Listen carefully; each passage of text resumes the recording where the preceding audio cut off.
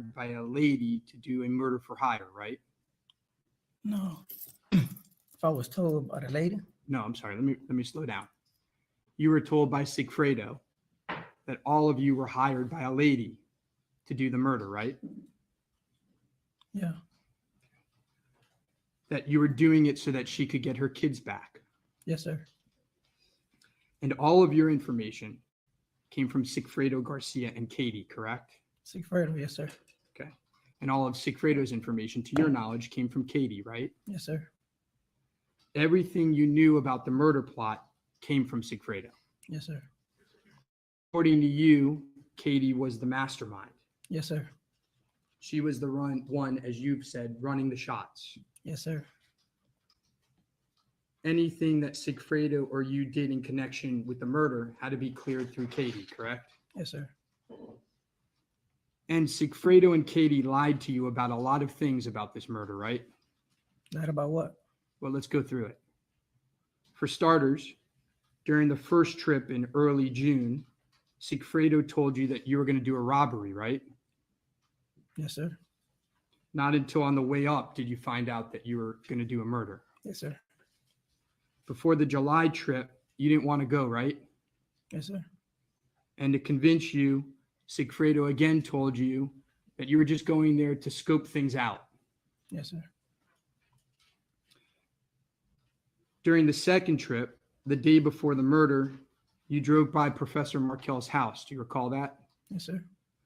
And you testified that at some point after you arrived at Markel's house, after noon on the 17th, you saw a woman and two kids walking on Trescott by the house, Yes, right? sir.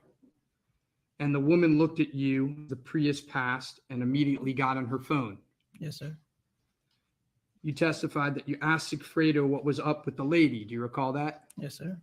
And Sigfredo responded that that's her. That's the guy's wife. That's the one that wants the kids back. Yes, sir. You asked Sigfredo what the lady was doing there on Trescott with the kids. Yes, sir. And Sigfredo responded that she came there to make sure that everything was all right, Absolutely. meaning all right with the plan. Yes, sir. As you sit here now, you're aware that the woman and the kids on the street was not the same lady, right? I don't know if that was her or not, but she looked at my car. It's possible that Sigfredo lied to you, right? Who knows? Another lie that Sigfredo and that was it. Sorry, strike that, Your Honor. Your understanding is that the money for the murder would be paid by the lady, right? Yes, sir. Again, your understanding came from Sigfredo. Yes, sir. You didn't go with Katie to get the money, right? No. So you don't know where she got it from, No. and you don't know what happened when she got it. No. Sigfredo never told you that he and Katie got more than $100,000 the night of the murder, did he? No. That would make sense why you got an extra $2,000, right? Maybe. And Katie never told you that they got more than $100,000 the night of the murder, right? No. Sigfredo never told you that he and Katie were getting paid every month after the murder, right? Never knew nothing about that.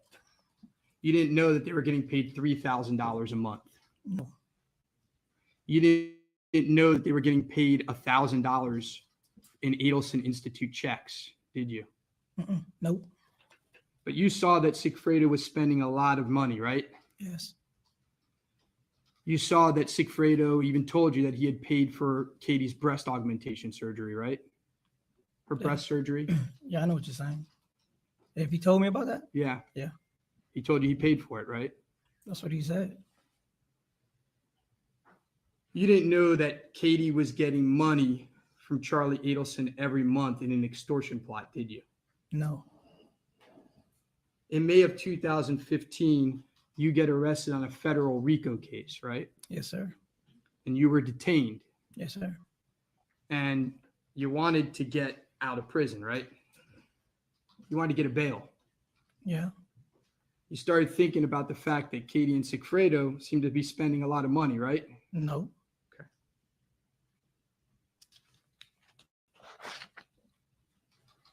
So let's briefly recap all the lies that they told you. not that you made, but that they told you. They lied to you about the purpose of the trip going to Tallahassee, right? Yeah. They lied to you about who the lady was on the street. Yeah. They lied to you about the amount of money they received. Yeah. They lied to you about getting money every month. Mm-hmm. Isn't it possible that they lied to you about the purpose of the job to begin with? They don't even got the money. Where they gonna get the money from? Isn't it possible that you thought it was a murder for hire, but it was really an extortion? Extortion to who? Charlie Adelson, not from you, but from them. Okay. Isn't it possible? I don't know. By the way, on Friday, you testified that you just wanted to rob the lady, right? Yes, sir. But Sigfredo was adamant. We can't rob the lady. We got to do the murder. Yes, sir. Isn't that because he wanted to keep on getting money every month? I don't know. But you would have just robbed him, right? Yep. Would have been a lot easier, right? Real quick. Would have been a one-time payment, right? That's it. Couldn't have gotten paid over time, though, right? I don't know. Well, if you rob someone, it's hard to keep robbing them over and over and over again. Absolutely, Right? of course. All right, so I want to back up a little bit, and I thank you for your honesty there.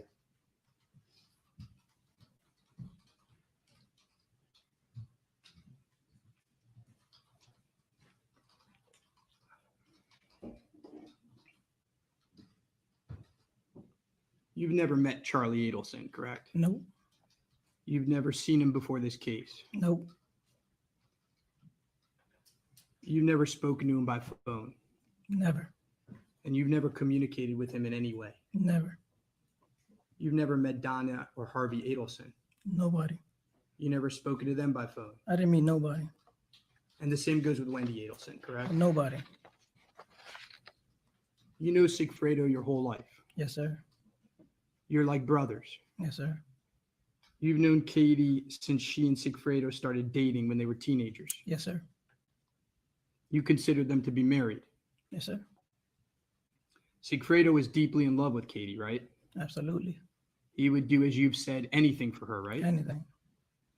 He was, as you said, blind over her, right? Yes, sir. Katie treated him badly. Yes. She messed up his head, as you've said, right? Yes, sir. At some point, you learned from Sigfredo that Katie was having a relationship with someone she worked with, right? Yes, sir. Sigfredo told you that Katie was cheating on him with someone called the dentist. Yes, sir. According to what Sigfredo told you, Katie was sleeping with the dentist at the same time she was sleeping with Sigfredo, right? Yes, sir. So Sigfredo knew that Katie was cheating on him, Yes, sir. and he wasn't too happy about it, right? Nope. Sigfredo told you that the dentist had money. Let me rephrase. Sigfredo told you that Katie told him the person she was with was rich. No. Well, he told you that Katie would flaunt and show off to Sigfredo that the person she was dating with had money, right? I don't think so. Sigfredo was devastated when he learned about Katie's new relationship. Yeah, anybody will, right? I agree. Sigfredo started drinking too much. Every day. He started doing drugs. Yes, sir. He was acting crazy and unstable. Yes, sir. He couldn't keep a job. In fact, you had to fire him from a job, help get him fired from a job, right? Yes, sir. Because he was drinking even while at work. Yes, sir. And he was fighting a lot. Yes, sir.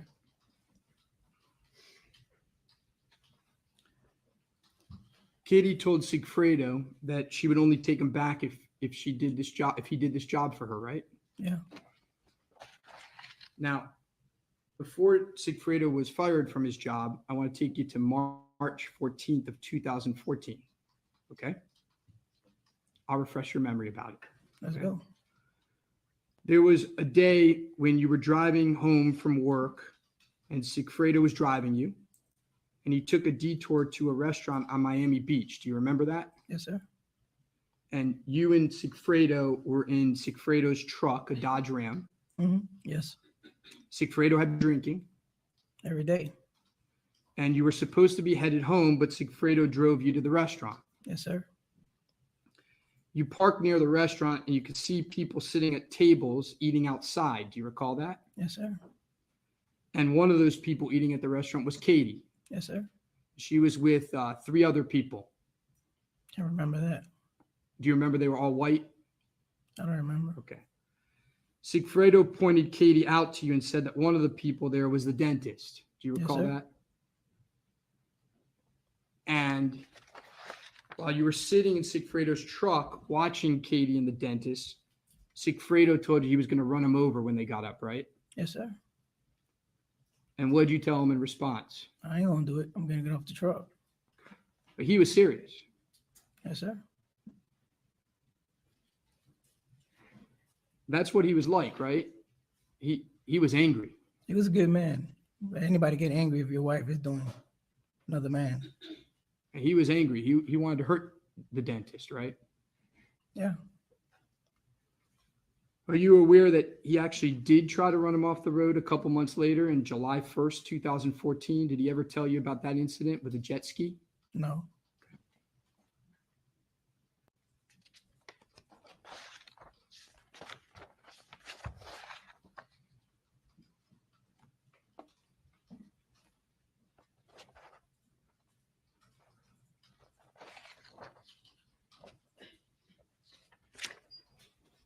May I have one moment, Your Honor?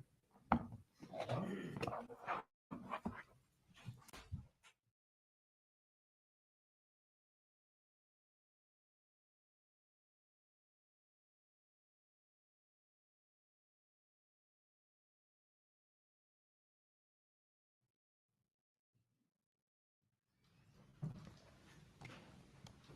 let me take you a little bit back to the first trip, okay? First trip to Tallahassee. Sigfredo came to your house and said he had a job in Tallahassee and asked you to go with him, right?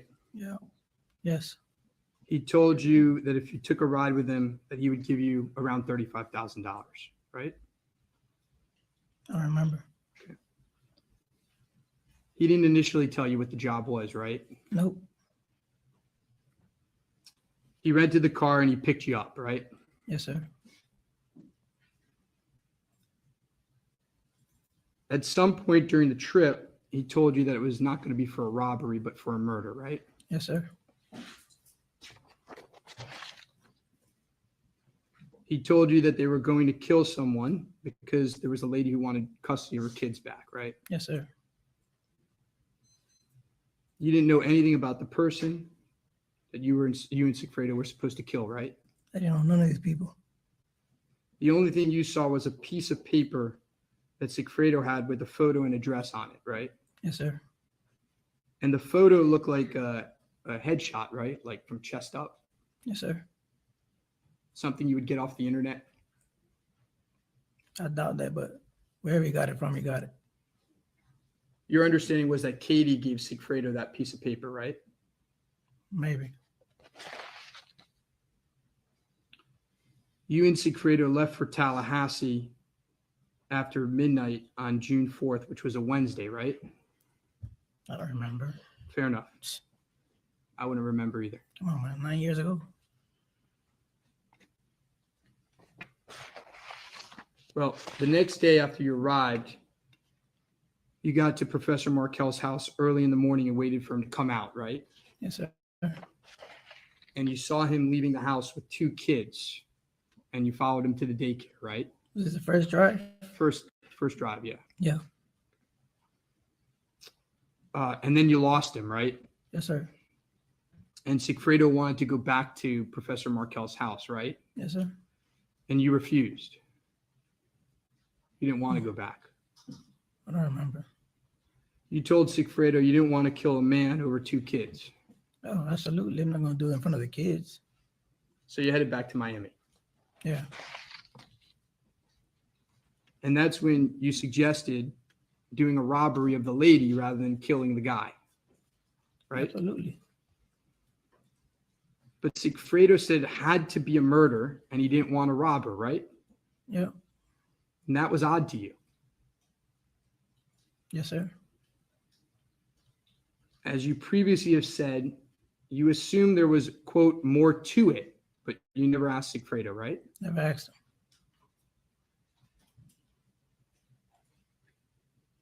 When Katie learned that the murder didn't happen on the first trip, she was upset, right? Probably. Now let's fast forward to July 16 to 18. And I'm not good with dates either, okay? A month or so after the first trip, Sigfredo came to you and said that you had to go back to Tallahassee, right? Yeah. He told you that he needed you to go back because he needed the money, right? Yes, sir.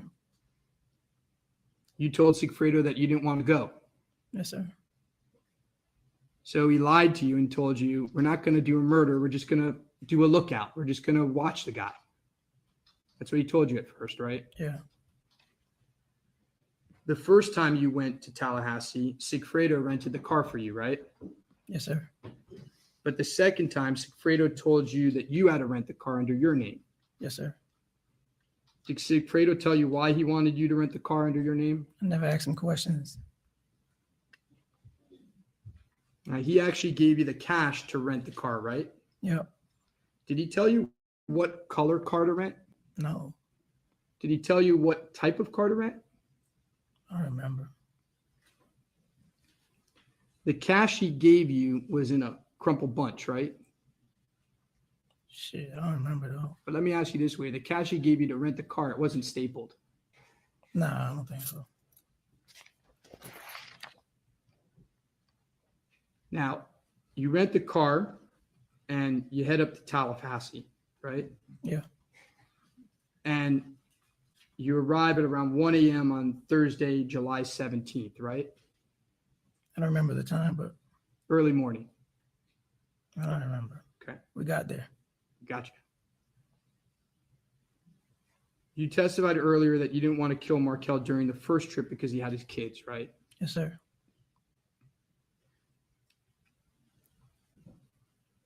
And you told Sigfredo that during the first trip.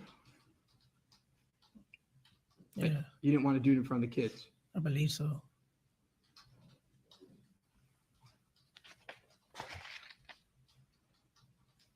And we already talked a couple times about seeing the woman on this trip on the street during the second trip, correct? Yes, sir.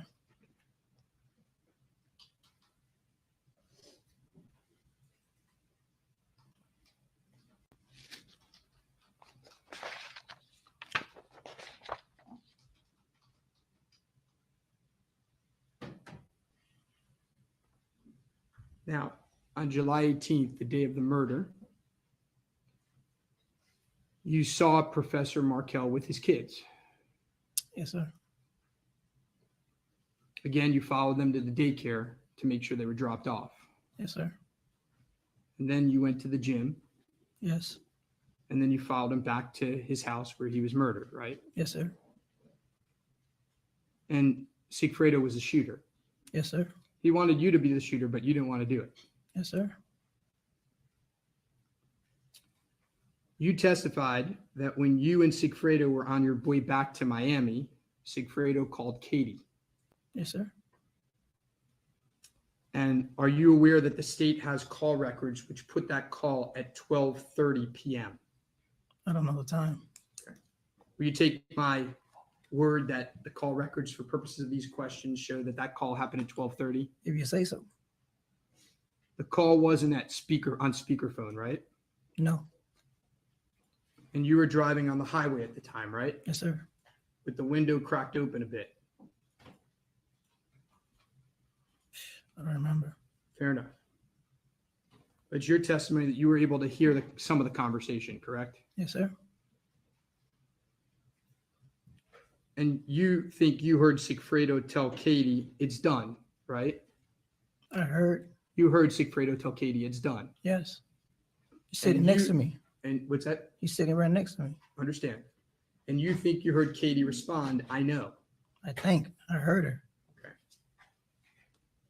When you were interviewed by law enforcement, in September of 2016, right? Yes, sir. That was 2 years after the murder. Yes, sir. We're now 8 years after the murder, right? Yes.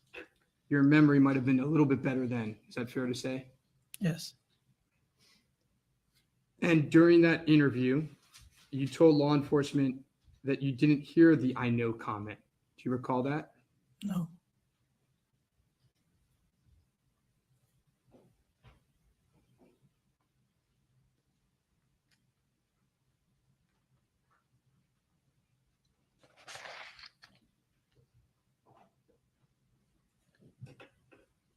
Nonetheless, in order for Katie to know, she would have had to be told by someone before 12:30 p.m., correct? Yeah.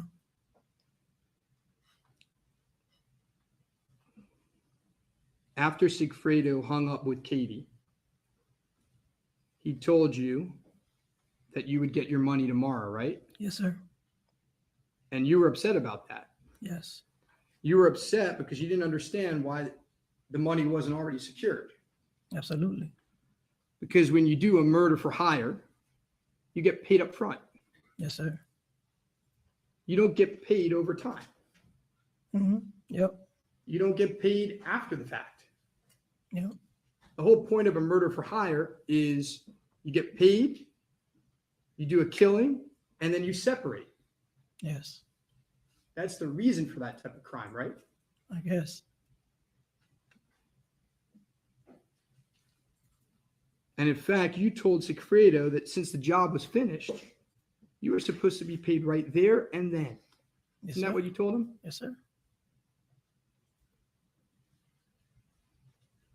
Now let's talk a little bit about the payment.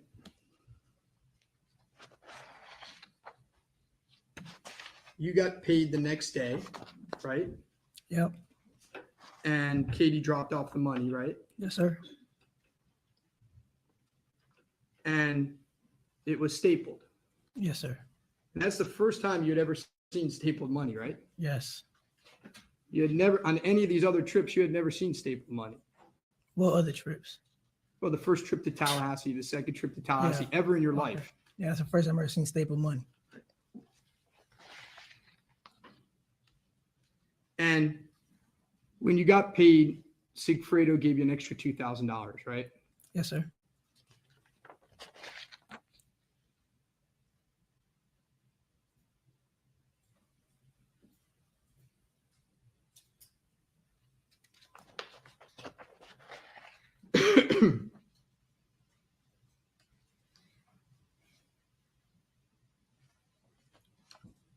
Throughout the years after, Katie and Sigfredo got back together, right? Yeah, I was in prison already. But you saw that they had moved to a new apartment, Yeah. that they had bought a new large TV. TV. They bought a nice TV, right? After the murder. No, I was in prison. What about before you went to prison? Did you see they bought a new large TV? I mean, they had nice stuff. They started to get some nice stuff, right? Yeah. Started to spend some money, right? Yeah.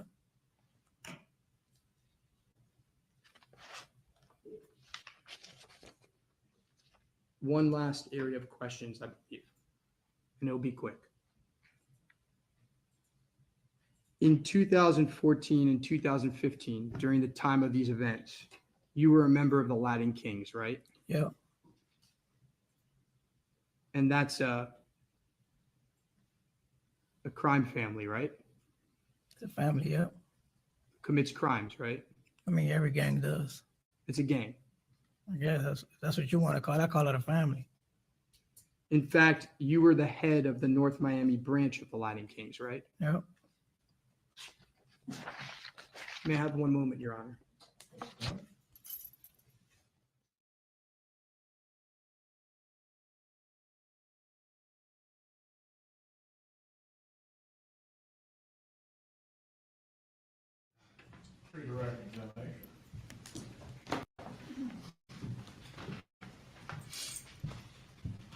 Mr. Rivera, the defense characterized a lot of things that Garcia told you as lies. Do you know that those things were lies? No. So when he said, "Oh, that's the lady, she's looking at us," do you know if he really thought it was the lady or not? No, it was the lady. He thought it was the lady, It right? was the lady. Okay. It was her. All right. And how long after the murder did Garcia seemed to have a lot of money? Like for years after the murder, for weeks after the murder? Probably weeks, months. Okay, so weeks or months he was spending money like crazy, right? Yeah. But after that, he was broke again. Yeah.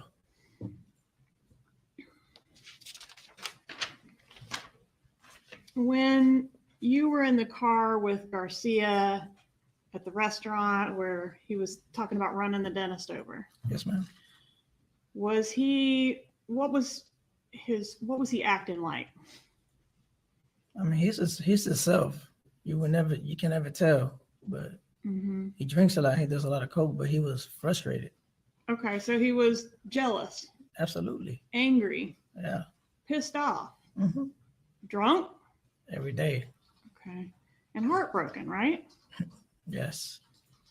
All right. What about on the trips to Tallahassee? Was he like that on those trips? Yes, ma'am. Okay, so during the trips to Tallahassee, was he talking about the dentist? Nah, we barely spoke.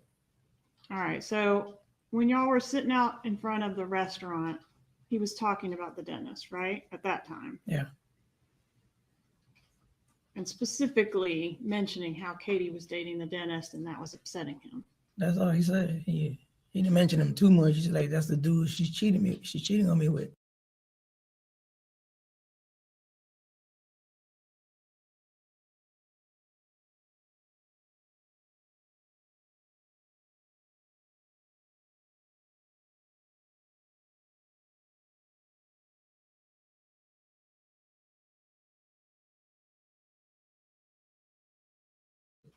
All right. And what about on the trips to Tallahassee? Was he going on about that on the trips to No. Tallahassee?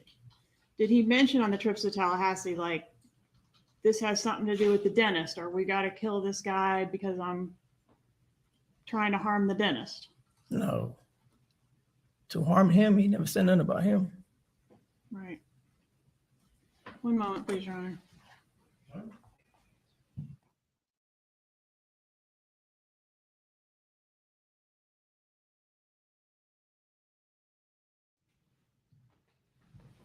Did this murder have anything to do with the Latin Kings? No, absolutely not. Were you asked to threaten anybody related to this murder? I mean, were you ever asked to threaten the dentist because you're a No. Latin King and he might be afraid of you? No, I don't even know these people, man. The Latin Kings ain't got nothing to do with this. No further Promise questions. you that. Witness be recalled by the party. Potentially, Your Honor. Mr. Rivera, you may step down from there.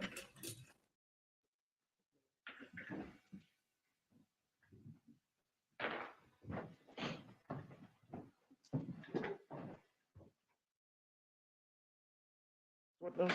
State calls Katherine Magbanua. That's right.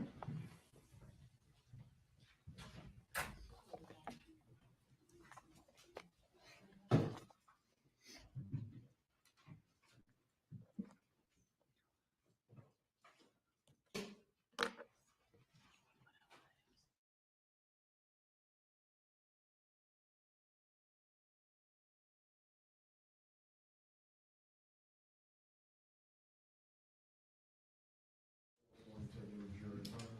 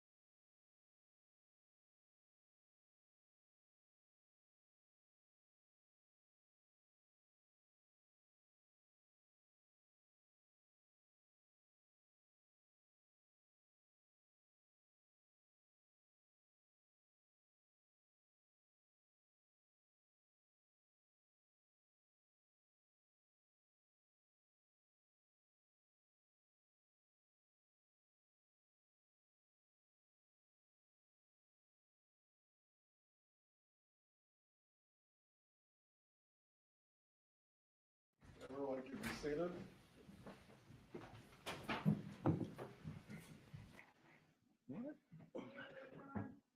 Yes, you may.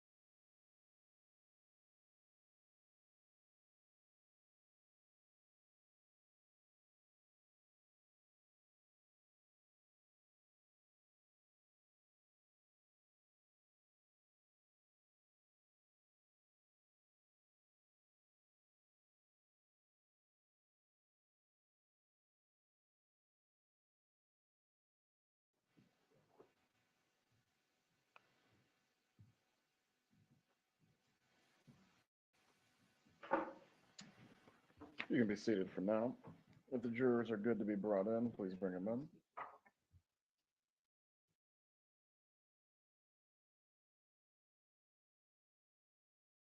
Come in, you'll need to remain standing. I will swear you in, and then you can take your seat. Okay?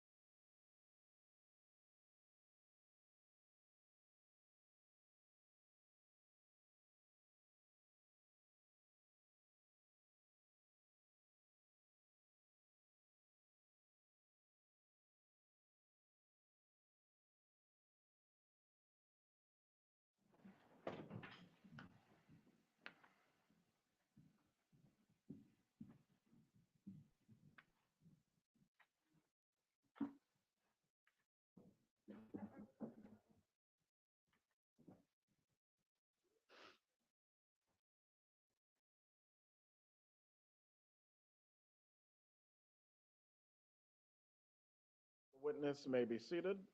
Please raise your right hand. Do you swear or affirm the testimony you're about to give will be the truth? I do. You may take your seat. Please speak loudly and clearly. Yes, Your Honor.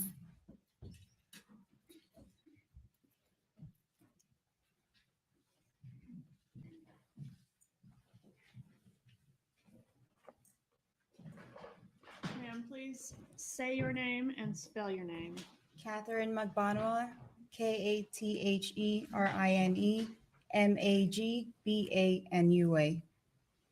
Magbanua. I see that you're in jail clothes. Are you currently in custody? Yes, ma'am. What are you in custody for? For murder? Are you doing a sentence for murder? Yes, ma'am. You were convicted of murder? Yes, ma'am. And is that the murder of Dan Markell? Yes, ma'am. Did you have a trial in your case? Yes, ma'am. Did you testify? Yes, ma'am. You testified on your own behalf. Yes, ma'am. All right. And when you testified, were you truthful with the jury? No, ma'am. I was not. Did you take the same oath that you just took today in your own trial? Yes, ma'am. What was your defense when you were tried? That I had nothing to do with it. All right. That we got it right in reference to Charlie Adelson and we got it right in reference to the killers, Yes, but you ma'am. weren't in the middle. Yes, ma'am. Was that true? No, ma'am. It was not. Were you in the middle? Yes, ma'am. I was. And didn't you also testify in the trial in which Sigfredo Garcia was convicted of murder? Yes, ma'am. I was. And what was his defense? That he had nothing to do with it. That we got it right in reference to Charlie Adelson and we got it right in reference to the killers, but he had nothing to do with it. Yes, right? ma'am. Objection, Your Honor. Overruled, Ms. Councilwoman, make sure you use that in questions. And was that defense truthful? No, ma'am. It was not. So Sigfredo Garcia was involved. Yes, ma'am. He was. So why tell the truth now? I believe that the truth needed to come out now so that the family can get some type of closure. Why didn't the truth need to come out last year or the year before or the Oh. year before that? I was trying to defend myself. You were trying to get off. Yes, ma'am. Did you think you'd be successful in your trial with that defense? I thought so. Has anyone promised you anything for your testimony here today? No, ma'am. Weren't you originally offered immunity for cooperation in this case? Yes, ma'am. I was. But you didn't take us up on that No, ma'am. I didn't. because you thought you could get off completely. Yes, Right. ma'am. And now you're doing a life sentence. Yes, ma'am. I am. Did Charlie Adelson threaten to harm you if you told the truth? No, ma'am. He didn't threaten me. Did anybody threaten you to keep your silence? No, ma'am. Did anybody promise you anything if you remained silent all these years? I wasn't promised anything, but I wasn't promised anything. Go ahead, finish your thought. You weren't promised anything, but what? I thought everything was going to be okay. You thought you'd be acquitted. Yes, ma'am.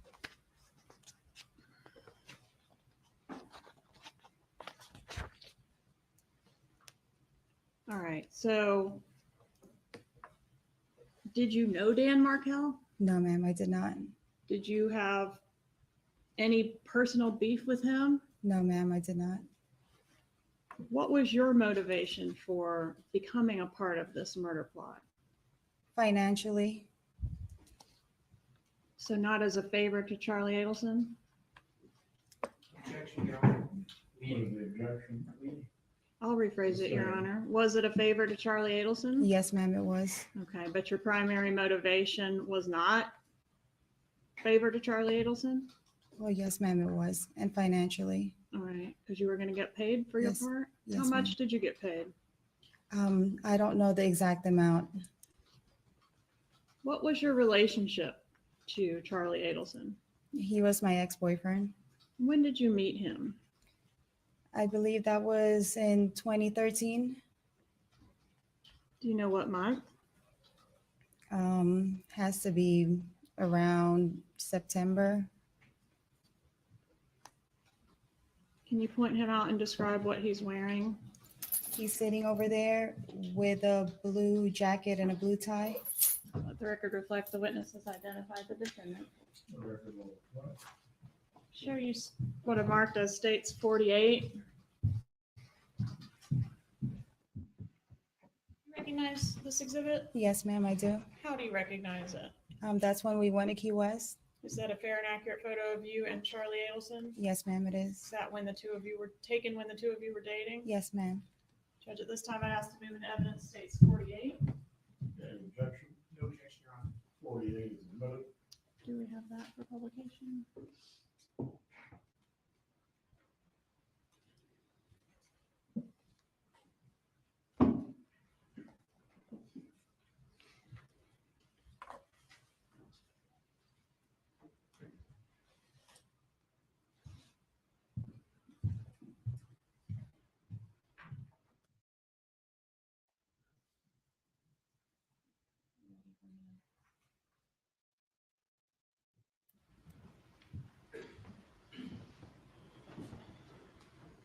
So was this photo taken before or after the murder?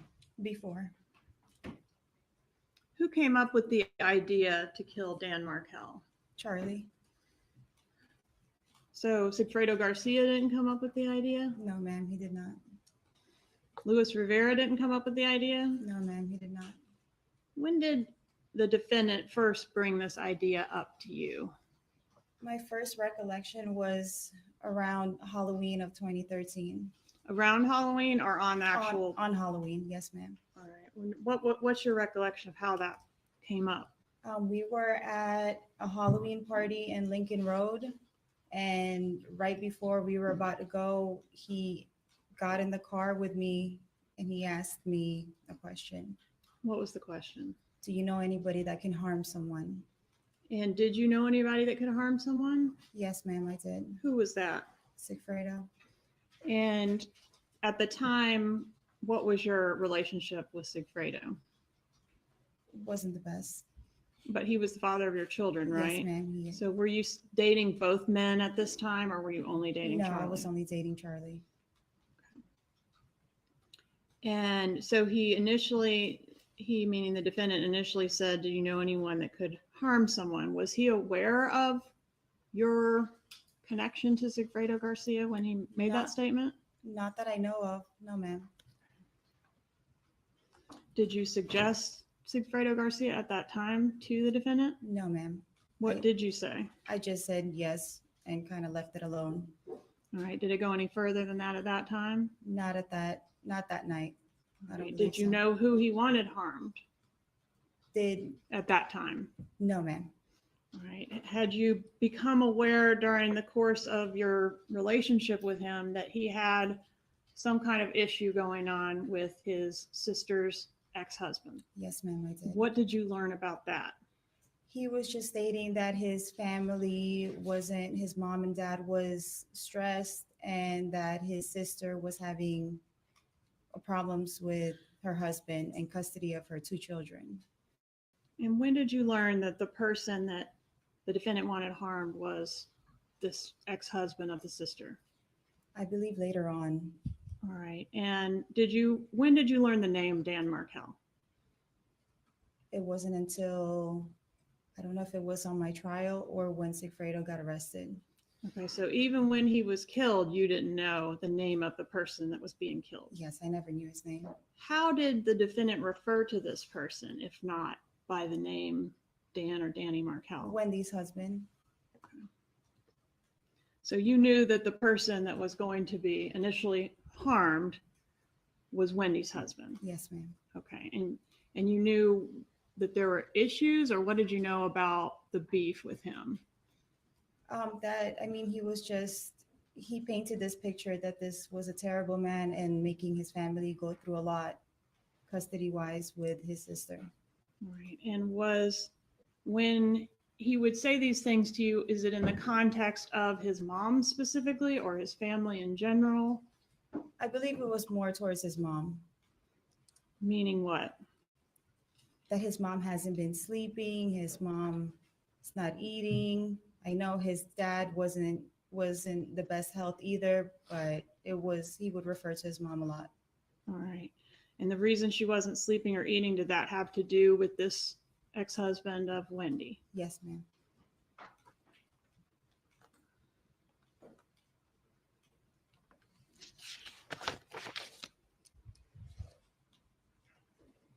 Did you ever tell the defendant who it was that was going to be doing the job? No, ma'am, I did not. Why didn't you say the name Sigfredo to Charlie Adelson? I always referred to each other as my friend. Neither one of them wanted to really hear each other's names. And why is that? Because Sigfredo was the father of my kids, and I was dating him at that time. I was dating Charlie at that time. Okay, so Sigfredo Garcia, did he have strong feelings about the defendant? Yes, he didn't like him. All right, and is that because you were dating him? Yes, ma'am. Okay, and vice versa, you're not going to talk about the child's father with the new boyfriend either? Yes, ma'am. Okay. So is it true then that you were sort of walling these two off from each other before the issue of the murder and the conspiracy ever even arose? Yes, ma'am. And did that pattern continue throughout the murder conspiracy? Yes, ma'am, it did. Do you think Charlie Adelson knew that it was your child's father that you were going to? He might have had an idea, but he just never said it out loud.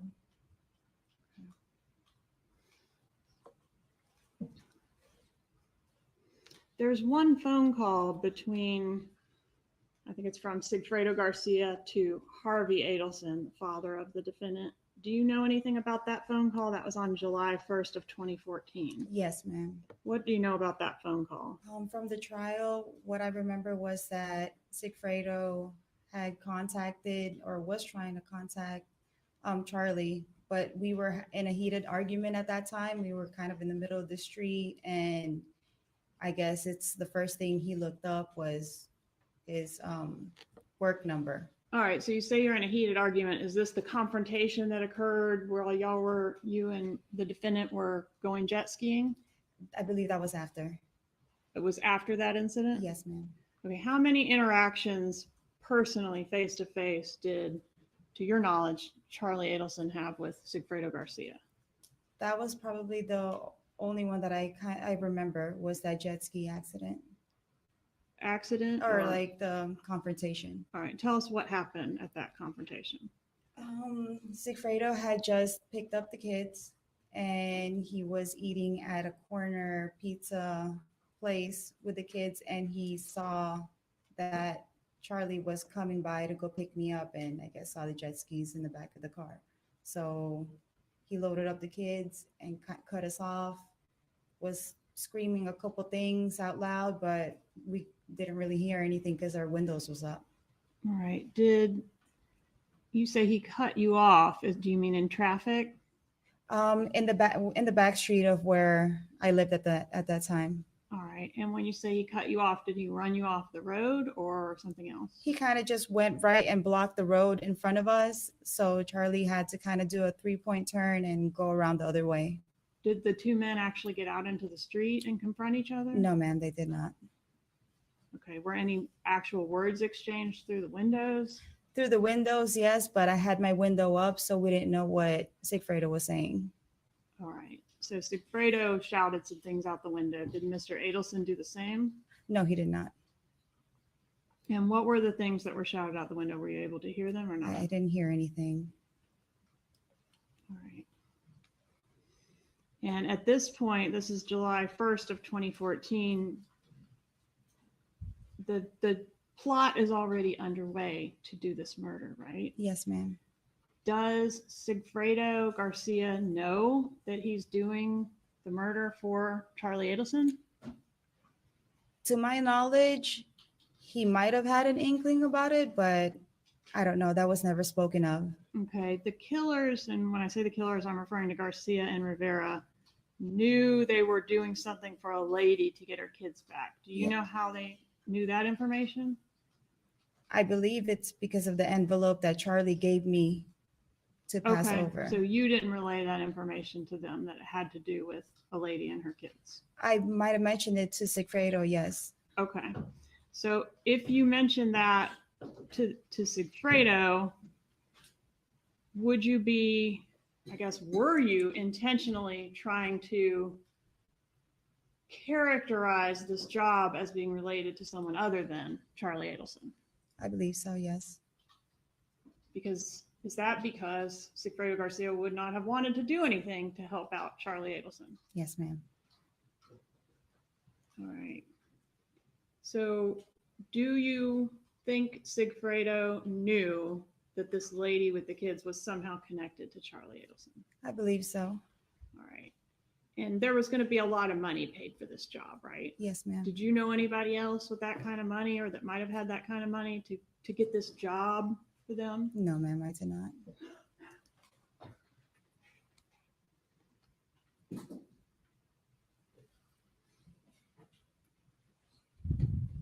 All right, you mentioned the paper. Luis Rivera said there was a paper that Sigfredo had when they came to do the murder. Do you know anything about that paper? No, ma'am, I don't. All right. Did you provide a paper to Sigfredo Garcia? Yes, I did. All right. And when you say you don't know anything about it, but you gave it to him, you obviously know something about it, right? Yes, ma'am. Okay. So tell us I know what you're trying to say is you don't know what was on the paper. The content of it. Yes. Tell us how you got the One paper. moment. That's right. Ms. Kappelman, please use open-ended questions. Tell us how you came into possession of this paper that the killers had. Okay. One day, just a random night that I was over at Charlie's house, he had a manila envelope that was sealed. He told me, Katie, do not open it. Do not touch it. Do not look inside it. I didn't print this paper out from my office, printed it probably from another office, and basically give that paper to the other person. All right. And who is saying this? This was Charlie. All right. This defendant. Yes, ma'am. So he says to you, I have this paper. How does he give it to you? I had a diaper bag, so he showed me the envelope, and I was like, just put it in there. Did he express any concerns about fingerprints being on the envelope or the contents? Yes, ma'am. He said he wore a glove so that there's no fingerprints on it. He was very specific about me not opening it and not looking inside it. And he also told me that he didn't print it from his office. All right. And what about licking the envelope? And that he didn't lick the envelope. He said he did not lick the He envelope? did not lick that. And what was the purpose of that? I guess his DNA. Okay. So did you touch the envelope? It was in my diaper bag, but I don't remember if I never opened it, but I might have touched it just to stick it inside in my diaper bag. And did you deliver the envelope to Sigfredo Garcia? I must have contacted Sigfredo and just told them, hey, come by the house. And then, he was kind of in and out of my life. So he popped up, he literally got the envelope. I was like, you have something inside that bag. And then he grabbed it, stuffed it in his pants and left. Okay. In regards to the June trip that the killers made, did you provide Garcia or Rivera with any money for expenses Yes, ma'am. associated with that trip? Yes, ma'am, I did. And where did you get the money from to do that? From Charlie Adelson. Can you tell us about that? What was the context of you getting that money? Sigfredo would just ask me, hey, I'm going to need some money. I need to go out of town. And I'm like, okay. So then I'd go to Charlie, or I'd be at Charlie's house, and I'll tell him I need some money for the expenses. And he gave you some money? Yes, ma'am. About how much money, if you know? I can't recall, but it was a couple $100s.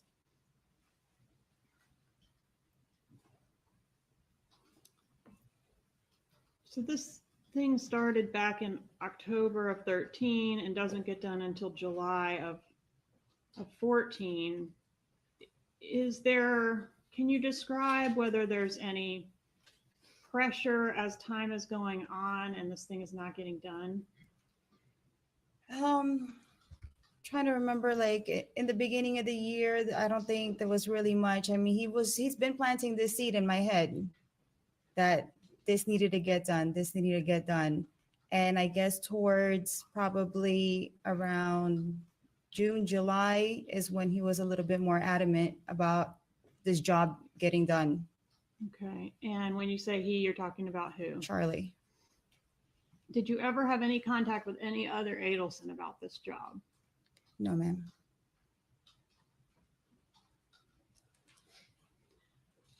in the context of, this needs to get done, this pressure getting put on you, is there ever a mention of the mom, Donna, or the divorce situation in the context of getting it done?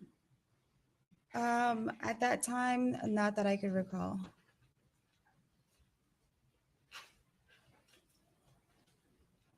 Will you publish 35, please?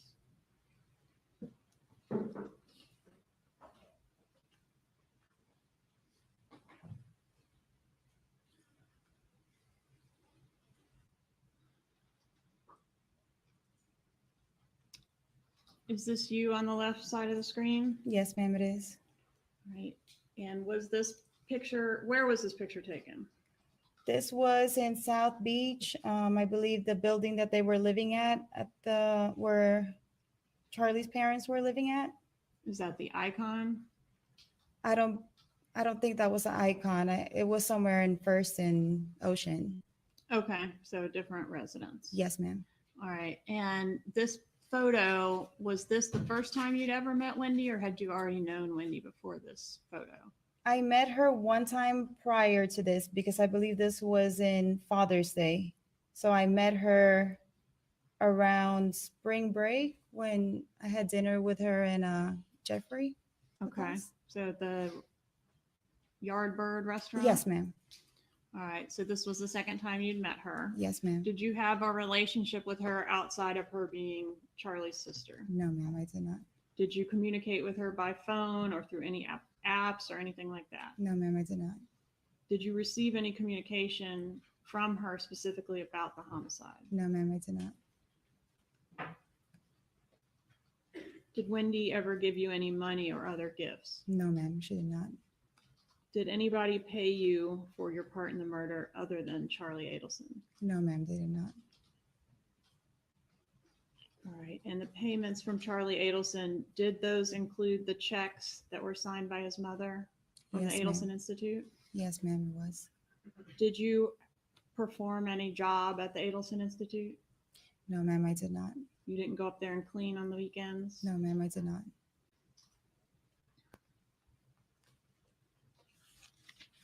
On the night of the murder, did you go to the defendant's house? Yes, ma'am, I did. And where was that house, or what house was that?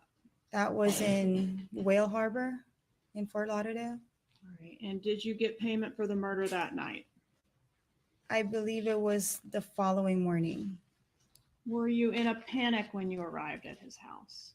Was I in a panic? In a panic. I wasn't in a panic, but Charlie was. Okay. Explain that. How was he acting? When I opened the door, he was kind of frantic and he had a gun in his hand and he was just all over the place. Was that normal behavior for him? Not having a gun in his hand, no, ma'am. All right. Did you know him to have a gun prior to that? Yes, ma'am. He has a gun safe. All right. But he just didn't usually carry around in his hand? Yeah, he's never had it in his hand. Turn your phone off, please.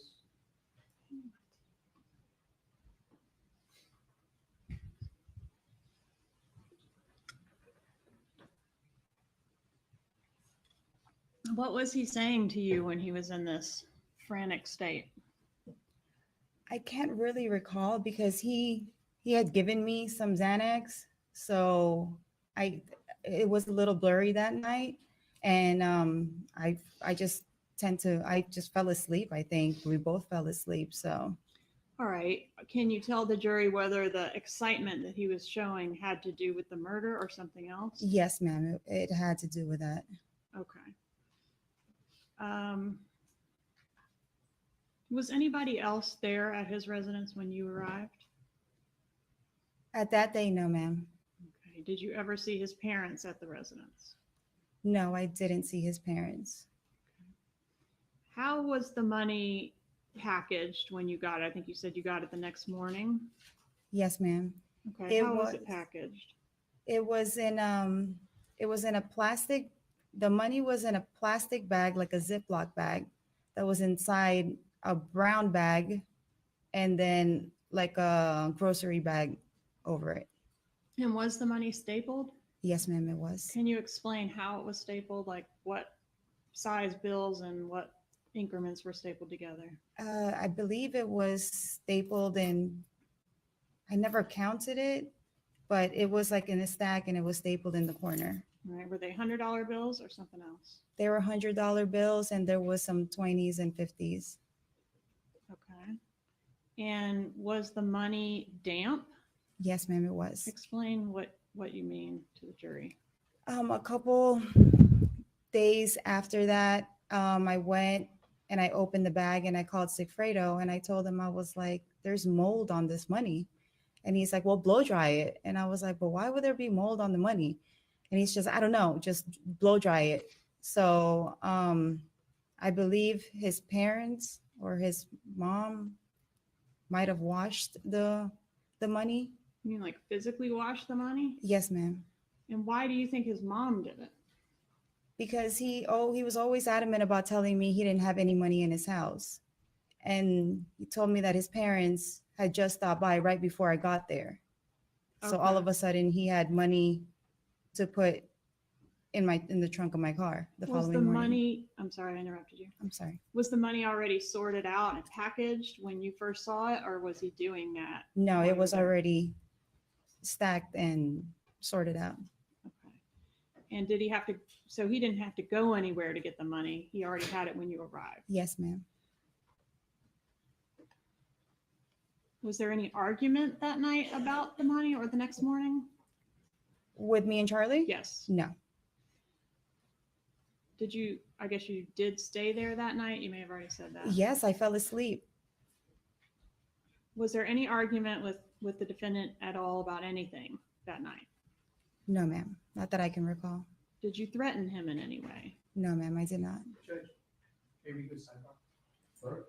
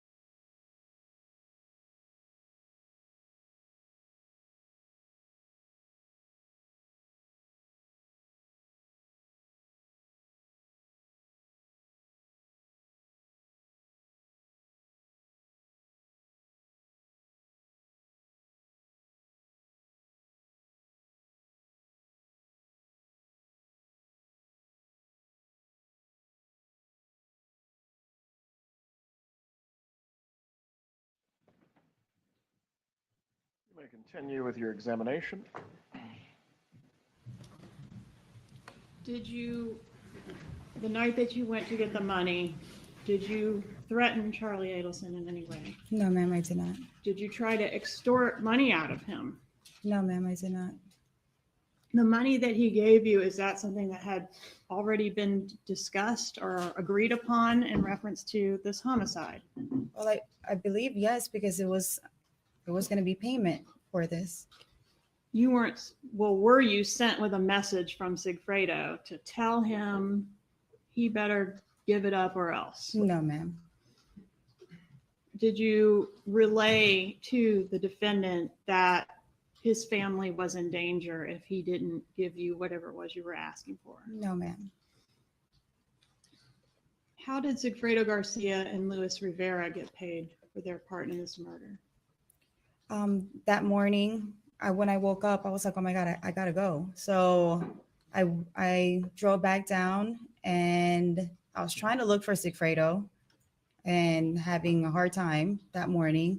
And then eventually I made it to the alleyway of where Lewis's building was, Was that on North Miami, yes, in like 135th. where he lived with Jessica? Yes, ma'am. Okay, go ahead.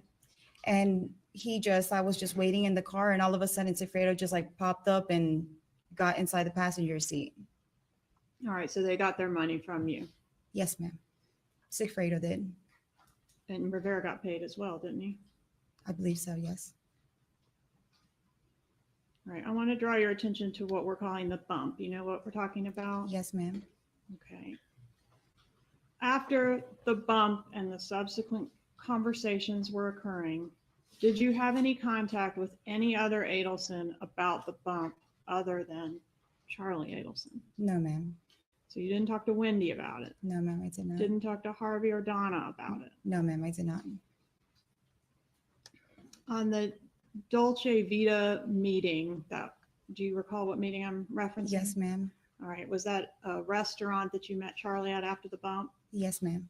Okay, in that meeting, and the jury hasn't heard this yet, but he's saying one of two scenarios. This is one of two scenarios. You Yes, remember ma'am. that? Yes, ma'am, I do. What were the one of two scenarios? What were the two scenarios? What he was speaking of was probably the FBI Mhm. or Tato blackmailing And by their Tato, family. you mean Rivera. Luis Rivera. Yes, ma'am. Were you concerned about that as well? Yes, ma'am, I was.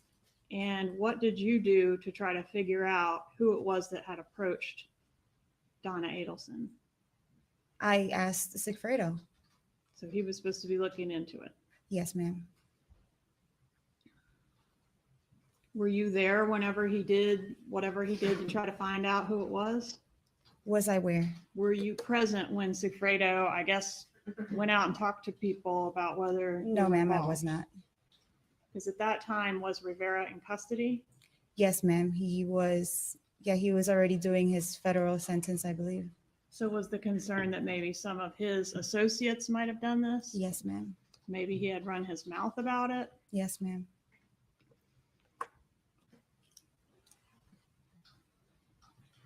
Have you reviewed what I had marked for you as States Exhibit 111, the Dolce Vita recording with the transcript attached? Yes, ma'am, I did. And does the transcript in that exhibit accurately reflect the words that were said at that meeting between yourself and the defendant? Yes, ma'am. When the defendant described the bump to you, strike.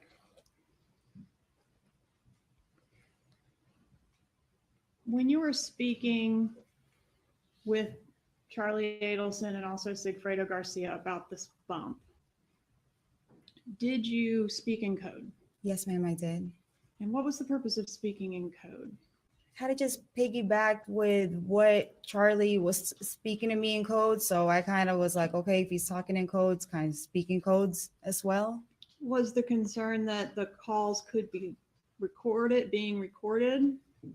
My concern was more that I was at work. So I really didn't want to say any phone numbers out loud or speak of what was going on. I'm going to approach and show you what I've marked as States Demonstrative A. Have you seen this before? I don't know if you have. No, ma'am, I have not. All right. And it's got several items listed here as code words with the actual meaning next to them. Yes, ma'am. Would you take a moment to and the ones in red are the ones used by you, the ones in yellow are used by Charlie Adelson. Okay. Will you review this exhibit and just tell me if it's accurate as far as what the code means?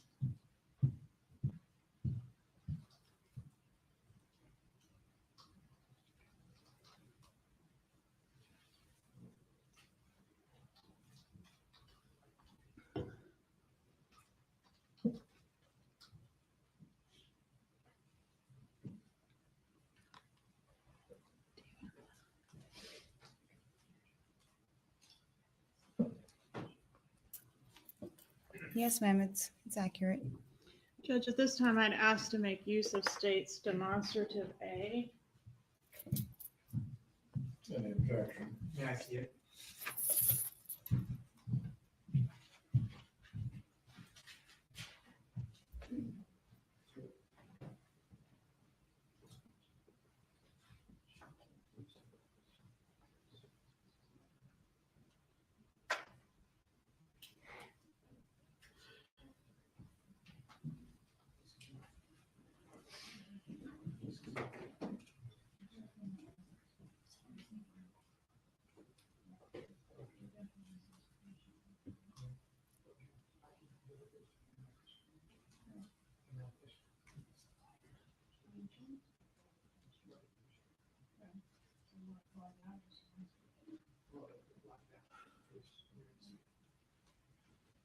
All right, Judge, I think we have an agreement with a couple redactions. Very well. You can go ahead and make those now. Maybe if I can borrow a Sharpie from the clerk.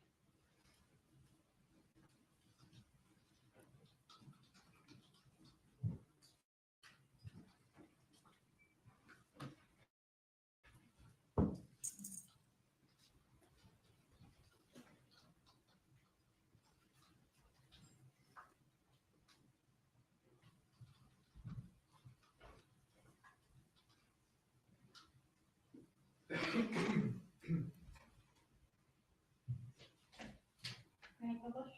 You may.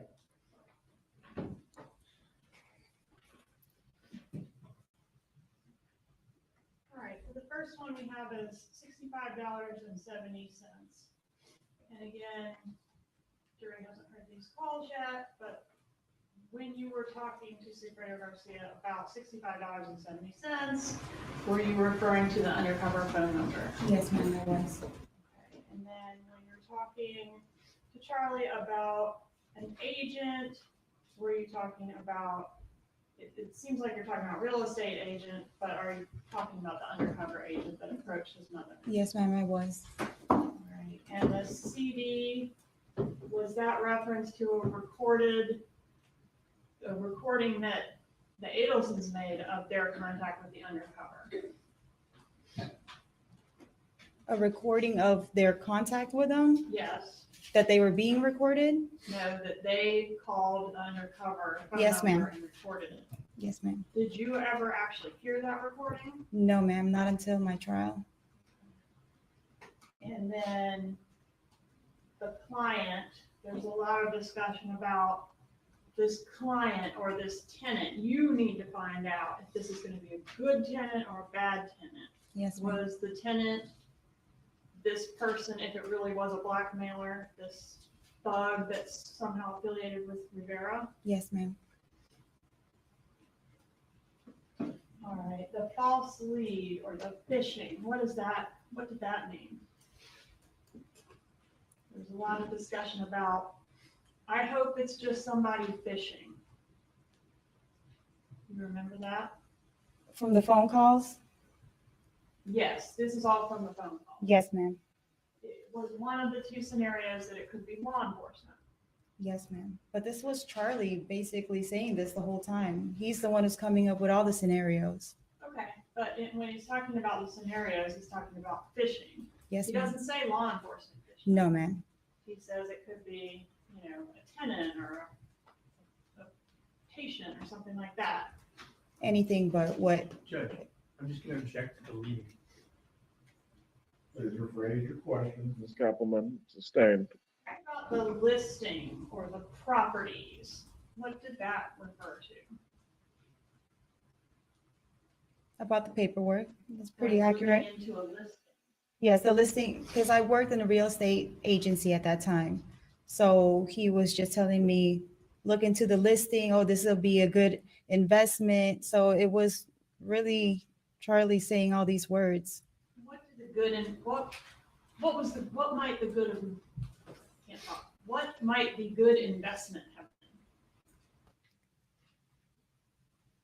If he had a good lead, been?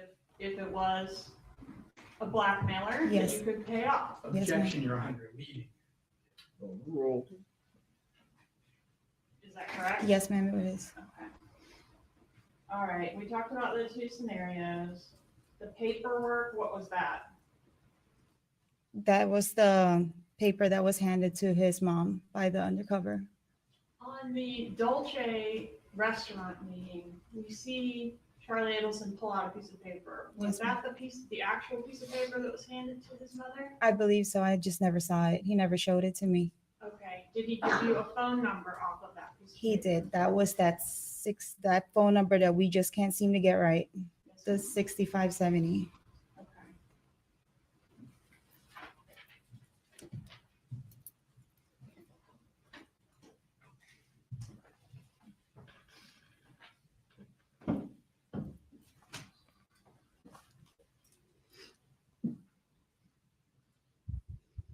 At any time after, I know we talked about the night of the money, that you got the money. But at any time after that, did you ever blackmail Charlie Adelson? No, ma'am, I did not. Did you ever threaten him in any way? No, ma'am, I did not. Did you relay any threats on behalf of Sigfredo Garcia? No, ma'am, I did not. Did anyone ever make you extort any money or other favors out of Charlie Adelson? No, ma'am.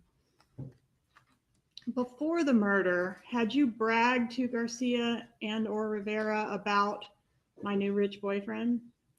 I didn't even know he had money like that. Well, I mean, he had a, I mean, he had a good job and, he had a nice house, but I wasn't aware of how, how much money he has. okay, but he definitely had more than Sigfredo Garcia. Oh, yes, ma'am, he did. Okay, and did you brag to Garcia like, oh, I got a new, better mean, guy? I'm pretty sure he saw that I was happy and I was, going out to dinners and hanging out with him. So Okay. But did you tell them specifically he's got a lot of money? no, I did not. Did you tell them specifically he's got this issue with his sister's ex-husband? I believe I mentioned it. Yes, I Okay. did. And when you talked to them about he's got this issue with the sister's ex-husband, was that in the context of hiring them to do the murder or just in, And Just- just in general. okay, so they Just- were aware that he had this issue. Well, Sigfredo was, yes. Okay. Did you ever talk to Rivera about it? No, I did not. Okay. And when you talked to Sigfredo about it, did he ever say, well, I think I'll just drive to Tallahassee and kill the guy or anything like that? No, ma'am, he did not. Is that something he would have mentioned to you if that was his idea? Sigfredo doesn't say a lot of things to me, and he likes to keep a lot of things away from me. So he would have Okay. never asked me that or told me that. Okay. But in this case, I guess, okay. So is it possible that Sigfredo and Rivera came to Tallahassee and did this killing without any communication from you or Charlie Adelson, just on their own? No, ma'am. And then That would be- extorted Charlie Adelson through you to get money because they had killed the guy? No, that'd be impossible. How would they have any information? Well, they could have seen it on the internet. No. I don't think so.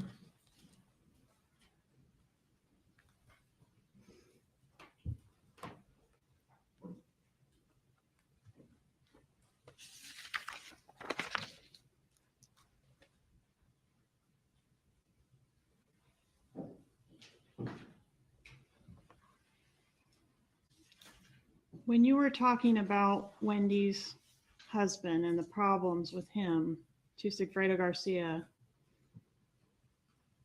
I know you've already said this, but I just want to be crystal clear. Yes, ma'am. Did you say the name Dan Markel? No, ma'am. I never knew Dan Markel's name. How was the name Dan Markel, the location and name of the target for this killing, provided to the killers? I believe it was all the information that was given to Sigfredo, which I got from Charlie, was all in that paper. Paper provided by this defendant. Yes, ma'am. Inside the envelope. May I have a moment to confer? Go ahead.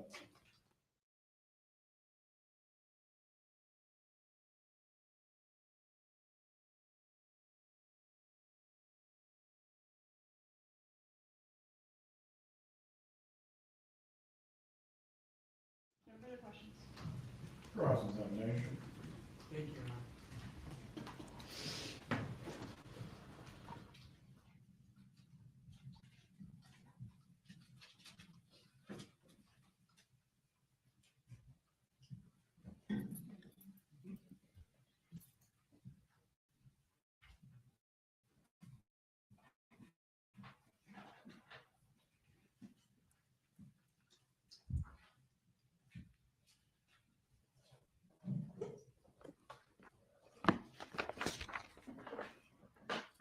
Now, you were arrested and charged with the murder of Professor Markel on October 1, 2014. I'm sorry, 2016, correct? Yes, sir. Almost immediately, the state talked to your lawyers and offered you full immunity, a get out of jail free card, right? I don't know if that was immediately. Pretty soon after you got arrested, you were offered to cooperate against Charlie Adelson and the other Adelsons, and you would get to go home to your kids, right? Yes, sir. And your lawyers told you about that offer. Yes, sir, they did. You also saw an interview on TV while you were in jail in which one of the prosecutors mentioned this immunity offer, right? Yes, sir. You have 2 kids who are your world, right? Yes, sir. If you took the state's deal, then you would have been let out of jail immediately, right? That's what your lawyers told you. If I took their deal? Yes, sir. But you didn't take the offer. No, I didn't. Instead, you stayed in jail for 3 years before your first trial, right? Yes, sir. You stayed in jail through COVID after your first trial hung. Yes, sir. You still didn't cooperate. Still, the deal was still open, right? Well, the deal was to give up Charlie. And you couldn't do that. Because in order to give up Charlie, I had to give up Sigfredo, the father of my children. So I couldn't do that. So while you're in jail, sitting in jail, during COVID, you knew there was still a deal possibility open for you, right? You could still take a deal. Your lawyers told you that. Before COVID, after my mistrial? Yes. I believe so. And you still didn't take the deal, right? No. Charlie Adelson didn't force you to take the deal, not take the deal, right? No, I had no communication with Charlie. He didn't pay for your attorneys. He didn't pay for my attorneys, but there was word that my brother declined him paying for my attorneys. Ma'am, I had anything to do with him. I know you have an agenda here, but just answer my questions. Yes, sir. Did Charlie Adelson pay for your attorneys? No, sir, he did not. Did anyone in the Adelson family pay for your attorneys? No, sir. Did anyone in the Adelson family pay any money to your kids? No, sir. You had nothing to do with Charlie Adelson, right? After the bump. No, sir, I did not.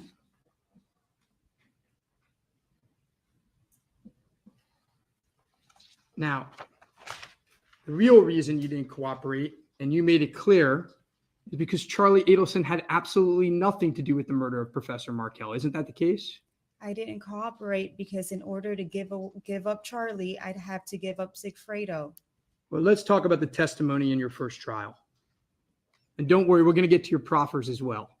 Okay. But let's talk about the testimony in your first trial. You were asked Did you get the father of your children, Mr. Garcia, to commit a murder on behalf of Mr. Charlie Adelson? Answer, no, ma'am. Do you recall saying that? Yes, sir. You were asked, do you have information that Charlie Adelson was involved in this? Answer, do I have information? I don't have personal information. Do you recall that? No, sir, I do not. You don't recall saying that in your first trial? No, sir, I do not. Would you like to see a transcript of Yes, it? I will.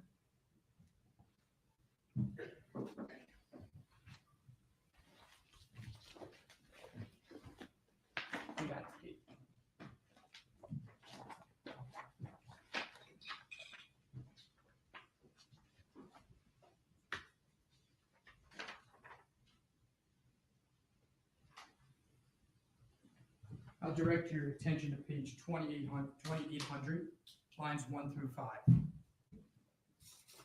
Please read to yourself, ma'am.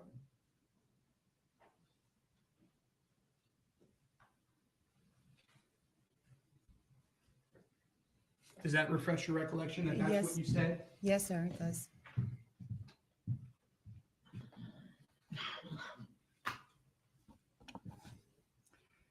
During your second trial, do you recall being asked,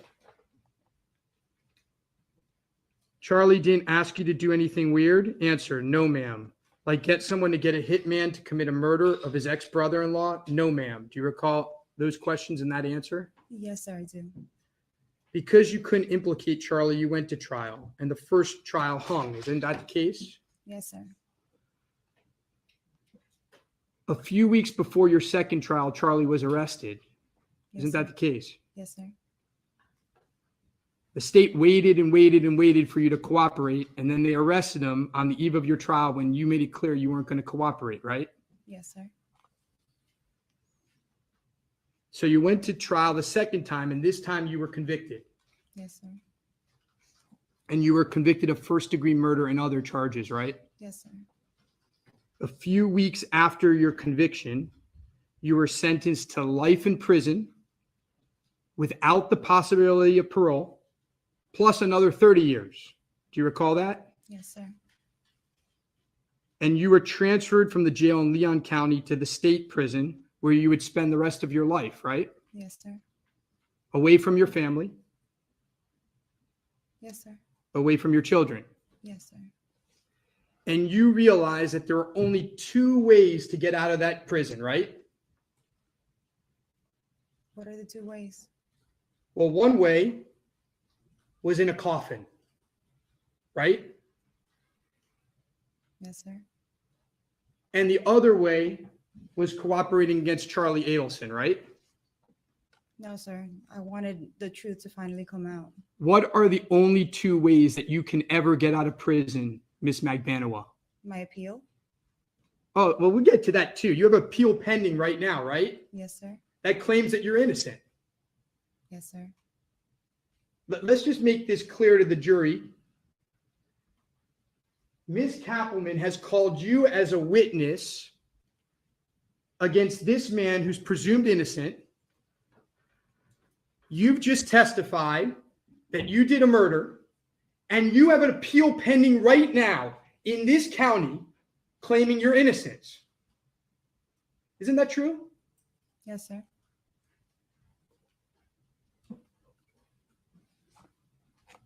And lo and behold, weeks after you were convicted and sentenced to life with no parole, you went in and met with the state, right? Yes, sir. And you met with them not once, but twice. Yes, sir. And you met with them for hours, Yes, sir. a combined total of around 6 hours, right? Yes, sir. Now, we're going to get into that and all the lies that Ms. Kappelman didn't go through with you that you made during those interviews, but let's go back to the first trials first, okay? In each of those trials, you took the stand for your own defense, right? Yes, sir. And you took the same oath and looked at different jurors the same way that you look today, right? Yes, sir.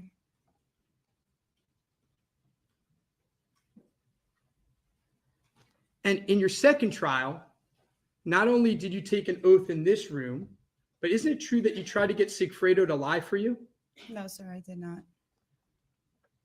Isn't it true that you were caught on a recording in the prison in which you were going to have Sigfredo Garcia come into your trial, your second trial, and say that he did the murder with Charlie Adelson all by himself? No, sir. You never were on a recording of Never that said fact. that. Your plan at your second trial wasn't to have Sigfredo Garcia testify on your behalf? No, sir. Are you aware that your lawyer opened up on that plan? No, In her sir, I'm not opening? aware. No. Well, did you sit through the trial? Yes, sir, I did. Did you sit through the trial when she said to the jury, you're going to hear from Sigfredo Garcia, who's going to say that the murder was between him and Charlie Adelson, and that you're just a victim of having bad taste in men? He never came up. He refused to come and testify, right? I don't know if he refused. He just never, he was never called. Are you aware that you and your lawyer subpoenaed him to come down to Leon County to testify on your behalf? He was subpoenaed, but he just never showed up. And he didn't He show never up? took the stand. Right. He was subpoenaed by you, correct? Yes, sir. And you got on the phone with him. You were caught because you're not supposed to talk to each other, right? Yes, sir. But you guys talk to each other because what you do is you call his mom, right? Yes, sir. And he calls his mom. Isn't that what you all do? At that time, yes, sir. Yeah, you call each other so that you could talk to each other through the mom. And during one of those calls, you asked him to come testify on your behalf. Isn't that what you did? No, I did not ask him. Well, we'll move on to some other lies.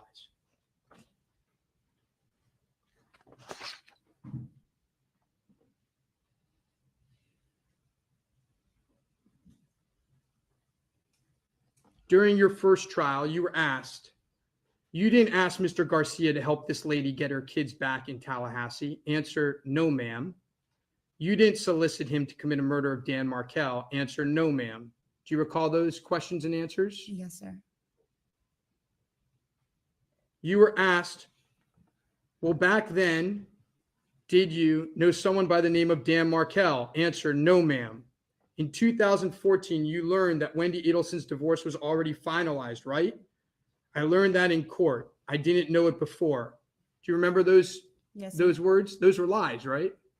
Yes, I lied in my trials to save myself. We'll keep going. You lied when you said that Charlie told you that Professor Markel had been in an accident, right? I lied that. Say it again, sir. Well, I'll ask you the questions. Do you remember having a conversation with Charlie Adelson about his brother-in-law being in an accident? Does that sound familiar to you? It Yeah. sounds familiar. Yeah, that was a lie, right? No, that's what Charlie said. He That told is- you that he was in an accident. He'd tell you that there was a murder. No, he told me he was in an accident. So you didn't know about the murder of Dan Markel on July 18th. Is that what you're telling this jury? No, not at that time. When did you find out about the murder of Dan Markel?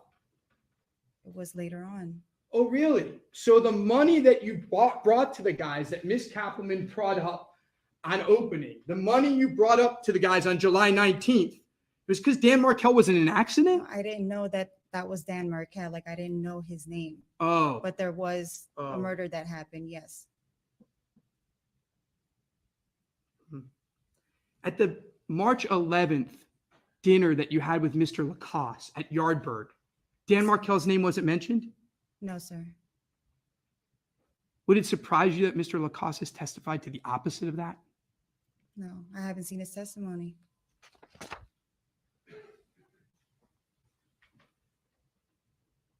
At your first trial, you were asked, did Charlie mention anything to you about a murder out of Tallahassee?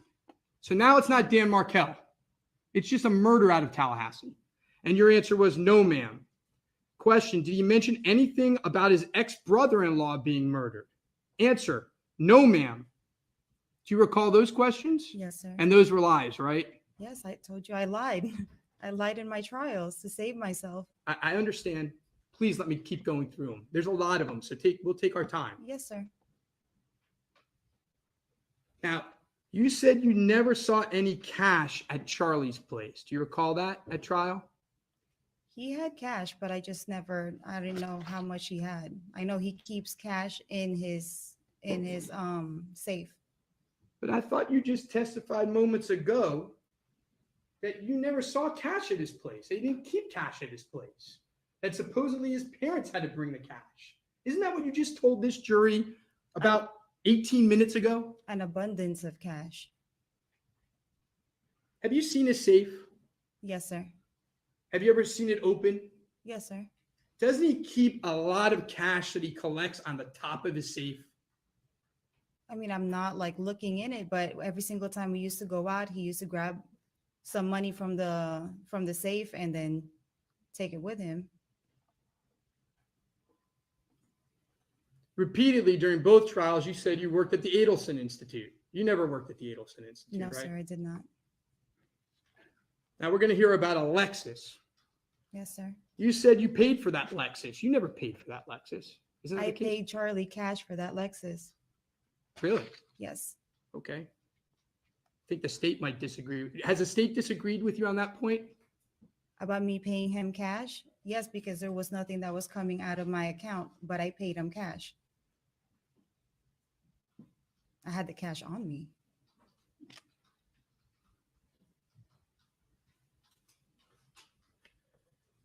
During the trial, first trial, you were asked, do you know why it is that Charlie chose you out of all of his ex-girlfriends to call? I don't know why he called me. Do you recall those questions? Yes, sir. That was a lie, right? I told you I lied in my first and second trial to save myself. Well, let's get to the second trial. Just like you're lying here to save yourself, right? I'm not saving myself. I'm telling the truth this time. Right, because now all of a sudden, after 8 years, you have developed a conscience. I think that's what you told the jury. No, it's because the father of my children was on death penalty at that time on my first trial. So I couldn't give up. If it was just Charlie, like I said from the trial, go ahead and arrest him. Nobody ever did. He didn't get the death penalty after the first trial, and he was convicted, right? Yes, sir. And by the time of his second trial, you had no reason to protect him anymore. He was done. No, sir. He was under appeal. Okay, just like you're under appeal now. Yes, sir. So what you said to this jury about 20 minutes ago is you said to this jury, I'm here today to tell the truth, and I want to get your exact words.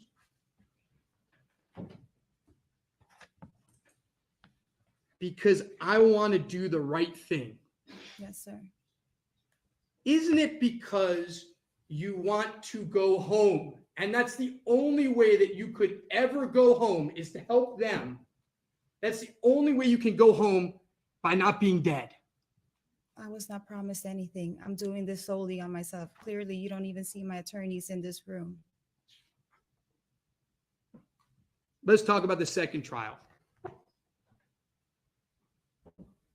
Again, you lied when you testified that you didn't know anything about or were involved in the murder of Professor Markell, right?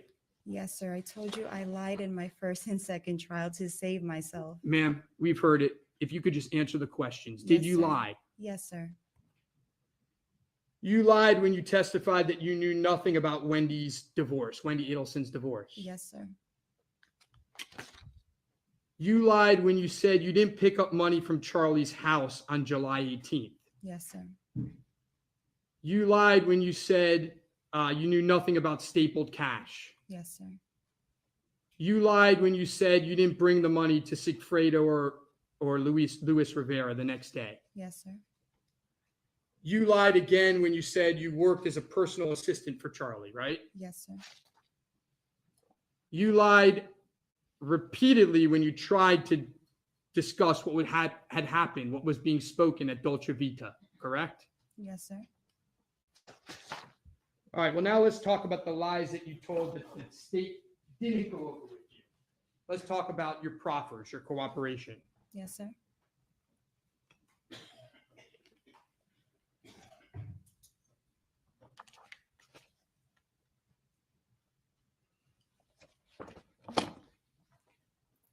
So you were interviewed by the state twice in October and November 2022, correct? Yes, sir. And by the way, you've met with them a couple times since then, right? A couple times, Have you met with them After? since? Yeah, after that point? probably one time. You met with Ms. Kappelman? Yes, yes, sir. Did Ms. Kappelman ask you about our defense during that meeting? No, sir. She didn't ask you about whether, for the first time, whether you ever threatened No, Charlie sir. Adelson? Now, when you met with them in October and November of 2022, this was after you got your life sentence, right? Yes, sir. And you met with them first in Marion County Jail on October 11th, right? Marion County Jail? No, sir. I've never been in that county. You met with them in the jail. I got the wrong jail, obviously. I've never met with them in any jails. Where did you meet with them? I the was first time? already in DOC Okay. in Lowell. You met with them in prison. Yes, sir. Apologies. And the second time, you met with them at the state attorney's office, right? Here in Tallahassee. Yes, sir. And both times, Special Agent Sanford was there, Yes, sir. Investigator Jason Newland was there, Yes, sir. and TPD Investigator Sherry Bennett were there. Yes, sir. And they asked you questions. Yes, sir. And each time, you told them a version of events that was very different from what you said at your trials, right? Yes, sir. In fact, during those 6 hours of interviews, you told them about 5 more versions, right? 5 different versions of it? Yeah. No, sir. Oh, so you told them the same thing throughout the 6 hours that you met with them? I believe so, but I think the first time you can't even visit more than 2 hours, so I don't know where you're getting 6 hours. Well, maybe I'm wrong, but let's look. The first interview started at 9:26 a.m. and it ended at 11:44 a.m., so a little over 2 hours. Yes, sir. First interview. Your position right now, what you're telling this jury, is that the same thing you told them in the first interview, you told them in the second interview? I believe so. Yes, sir. You believe so or you know so? I know so. I believe so. I believe so. You absolutely know so. No, I don't, not verbatim exactly what I said. Isn't it true that during the entire first interview, you said you had nothing to do with the murder? No, sir, I didn't say that. All right, well, we're going to go through exact quotes and we'll see if your memory can be refreshed. Yes, sir. By the way, during any of these interviews, did you give them any documentation, anything new, any text messages, documentation, WhatsApps, any new, as people call it, receipts? Did you give them any new evidence? No, I'm in prison. I don't have anything. It was just your words, right? Yes, sir. So let's talk about what you said. During the first proffer, which was a little over 2 hours, Yes, sir. you raised your hand and they put you under oath, right? Yes, sir. And throughout the proffer, the agents, particularly Special Agent Sanford, kept on telling you that you have to tell the truth, right? Yes, sir. He didn't believe you. I mean, whatever his reasons are. Was he No. frustrated with you during the interview? Yes, sir. In fact, 1 hour and 8 minutes into the proffer, he said to you that you were minimizing your involvement. Hold on. What is the objection? Hearsay, Your Honor. Please, approach.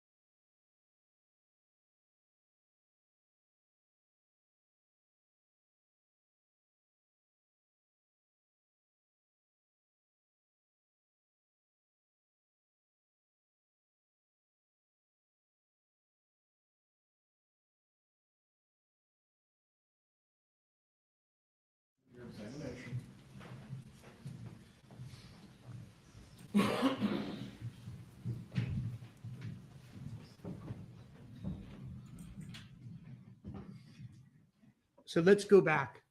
Your position, what you've told this jury is you are completely consistent. You told the same story during the entire proffer, right? I can't, like I told you, I can't remember verbatim what I've said from the first proffer and the second proffer. Let's just talk about the first proffer. Yes, sir. Your view is that from the beginning of the first proffer to the end of the first proffer, you said the same thing throughout. That's what you're telling this jury. From the first proffer to the second proffer, that I'm saying the same exact thing. I don't remember verbatim what I've said. How about from the beginning of the first proffer to the end of the first proffer? What you told the jury is you were consistent from the beginning of the first proffer to the end of the first proffer. Do you recall saying that? Yes, sir. Is that still your testimony? No, I was consistent about it. No, because it was very hard for me to confess what I've done. So let me ask the question again. Yes, sir.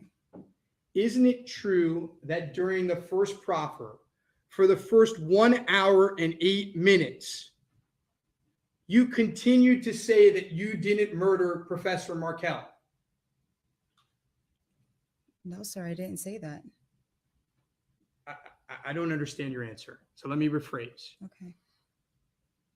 Isn't it true that for the first half of the first proffer, you denied participation in the murder of Professor Markel?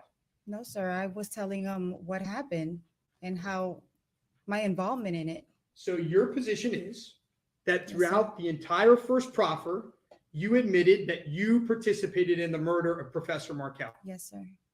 Judge, may I proceed now? You may. Would it surprise you that 1 hour and 8 minutes into the first proffer, Special Agent Sanford said that you were minimizing your involvement in Professor Markel's murder? Like he stated, I was minimizing it. It was hard for me to confess everything that I've suppressed for the past 7 years. 11 minutes later, he said that what you were telling him made absolutely no sense.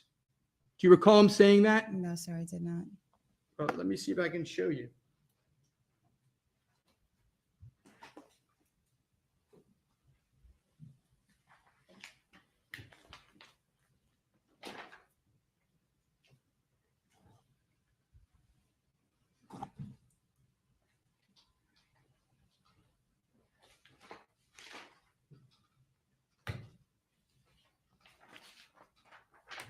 Does this refresh your recollection that Special Agent Sanford said all of it doesn't make sense?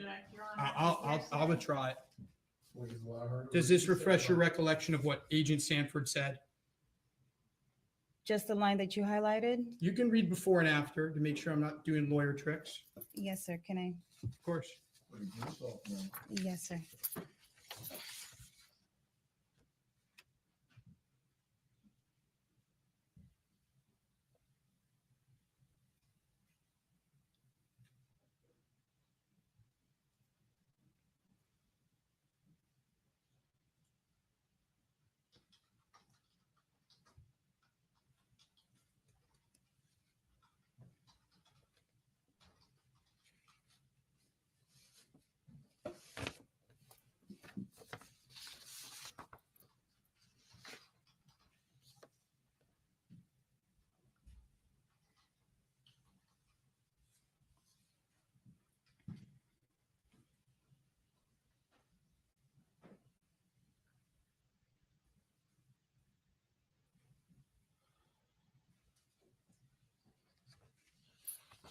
Yes, Agent Sanford is saying that why am I not remember conversations, specific conversations? And I told him I can't recall those specific conversations. Was he telling you that what you were saying didn't make sense to him?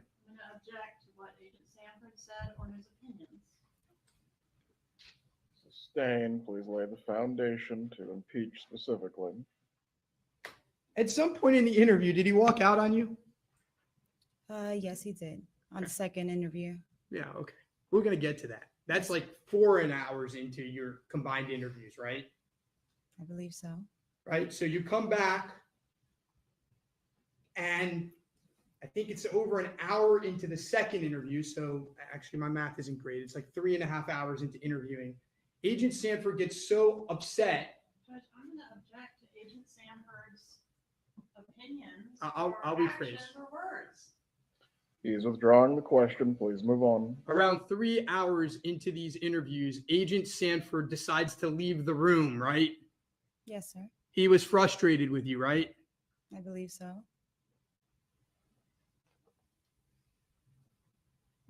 Truthfully, during your first interview,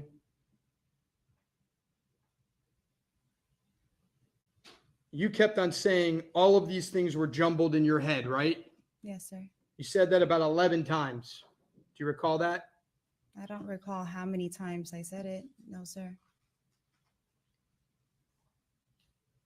You said that eventually, 33 minutes into the interview, you said you arranged through an envelope that Charlie gave you, but that you never opened it for Sigfredo to rough up Professor Markel. Do you recall saying that? Repeat the question. 33 minutes into the interview, Yes, sir.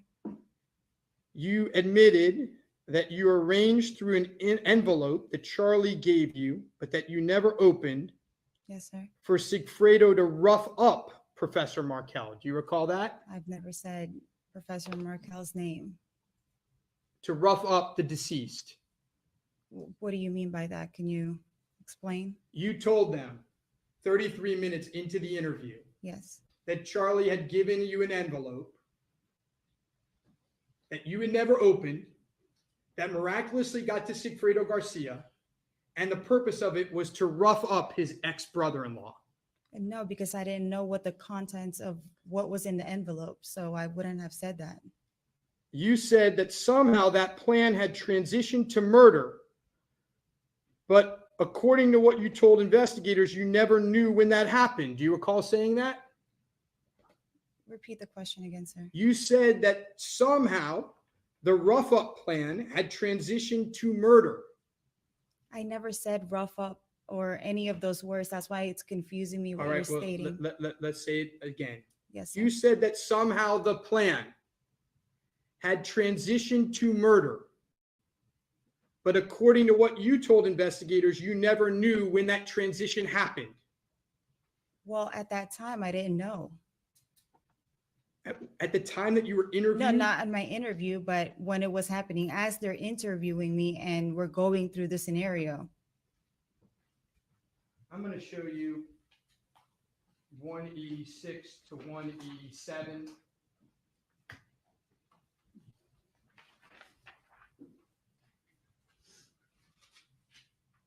You know what? I'll just move on.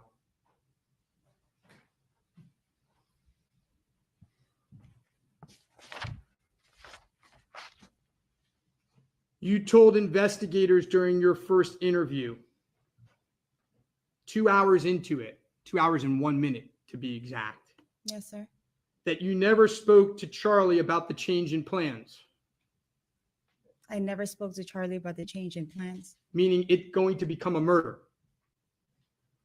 I'm confused about the questions you're asking. Is this what I said? Yes, what you said to these investigators just a year ago after you were convicted for life, didn't you tell investigators you didn't know it was going to be a murder? When we were talking about this, like I said, it was hard for me to confess my involvement in this. Right. So Can you show me where I said this? let's just go with what you just said. Yes, sir. So 2 hours into your first interview, when you said this, you still were not admitting that you had a part in the murder. Yes, it was very hard for me to do this, especially that they came to me in prison where, Right. why are all these investigators coming in? Okay, so we are now where we started, which is during this first proffer, just a year ago, under oath again, you refused to admit at first that you had anything to do with the murder, that you were a part of the murder. Yes, think sir. that's- Yes, Okay, it's hard for me to admit it. Yes, sir, it is. It's still hard for me to admit it right now. okay.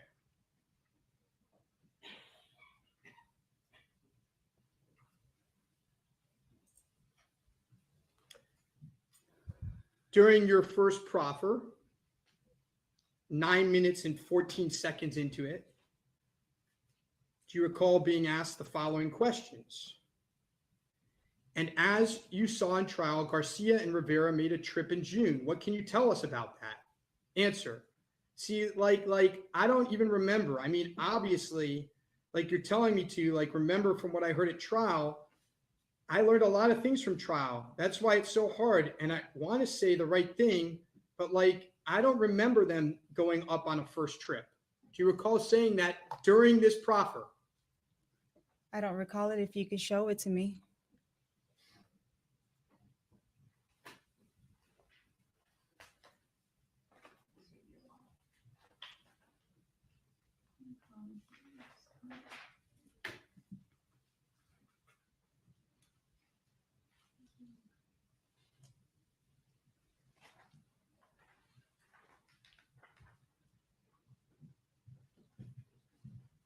Approach, Your Honor. You may.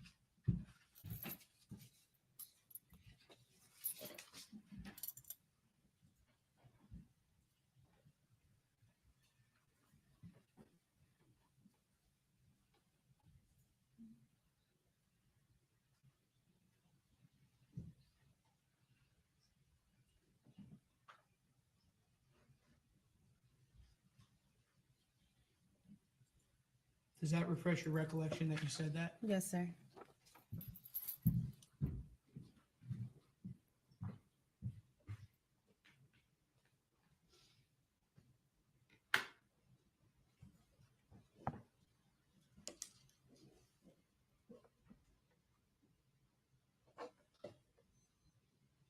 You were asked during your proffer on page 68. I don't know how long into it, probably about a third into it. Question, before that trip, you knew that Lewis was going to go with him on that trip. Answer, no, I never knew he was going with him. Do you recall answering that way? Yes, sir. You also said during that proffer, 63 minutes in, that you didn't know Luis Rivera was going on the second trip to Tallahassee. Do you recall saying that? Yes, sir.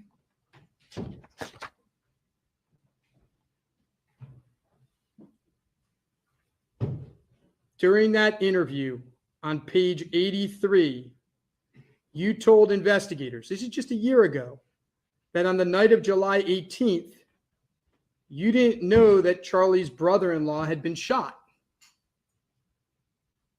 Can you show me that, sir? Sure.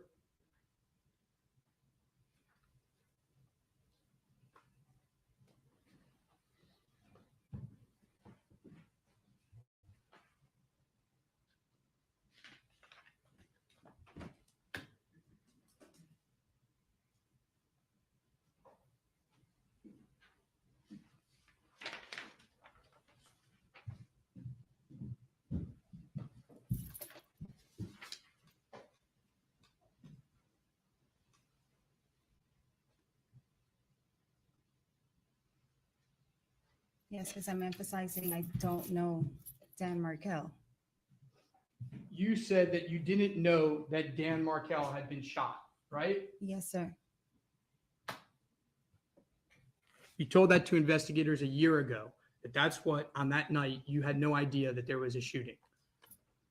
Yes, I was partly denying probably still my involvement in it.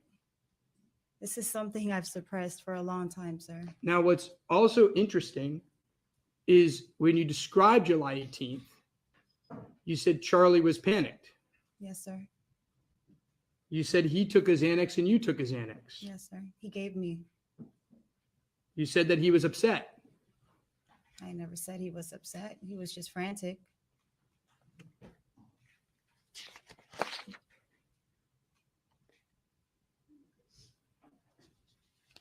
Let's move on to the second proffer. Yes, sir. The second proffer was 6 weeks after the first proffer. You recall that? This is when I came back. I came here. Correct. Yes, sir. And you met with investigators for 3.5 hours this time, If that's what it states. from 10:06 in the morning to 1:38 in the afternoon. Yes, sir. At the beginning of the interview, you told investigators you didn't know why you were there, right? Yes, I didn't know what I got pulled out for. And 15 minutes into the interview, Agent Sanford left the room, right? Yes, sir. He didn't come back. No, sir.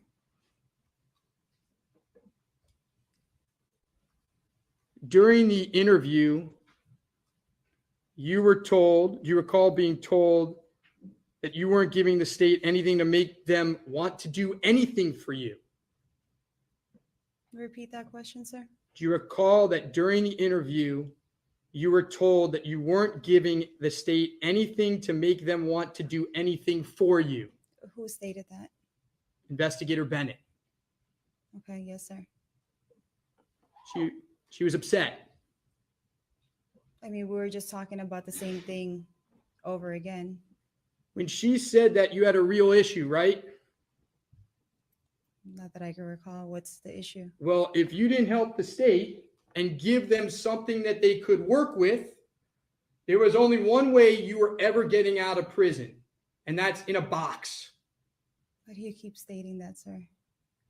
You're in jail for the rest of your life, right? Yes, sir. If the state doesn't help you, the only way you're getting out of prison is when you die. But they never said they were going to help me. I wasn't promised. That's not my anything. question. What's the only way that you're getting out of prison if the state doesn't help you? I'll die in prison.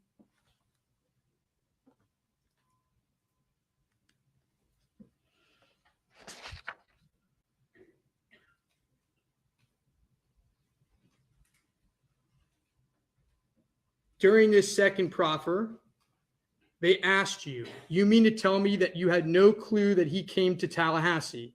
Answer, he never told me he was going to Tallahassee.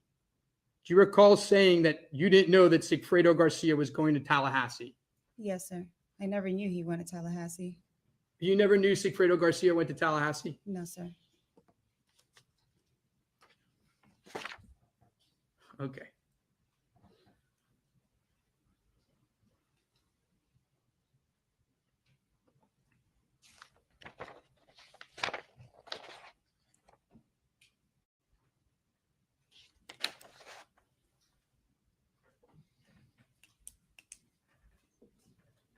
During these proffers, you never told the state about monthly payments, did you?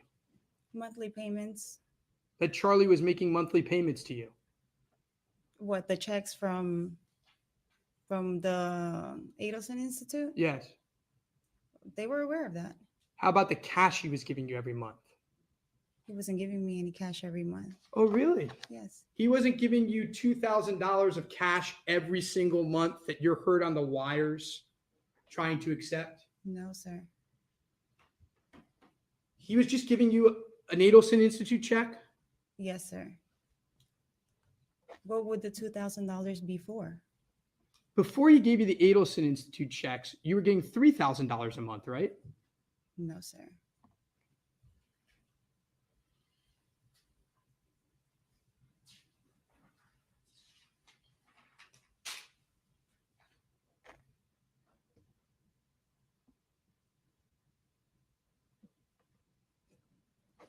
It wasn't until 1 hour and 13 minutes in the first proffer that you first admitted that you didn't work for the Adelson Institute, right? Yes, sir. I lied about it. In the proffer. In the proffer, I don't know when I said it, but I lied in my trials about getting those checks from the Adelson Institute. So I said those were checks that I needed to show so that I can get insurance for my children. You recall them asking you about a meeting with Charlie in the car before Dolce Vita? Yes, sir. And you said that you couldn't recall what was discussed? Yes, sir.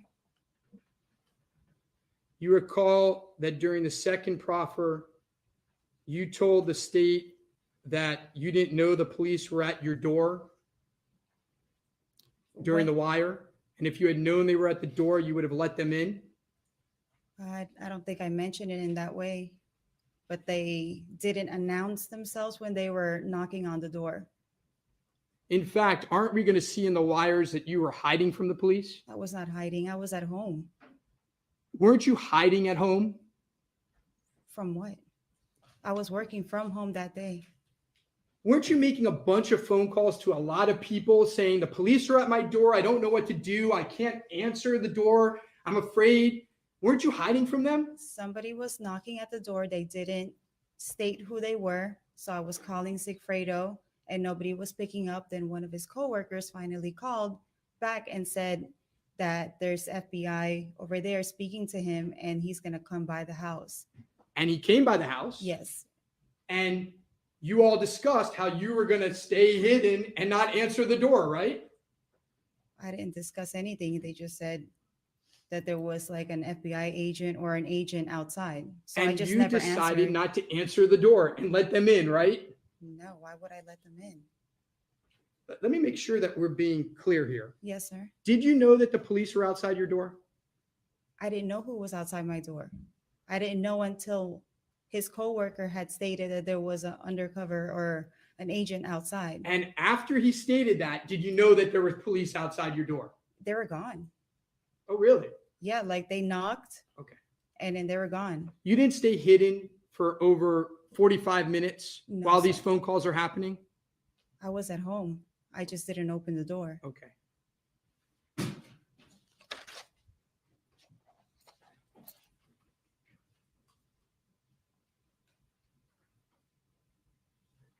During the entire first proffer and 2/3 of the second proffer, you never said that Charlie did it or ordered it. Isn't that true?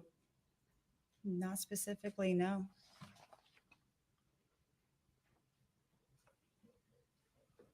Now, today you come in here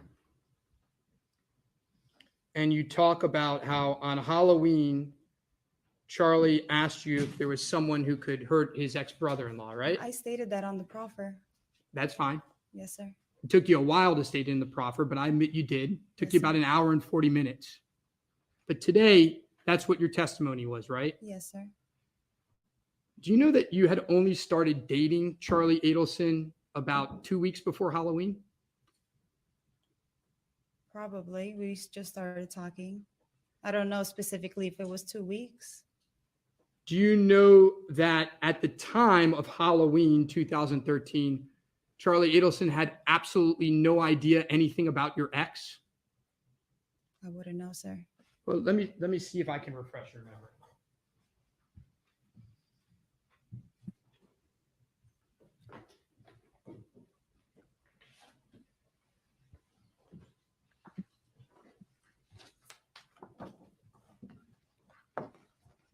Hi, You recall everybody. text messages in November 27th of 2013, where you said to, Sustained. okay, Please show the witness the document. but let me ask some questions first. Go ahead. Isn't it true that Charlie Adelson didn't know about your ex until November 27th, 2013? I wouldn't know, sir. And even then, he didn't know much about him? I wouldn't know. Let me approach with, And remember, what number is it? Charlie Adelson Defense did exhibit not 30. even know Katie Magbanua at the time that the whole custody relocation fight was happening with Dan Markel. Didn't even know it. What am I looking at? Police, you guys, y'all let Jeffrey LaCase go way too soon, in my opinion.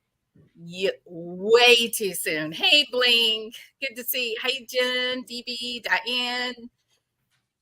So I'm going to be quiet now. Does that refresh your recollection that he didn't know about your ex until at the earliest, November 27th, 2013? Yes, sir.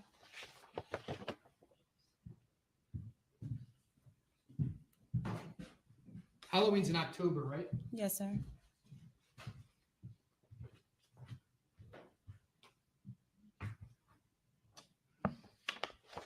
I really am beginning to believe that Charlie Adelson has been railroaded. By who?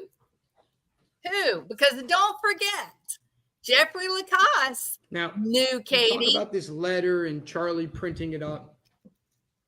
In all the times in Charlie's house, you ever see him? Does he have a computer? He doesn't own a computer, right?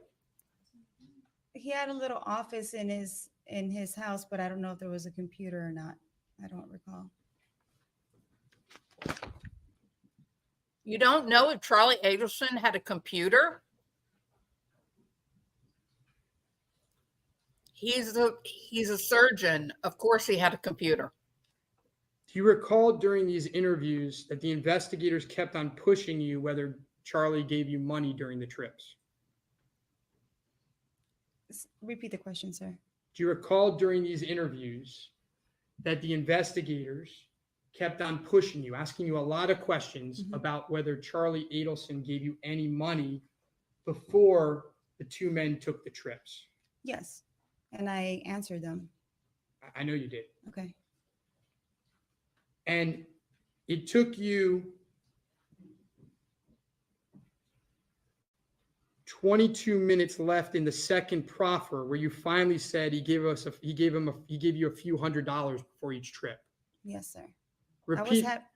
Repeatedly before then, you couldn't even remember that, right? You were confused as you said it. No, I could remember it. It was just very hard when I was speaking, especially when I was speaking with Sergeant Sanford in the room because he was frustrated with me.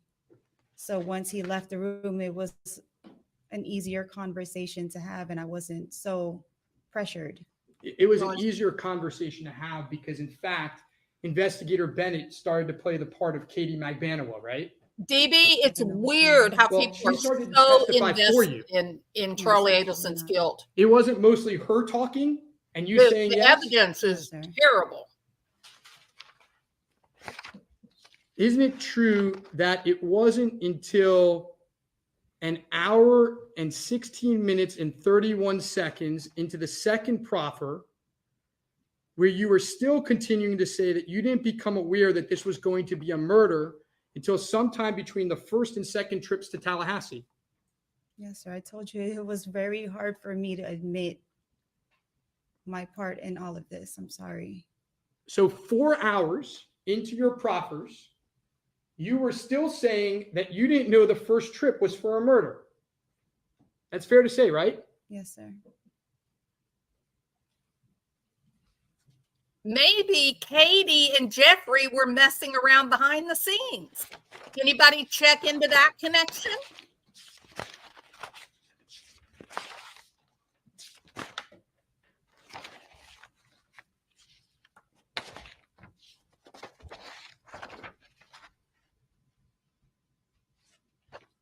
All right, let's go on to a little different subject.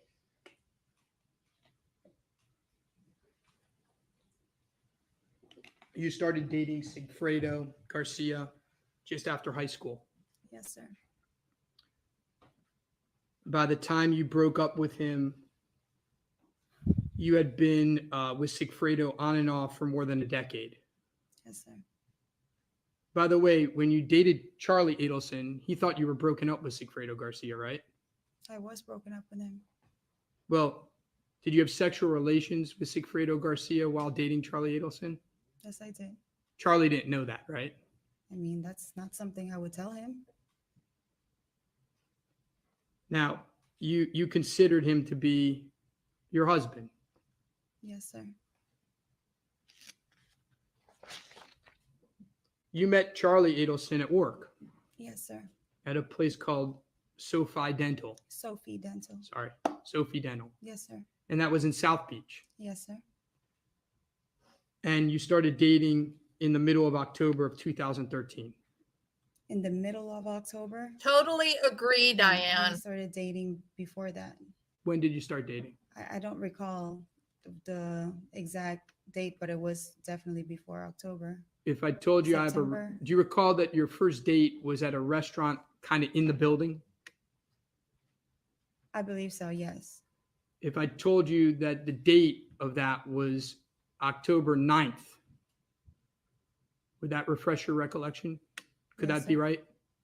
Possibly, yes, sir. Now, when you dated Charlie Adelson, he treated you well. Yes, sir. I think you said you didn't know he had money. You knew he had money. I mean, he wasn't very flashy with it. I know he was well off. He took you to nice dinners. Yes, sir. That was different The than man drives a your past Ferrari. relationship, Of course, he's being I've been in flashy. nice dinners with Sigfredo. Did Charlie treat you nicer than Sigfredo? I wouldn't say that he treated me nicer at that time. Yes, because I was going through a lot with Sigfredo. Did Charlie ever lay hands on you? No, sir. Did Sigfredo? We Yeah. got into arguments. Yes. One where he ripped off your necklace? No, he's never ripped off any necklace No? of mine. No. Now, at first, Charlie was the pursuer. Is that fair to say? He pursued you. Yes, sir. Over time, you became more serious. I believe so. And he made it clear to you over time, namely in the spring of 2014, that he didn't want anything different than casual, right? I mean, I think we were both in agreement with that. Yes. But you had questions about it. You asked him, right? I believe so. And he told you, I like the way things are. Yes, sir. Now, Sigfredo came to know that you were dating Charlie, correct? Yes, sir. And during your second trial, you testified that you told Sigfredo about Charlie to make Sigfredo mad. Probably. You wanted to throw it in his face that you were dating a successful dentist, right? That I was dating somebody, period, because I never really dated anybody after Sigfredo. Sigfredo hated Charlie. I mean, yes. You told Charlie on one occasion, if you see him, run. Isn't that what you told him? Not that I can recall now. Is it possible that you told him that? No, but he would be scared of Sigfredo, yes. Sigfredo considered you the love of his life, right? I believe so. He made it clear to you that he wanted you back and didn't want you to be with Charlie, right? It's not that he made it clear, but we were trying to work it out for our family. Now, Charlie talks a lot, right? Yes, he does. And he repeats himself over and over. Yes, sir. As a traveling periodontist, he's in the car a lot for work, right? Yes, sir. And what does he do when he's in the car a lot? Talks on the phone? Talk on the phone, yes, sir. And he'd call you a lot on the phone, right? He would at that time, yes. And at that time, he would sometimes call you early in the morning, right? Yes, sir.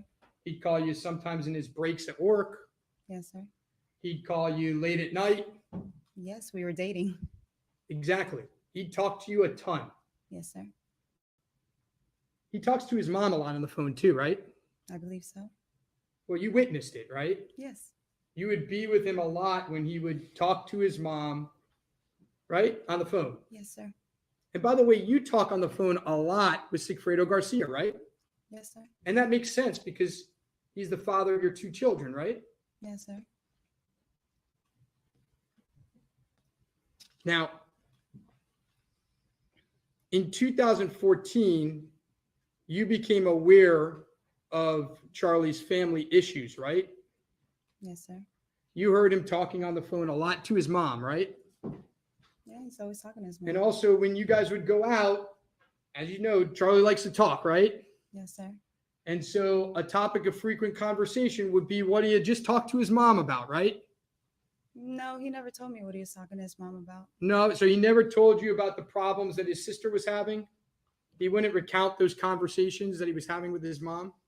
Not when he's on the phone with his mom. Maybe if we're just, laying down or talking, he'd mention it once in a blue moon. And you would ask him questions about it, right? Not really. He told you about this TV was cheaper than a hitman joke many times, right? Yes, he's made that comment before. And he repeated it to many people, right? Yes, sir, he has. He makes a lot of bad jokes, right? Yes, he does.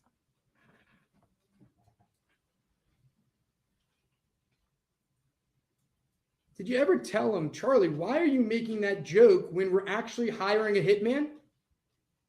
Like, don't you think that's a bad idea? Did you ever say that to him? No, because he's feels like he's untouchable. No, because you really weren't hiring a hitman. He didn't know he was hiring a hitman, right? That's why you didn't tell him that, right? He knew he was hiring a hitman. So when he made that joke in front of Professor Lacoste on March 11th at Yardbird, That he made that joke. yeah, you know he made the joke at that dinner, right? I don't recall that. No, sir. Okay. Unless I was talking to Wendi and I didn't pay attention to what they were talking about. Well, let's talk about that dinner a little bit on March 11th, just 6 weeks before the first attempt that in your proffers you didn't know about. You all ate outside on the patio. Yes, sir. And during this dinner, you and Wendi talked a lot about your exes, didn't you? Not that we talk a lot about the exes. I always speak of my children, so I'm pretty sure I mentioned my kids and she mentioned her kids. You didn't probe information from Wendi about her ex, and while you were, that's why you brought up your exes, your ex. No, sir. We did not talk about any exes. You were aware? Were you aware that Sigfredo and Luis Rivera were sitting in a car scoping you out? I didn't know that until my trial.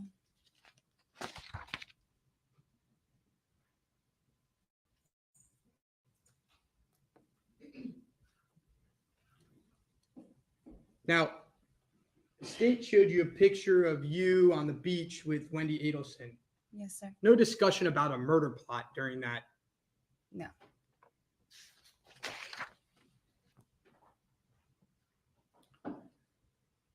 The jet ski incident, was Charlie scared? Yes, sir. Were you upset? Of course. Did it cause a whole string of text messages and fights between you and Sigfredo? After that incident, yes. You were afraid that Charlie was going to break up with you, right? Not really. Really, your text messages don't show that you were upset that Charlie might break up with you? That Sigfredo was trying to run your life? Well, I was upset, but I didn't really care if Charlie was going to break up with me or not.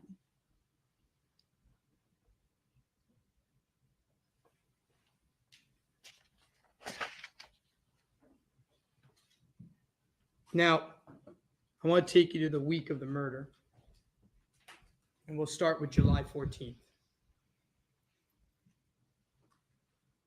You had dinner with Charlie the night of July 14th, right?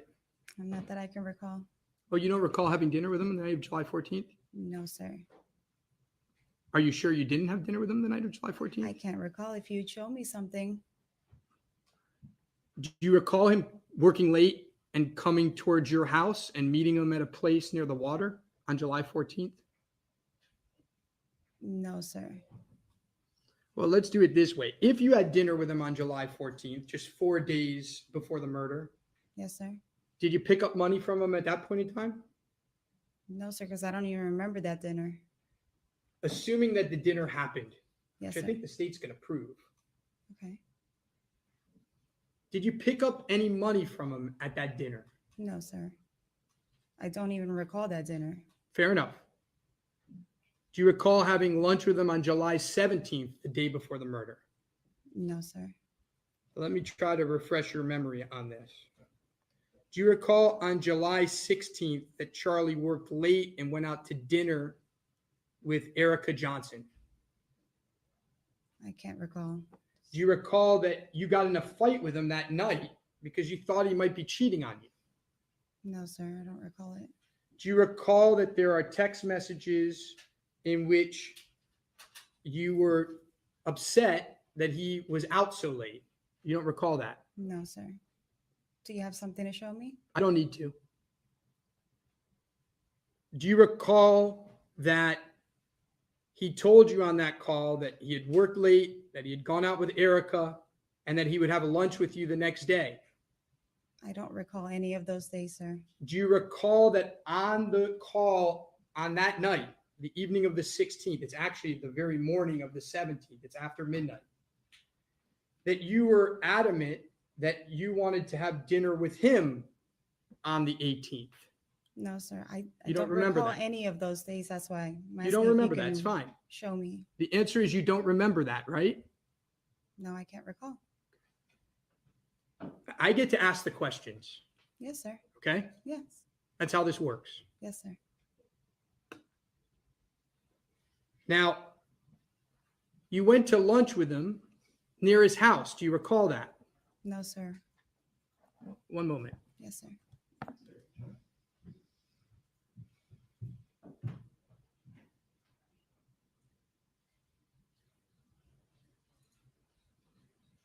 Do you recall going to Vila's? It's like a Cuban Mexican place right by Charlie's house.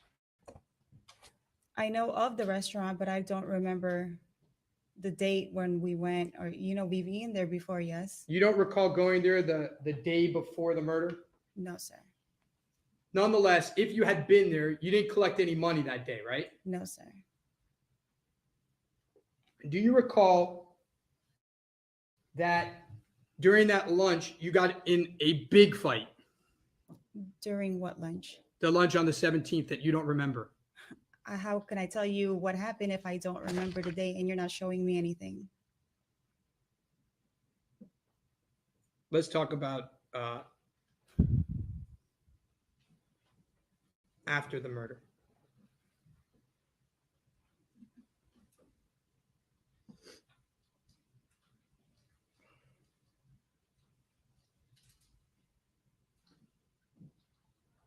One moment, Your Honor.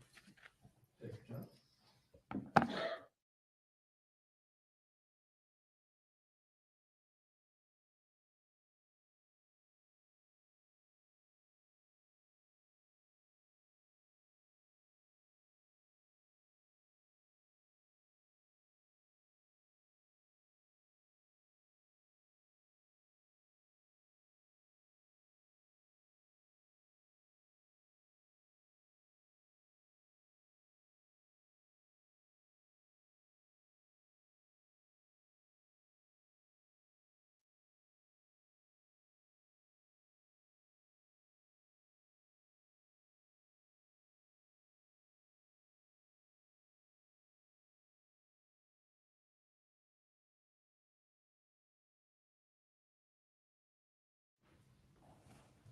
Isn't it true that Charlie Adelson gave you $138,000 the night of the murder, not $100,000? I never counted the money. Isn't it true that you were paid $3,000 every month after the murder? No, sir. Isn't it true that you told Charlie Adelson that a terrible thing had happened? Your friend got an idea to do this. You didn't know anything about it, but you would help him. Repeat that question, sir. Isn't it true that you told Charlie Adelson that a friend of yours had done this, that you had talked No, too sir. much, but that you would do everything you could to help Charlie Adelson? No, sir. Isn't it true that you told him that if he ever went to the police, these people would do to him and his family what they had done to Professor Markell? No, sir. If the state proves that for the next 20 months you received payments, does the state have it wrong? That I received payments? For the From me next to- 20 months after July 18th, if the state proves, they're going to bring up a financial person who's Yes. going to show cash payments. When the state proves that, Yes, do sir. they have it wrong? No, because I deposited throughout every month. The payments that Charlie were making to you. No, what Sigfredo had given to me.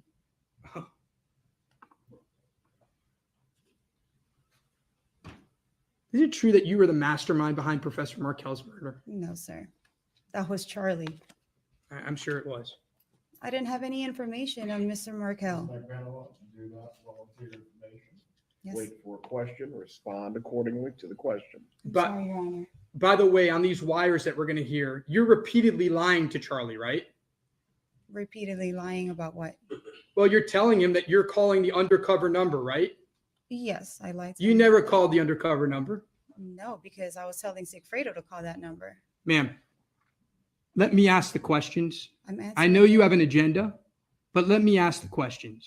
Objection, move to strike, argument ended. Sustained. The jury are to disregard the last comment about any agendas. Please continue.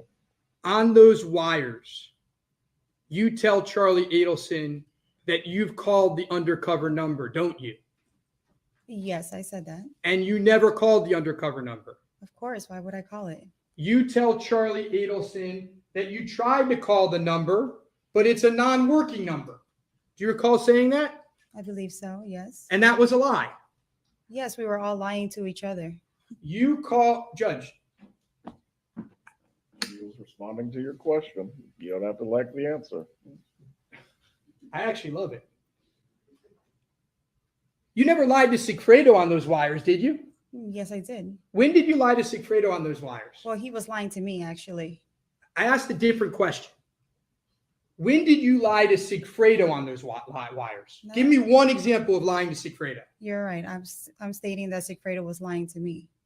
Ms. Magbanua, I'm going to ask the question one more time. No, I didn't lie to Sigfredo. You never once lied to Sigfredo Garcia on those wires, Not that I can recall, no. but you repeatedly lied to Charlie Adelson on those wires, didn't you?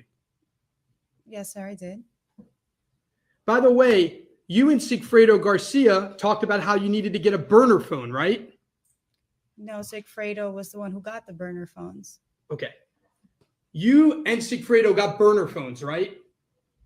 Sigfredo bought the burner phones. Yes. And you used a burner phone, right? Yes, he advised me to do so. Did you ever talk to Charlie Adelson about getting a burner phone? I wasn't aware, but I thought he had one.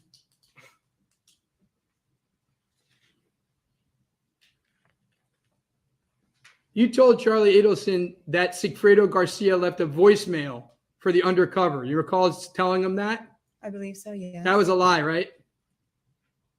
I believe Sigfredo did leave a voicemail to the undercover. You think he did, or you think they just heard about the voicemail, that he actually never called the undercover? If he said he did, he probably did. Now, shortly after the murder, you and Charlie break up, right? Yes, sir. Like immediately after. I don't know if it's immediately after, but we stopped, hanging out as much.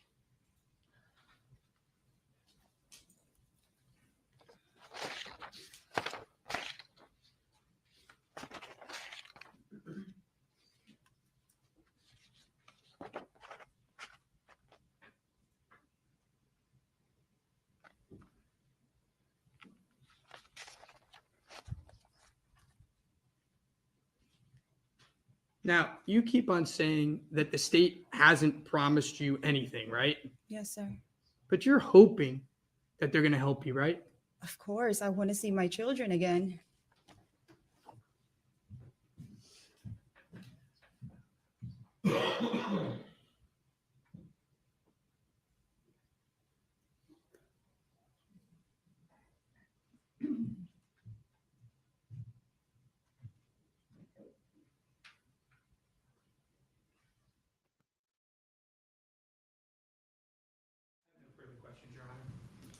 Redirect examination.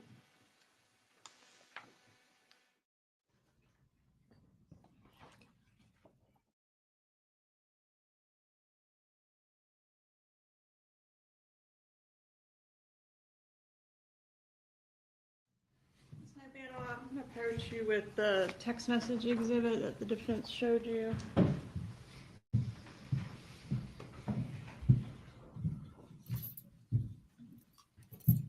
Maybe I misunderstood, but is this text showing that the defendant found out about Sigfredo in November, or that Sigfredo found out about the defendant in November? From the text messages, it's that Sigfredo found out about Charlie. All right.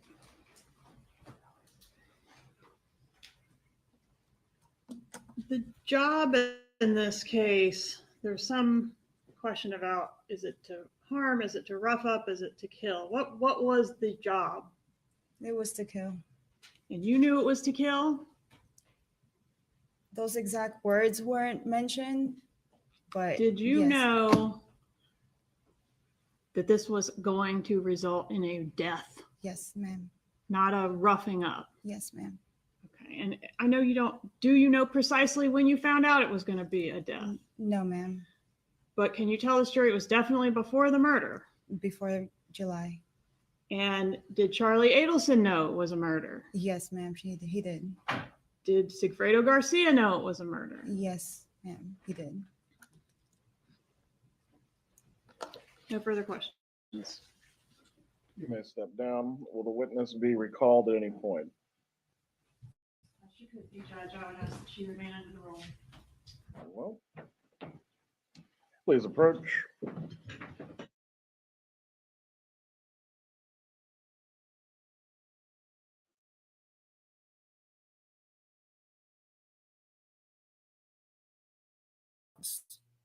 Sorry. Well, so there you have it. Hey, Grimly Fiendish. It can't be the angry rabbis or anybody else. Charlie is admitting he paid the hitman. He is arguing extortion, but didn't tell anyone for 9 years. Come on, Jules. You are an intelligent person. Thank you, Grimly.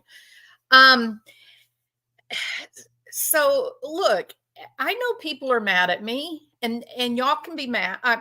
That's okay. It's fine. Everybody has different opinions, but here's the problem. Problem is, I have not been living this case for 10 years as you guys have. And so that means that when Bling gets in touch with me and says, hey, this is going to be a great case. And then, I take a deep dive. I take a deep dive into the case to get up to date, before the trial starts. And I know you guys have directed me to all these things. I've watched them all. I've read them all. I've listened to them all. I think I've got everything down. I've got, one spiral notebook, a single topic notebook, front and back pages. It's filled with notes. And then I've got another pad that has probably maybe 40 pages full. So I've done this.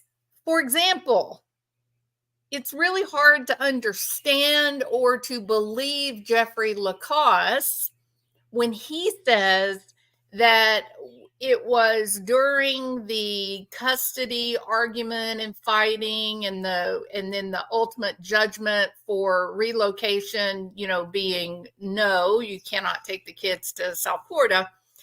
It's very hard to believe that it was during that time that Charlie is looking into, I quote, looking into a hitman as an option to the Dan Markel problem. It's very hard to link that to what Charlie Adelson is charged with right now, in that Katherine Magbanua is the go-between. That she was the one that was cased with, okay, Katie, you're going to be the guy that finds the hitman for me. You're going to be the guy because I trust you so much, because you're such a trustworthy person, Katie. I'm going to go through you, communicate with you to the hitman that is going to kill Dan Markel. Well, the problem is that Charlie Adelson did not know Katie at the time that Jeffrey Lacasse says. Is that a problem for anyone? We got 35 people in here watching. If you think that this is bad for Georgia's case, if this is bad for the prosecution, put a 1. Is it bad for the way this is being presented by the prosecution, that Charlie does not know Katie at all at the time when Wendi is so upset about Dan Markel and the forceful, you got to move to South Florida by Donna? It's terrible for the prosecution's case. He doesn't know Katie.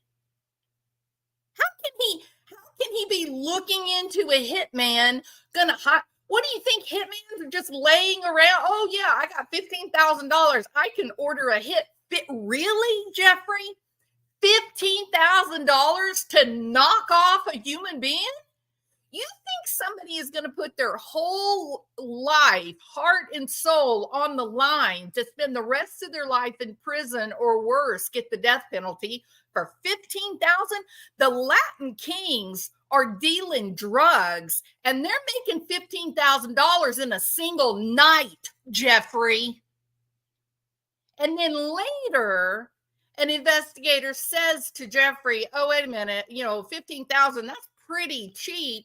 Oh, well, it could have been 50,000. Maybe I misspoke. Maybe I need some hearing aids and not hearing things very well. It's not even 50,000, Jeffrey. It's upwards of $100,000, $200,000, $300,000 to have somebody killed. So okay, and let's go it. Yeah, they do it for $35,000, but then where does the $100,000 come from? They didn't do it for $35,000. The guy that's paying for it had to cough up more than $100,000.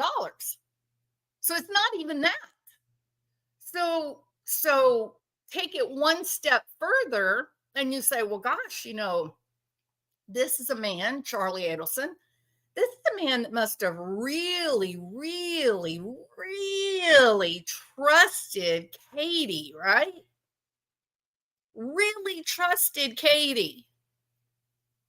Well, how long did he know Katie before he gives her $100,000 to kill someone in his family? The man is a surgeon. I know. Georgia's having a good time saying, the dentist. He's just a dentist. No, he's not. He's not just a dentist. He goes from dental practice to dental practice to dental practice, doing surgery on human beings. So no, he's not just a dentist. I love that they're minimizing that. Oh, would you say Dan Markle is an intelligent person? And Jeffrey, the guru of social work, oh, well, gosh, I don't know. What? Shut up, Jeffrey. Of course he's an intelligent person. He's a dental surgeon. Yes, he's intelligent. Do you really think that this man he's got all these women? This is Georgia's case. Oh, he's a cad. He's enjoying running around, dating all these beautiful women, living the hot, Savannah nightlife, the Cuban kind of, those bad Cubans on the wrong side of the track, right, Jeffrey? Racist much? So one of his hot little numbers, who'll later have big boobs because everybody is willing to trade a human life for a bodacious set of tatas, right? So you think that this man who can have any bodacious set of tatas in Miami, you think that he's going to look at little Katie, a girl from the wrong side of the tracks, and say, oh, I can totally trust her. I can totally trust Katie. $100,000, knock off my problematic brother-in-law. I'm good. I'm golden. She would never betray me. Really? Really? She would exactly betray you because she doesn't have anything else to offer. I'm talking about the cops. So I understand that people are really, really invested in this idea that the Adelsons are this mafiosa family who just run around killing people when they don't get what they want. I get all that. I get that Wendi is hated, whether it's because she's pretty or it's because she's smart or because she's dumb or because she's manipulative. I mean, the things I've heard about Wendi, she's been described as every horrible Jezebel in the Bible. But the reality is, before the knockoff, what had they done wrong? Before Dan Markel's horrible murder, terrible, awful situation, before that, how many laws had they broken? What had they done wrong? You know, I actually saw this. I actually saw a podcast where this guy shows a hearing by the dental licensing board, where Harvey had a complaint against a tooth extraction that he had done. Right? He took the wrong tooth. They took my money. I didn't want him to take out my tooth. Why did he extract my tooth? So the guy made a malpractice order against Harvey Adelson. I don't know if you guys know this or not, but there's plenty of people that make a malpractice claim, knowing good and damn well that nothing happened bad, because the dentists, the doctors, the physicians, they would prefer to do a settlement, pay a little bit of money on the side and get out of it, right? That's all. They're just getting a little bit of paycheck. And in fact, that's really all this guy got from his suit, his malpractice suit against Harvey Adelson, is that he ended up getting enough to pay for the cost, the original bill of the tooth extraction, the surgery and everything, the original bill, and then he got an extra $600. So the guy got his free dental work and he got a $600 check for bringing a malpractice suit. That's it. Harvey did not they did not sanction him on any way other than the actual malpractice settlement.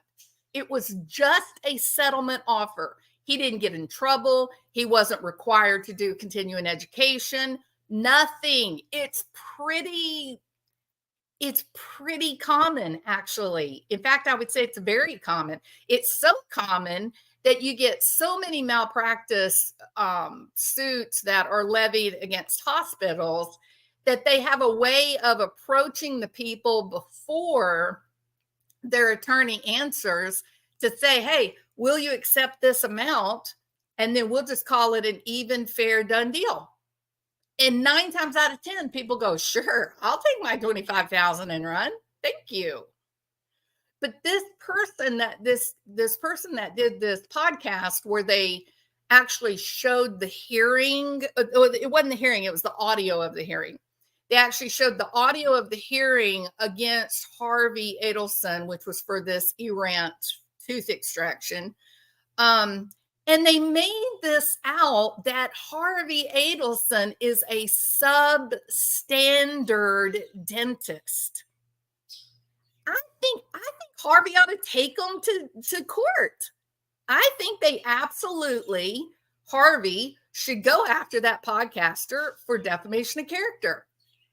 You're making comments about his professional skill that could affect his income based on nothing.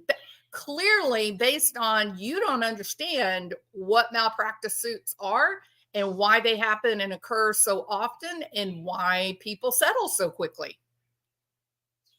So people have really gotten on this bandwagon and they really enjoy hating the Adelson family. That's okay. They're a very wealthy family. They've got they've got extended family that are, like billionaires, right? So they're an easy target. I get that. They're an easy target. And Dan Markel was not nice to Wendi, and Wendi was not nice to Dan Markel because they were going through a divorce and they were mad at each other. She didn't go file for divorce because she was happy in her marriage. She filed for divorce because she wanted out. She didn't want to spend the rest of her life being yelled at for taking her kids to McDonald's. So I think all of this, taking certain people and turning them into these angelic, wholesome people, you cannot believe the number of people that think that Katie Magbanua is the greatest thing ever. Oh, she's gonna tell the truth on that mean old bad old Charlie. Now, here's the reality, y'all. If you take Jeffrey Lacasse out of the picture, their case falls to bits. Most of what Jeffrey said was just hearsay. It wasn't even like real evidence. And how many of you heard of Jodi Arias? If you've heard of Jodi Arias, put a 1, just out of curiosity.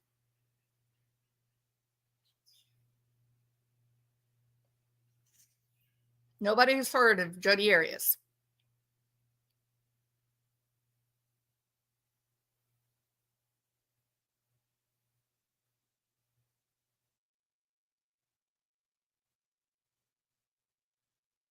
One. Okay, so we got some people that have heard of Jodi Arias, right? What was the boom, like drip drop? What was the boom in the Jodi Arias case? Who remembers the boom? Oh, you are so wrong, Grimley. You are so wrong. Jeffrey Lacasse is Jodi Arias. There you go. The boom was the number of miles on the car, the rental car, and the driving through the desert. And how did they prove that? They proved that with the gas cans and the receipts from where she stopped and actually filled up. But then they realized, wait a minute, her car seems to hold more gas than the size of the gas tank. How is that possible? Oh, look. Jodi had extra gas tanks with her that she got from this friend or that friend, right? So it all came out about the mileage and has anyone stopped for a minute to put it on Google Maps? Oh, Jeffrey leaving in the middle of the night so that he could check into, what was it? A crappy Days Inn? So that he could check into the Days Inn on the 17th. Guess what? If he checks in at 11:45 at night, then it looks like he was in the Days Inn on the 17th. He checks in. He's got another car sitting there waiting on him. It shows that he spent the night on the night of the 17th, but really old Jeffrey was driving. Where was he going? Oh, he was going back to Tallahassee. Why? He had some business there. And as soon as that business was over, like a beeline, he's off to get the car and go to Tennessee. Drive straight through to Tennessee. The minute he gets as close to his destination as he can, he pulls into Kmart where he makes damn sure that he buys something and looks right up at the security camera in that Kmart. Did any of the detectives look at that? Any of them? There you go. So here's the point. Now, here's my point, okay? My point is that these jurors are going to be looking for reasonable doubt, correct? That is what the instruction shall be from this judge. Reasonable doubt. And I'm going to tell you right now, these defense attorneys, not Katie's, not the defense attorneys Katie had. I watched that whole trial from start to finish, or what was available online. Katie's defense attorneys, well, they are not the quality and caliber of Charlie's defense attorneys. This is going to be an unmitigated disaster for this prosecution. In my opinion, I could end up eating those words. This could turn out badly for my position, 100%. Okay, I own that. But I think what I am watching so far, I think all you need is one juror who is absolutely convinced that No, I think Charlie could have been being extorted. I do not see this the way the prosecution sees it. It just takes one. Just one. So I know that people like to say, oh, it's such a complicated case. It's so many working parts. Here's the problem with your complicated case. Your complicated case is based on a whole lot of nothing. Hearsay. This prosecutor is trying to draw connections to, well, if I look back through my notes, what were some of the things that were said?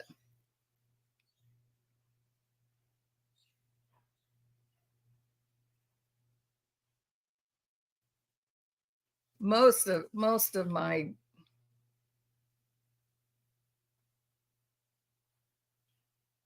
okay, for example, here's an example, okay? So Jeffrey claims that in this July 13th interaction with Wendi, and he's got the way he characterizes her is, oh, she was a hysterical. Oh, is that right, Jeffrey? A hysterical female? Is that your assessment of Wendi? An hysterical female who is disorganized, undependable, manipulative, a liar, and yet she manages to graduate valedictorian in her class. Oh, yeah, because her mom wrote her papers. You think her mom was there to take all of her tests? What do you mean? Because her mom wrote her papers, she's valedictorian? Do you know anything at all about how final grades are completed and fulfilled? I don't care if her mom wrote every single paper that she ever had to turn in. She's still not going to be valedictorian if she can't pass the test. So yeah, whether you like it or not, Wendi Adelson graduated valedictorian of her class. I don't know why it makes you so mad that she did that, but she did. So he presents this woman, he presents Wendi as this hysterical female who is a dishonest, horrible liar. And he says, as they've got this, after he screamed and yelled at her about how she's unfaithful and she's a horrible person, and he knew all along what a cheater she was, after this whole nightmare of a trip back from Gainesville, then they have this argument about, going forward and whatnot. And in the middle of Wendi breaking up with Jeffrey, she has distanced herself from him. She's gone weeks without talking to him, probably because she was freaked out about his weird jealousy and the accusations of infidelity and all that. She was probably scared about that and thought, he's a little too intense. He's a little too close. This is not working. Something off about Jeffrey. I need out of this relationship. And so he comes over to her house. They're kind of talking about this. She's still all freaked out and everything. And she says in the middle of this conversation, back when Dan was being so hard on me, back when Dan was emotionally abusing me, that was when my brother said that he might even put out a hitman on him. Maybe, Jeffrey, you should not be abusive to me, because maybe my brother will put out a hit on you if you don't go away and leave me alone. Jeffrey, I don't want you in my life anymore. I need you to go away. We're breaking up. We're finished. There's no hope. Go. And then Jeffrey leaves. And what did she do? She gets in the car and heads down to the safety of her mom and dad's house for 2 weeks after breaking up with Jeffrey Lacoste. You know what that tells me? You may believe everything he says. You may think he's telling ultimate truth when he says, oh, she talked about hiring a hitman. What if that was her way of saying to him, you're scaring me, Jeffrey. Don't leave me alone. My brother will protect me. Now get away. And then she loaded her kids up and went down south because Weirdo is trying to make her kids call him daddy. What about that theory? It's only a theory, but so is the prosecution. Everything I've just said, it matches with what they are presenting there in the court. It's just all they have to do is get one juror to be sympathetic toward Charlie Adelson, that maybe, just maybe, he is exactly what he claims to be. And that is innocent of ordering a hit, but guilty of paying off a small sum of money to an extortion attempt. And if it's enough to sort of keep his life calm and quiet, then he'd rather do that than upset his wife. $3,000 a month for somebody like him, $3,000 he makes before noon every day. So he's not going to even miss that money. And if it's enough to keep Katie happy, then maybe it's worth it to keep her quiet. So it takes just one juror. And that's the only point that I'm making here, is that it takes one juror, reasonable doubt. And I'm not sure that this trial is what you guys are so convinced of. Now, I could be 100% wrong. And here's where my point of view is different than y'all's. You have lived this case for 10 years, right? You guys grew with the case. You didn't like come after everything had all happened and everything had been collected and kind of binge watch it. You were growing with it. Just like in my situation, the disappearance of Suzanne Morphew, we were very involved in that as it progressed. When Barry Morphew was arrested, we thought they got their man. We thought he did it. We were excited. Then he got released. The charges were then dropped. We were freaked out. And then we thought, well, maybe we're wrong. Maybe we got this wrong. And so we've grown with the case, and that provides a different level of insight and a different point of view, right? For me, I have not grown with the case. I did in the Barry Morphew case, but not in this case. I'm seeing it like a jury will see it. I'm seeing it as, here's the evidence. Now, what do you think? And what I'm telling you right now is I think this prosecution has a problem with their case. And that is that there is some reasonable doubt. That's all I'm saying. That's it. I don't have my opinion because I'm somehow uninformed, or because I'm stupid, or because I only side with women, or whatever. I'm just looking at this. I'm sort of like a proxy juror, right? That I didn't grow with the case as you guys have, discussing it often, developing friendships around the case. And that, I don't have that insight. I am only reacting to what I'm witnessing in the moment.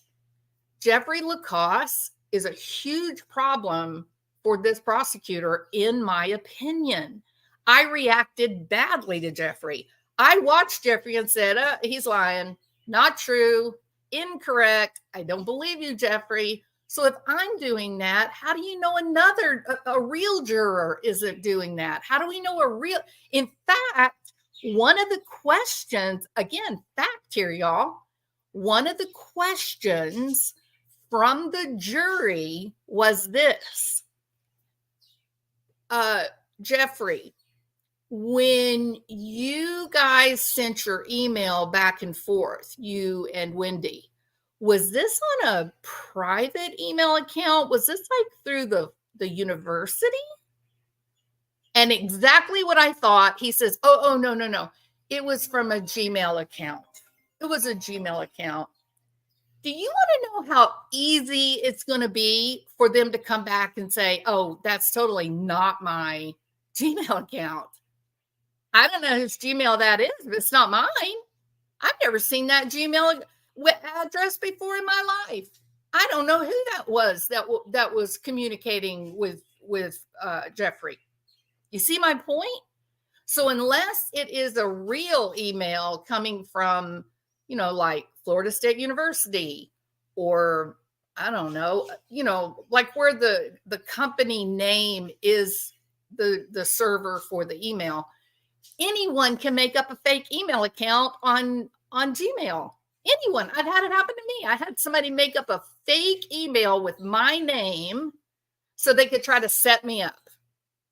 So look, I'm not going against people to be argumentative or offensive. In fact, that goes against my nature. I like to have friends. I like to be part of the crowd for sure. But I cannot, this case is not good. I think Katie looks like a terrible liar today. I think she was I think that other guy, I don't remember his name, the one who threatened Charlie and said, I'm going to make sure that you go to prison. You know who I'm talking, that was the one that testified on the same day that Wendi did.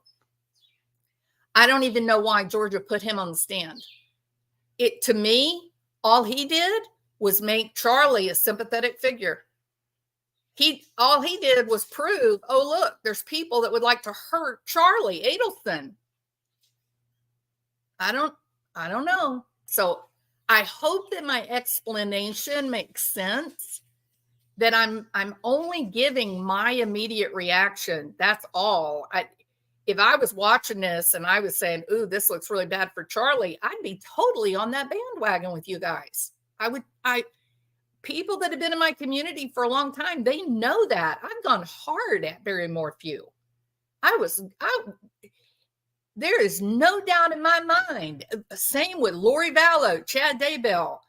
But there's plenty of people that say, oh, no, Barry was a good guy. He didn't do it. I am convinced that man did it. So this is, I think, one of those rare cases. They may have the wrong guy. They might. Now, maybe they don't. Maybe they got it right. But so far, it's not looked good, in my opinion only.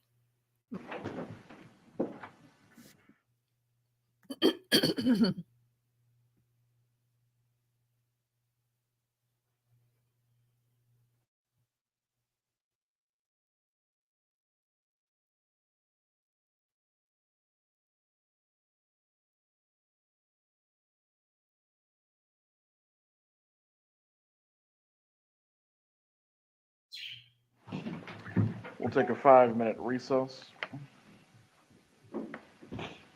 Oh, I should have been talking while they were on their 5-minute recess. So sorry, people. All right, I can go ahead because my big discussion put us behind. So let's go forward 5 minutes. And I'm going to get some lunch while we listen.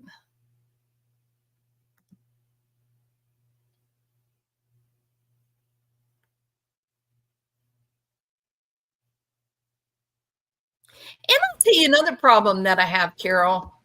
I don't know why they're presenting, that Charlie is this playboy with lots of different women.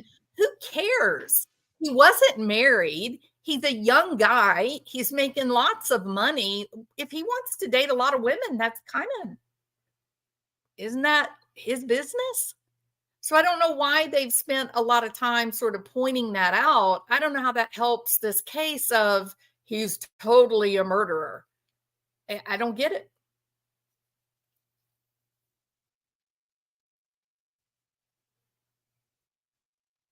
Oh, I think it's Katie, Grimley. I think it's Katie in reality. I think she did it. I think she and her so-called husband think she was unhappy about being broken up. I think she's enough of a criminal element that when she was with him, she was taking assessment of the situation, how she could get him. But I also think that I wouldn't have listened to Jeffrey Lacasse. I think Jeffrey Lacasse has sour grapes against Wendi. I think he's got some personal issues with Wendi, and maybe he didn't set her up, so-called, but I think maybe it felt good for him. Maybe, you know, that whole narcissist idea of, well, why couldn't she love me? What's the wrong with me? I'm great. Why couldn't she love me? And so this was a way to knock her down a peg or two. We all know what narcissists are. We've seen them. We've seen how they operate. We've seen the abuse that they can dish out to other people, right? Why didn't he tell Wendi or the cops? Well, I don't know about you, Grimley, but people that are being extorted, they're not running around gossiping about it. And like I said, he may have made the decision that she was, you know, harmless, that $3,000 a month is not enough for him to get freaked out about. And maybe it was easy to just keep her quiet. So you don't know. But the point, here's the point, Grimley. You don't have to know. If you get even one of your jurors that's interpreting this information like I am, it's going to be hard to get a guilty verdict. That's my point. This doesn't feel like the open and shut case like I thought it was. The way people were presenting it was like, oh, the guy is just like Chandler Halderson, right? Just blatantly guilty.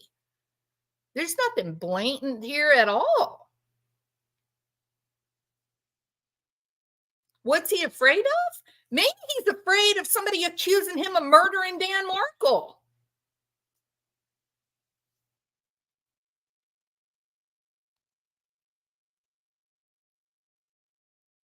What better way of keeping the money coming than saying, hey, you know, we can tie you to this murder, so keep the money coming, buddy. You think he's going to run around and tell people? Not a bit. No way. I wouldn't.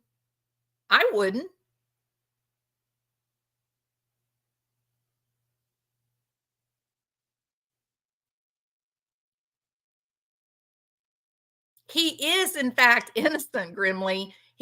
In the United States of America, you are innocent until proven guilty in a court of law by a jury of your peers.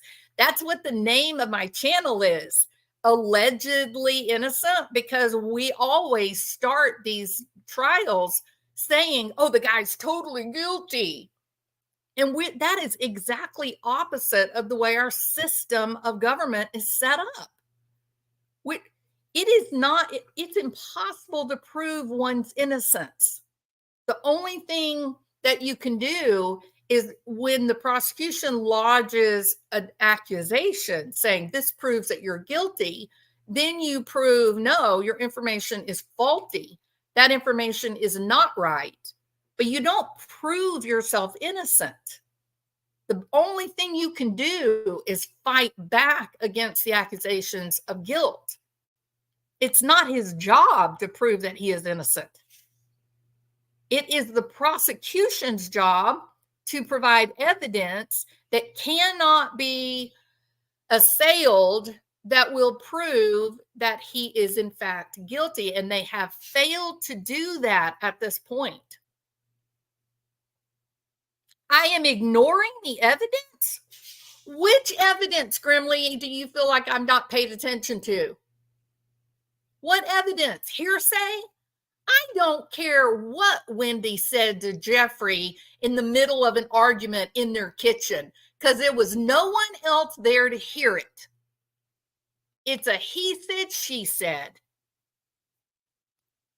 Where's the evidence? I also watched June's testimony in the other trial. June said that she did not say that there were stacks of $100 bills that were stapled together. She said that she laughed at Charlie because he had a $100 bill that had been stapled, and he was making fun of her. Going, well, who staples money? She never told them that she saw it in the safe. She never said that. Never. But the guy that threatened to send him to prison is the one that said there was. They got so many problems. If I was on this jury, no way, not right now. And maybe more is coming. Maybe there's better evidence, but so far I have not seen evidence. Everyone but the witness may be seated. Please raise your right hand, ma'am. Do you swear or affirm the testimony you're about to give will be the truth? You may take your seat. Please speak loudly and clearly. Good morning. Good morning. Will you tell us your name and spell it for our court reporter, please? Clariza, Clariza Libretto, Lebredo. Did you work at the Adelson Institute for a number of years? Yes, About how many years did you work there? almost 40 years. Okay. And was the Adelson Institute sold about 2 years ago to another dental practice? Yes, And do you still work at that dental practice that Yes. they were sold to? yes, All right. Where was the Adelson Institute located? in Tamarack, Tamarack. About how far is that from Miami? about 30 miles. And is the exact address 7737 University Drive in Tamarack? Yes, All right. The Adelson Institute's was a dental office, right? dental office, yes. Okay. The questions I'm going to ask you about the Adelson Institute are about the years from 2013 to 2016. Okay. Okay. What was your position at the Adelson Institute during that time? Dental assistant? Okay. And did you ever work the front desk? No, And do you know Dr. Harvey Adelson? yes, Did you know his wife, Donna Adelson? yes, Did both of them work there during 2013 to 2016? yes. Okay. And what was Dr. Harvey Adelson's job at the Adelson Institute? He was the dentist. Okay. And was there another dentist that worked there as well? Charlie worked there too. Okay. Charlie Adelson? Yes, Charlie Adelson. All right. And what was Donna Adelson's role at the Adelson Institute? Donna was our office manager. Okay. And how long have you known the Adelson family? 40 years, over 40 years. So ever since you began working there? It was Adelson Institute even back then. The name changed, but it was always a dental practice. Okay. And you've known their family for 40 years. Yes, All right. In addition to Harvey Adelson, Donna Adelson, and Charlie Adelson, back from 2013 to 2016, I want to ask you about the other people that worked there. What about Erica Johnson? Did she work there during those years? yes. And what was her role there? She was front desk and she was Charlie's assistant. Okay. And was there also a hygienist? Yes, And was her name Amy? yes, Okay. And was that all of the office staff? yes, Okay. So Donna Adelson, Harvey Adelson, Charlie Adelson, you, Erica Johnson, and Amy the hygienist. correct. Those were the employees of the Adelson Institute during those years? Yes. What were the Adelson Institute business hours during that time? 9 to 5, and we had a late night. Okay. Was it 9 to 5 only 3 days a week? Yes, Was that Monday, Tuesday, and Thursday were the 9 to 5 hours? yes. Was Wednesday the late night hour? Late night was Wednesday, 11 to 7. 11 to 7. Okay. I guess to try to accommodate the people that had a hard time coming during regular business hours. Right, yes. All right. And did the doctors routinely see patients on Fridays or on the weekends? Emergencies only. Okay. So that wasn't a routine thing for them to do. No, And Adelson Institute did not have operating hours on Friday or the weekends, correct? no.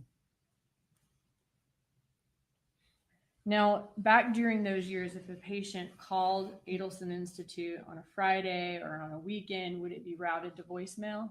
Yes, And when y'all came in on Monday morning, would somebody check that answering machine to return the calls of patients? yes. Who had access to employee records? The Adelsons. Okay, so that's not something you would have access No, to. And no. when you say the Adelsons, you mean the Adelsons that work Donna and there? Dr. Adelson. Okay, thank you. do you remember 2 law enforcement officers coming to Adelson Institute back on June 1st of 2016 at about 11 a.m.? Yes. And did they ask you if you were familiar with an employee named Katherine Magbanua? Yes. Who did you, are you familiar with an employee named Katherine? I'm sorry, with a person named Katherine Magbanua? Yes. Okay. And how do you know Katherine Magbanua? From the office. Okay. From being a patient at the office or being an employee at the office? No, a patient. Patient. And about how many times did you see her there as a patient? I believe 2 or 3 times.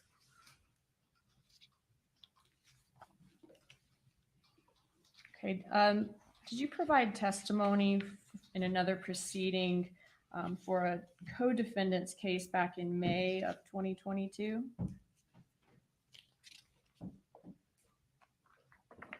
Did you provide testimony in another proceeding in a co-defendant's case back in May of 2022? Yes. Okay.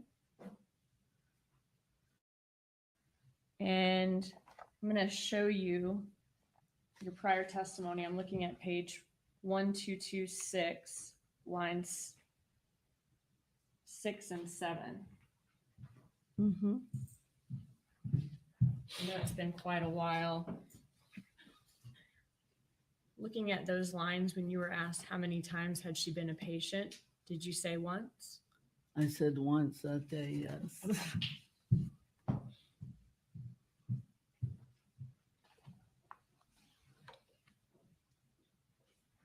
In your 40 years with the Adelson Institute, had you ever seen Katherine Magbanua at Adelson Institute as anything other than a patient? No. When investigators asked you about Katherine Magbanua that day, if you were familiar with her as being an employee there, and you said no, who did you refer them to? Which employee at Erica. Adelson Institute? Erica? Okay. And Erica was kind of working front desk at that time? Yes. All right. And then from there on, Erica spoke to the investigators? Yes.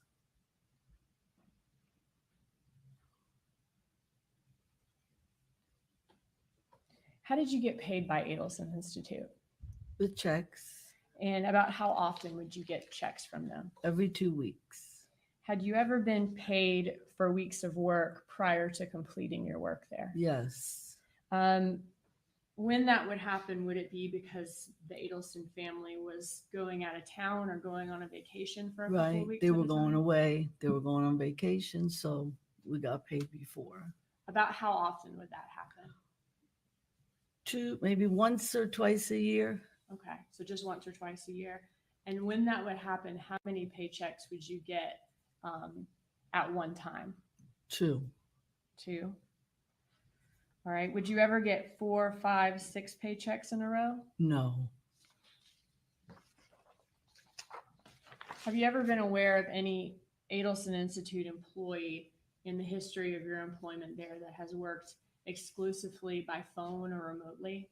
No. Did the Adelson Institute have a cleaning service at that time? Yes. And was it a husband and wife team? Yes. And have you seen those people before? Yes. Okay. I know who they are. I knew know- who they were. Yes. Was Katherine Magbanua a part of that team? No. Those are all my questions. Thank you. Cross-examination. No questions, Your Honor. The witness may step down. Will she be recalled at any point? No, sir. Have a good day, ma'am. They Please. call Erica Johnson.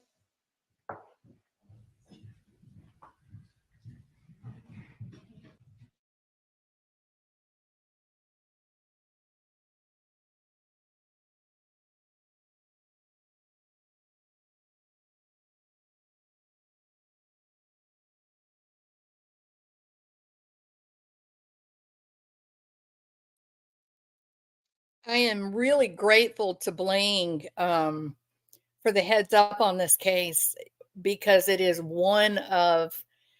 truly one of the most interesting cases that we've seen in a long time, right? It's kind of one of those epic type cases. So really grateful to her.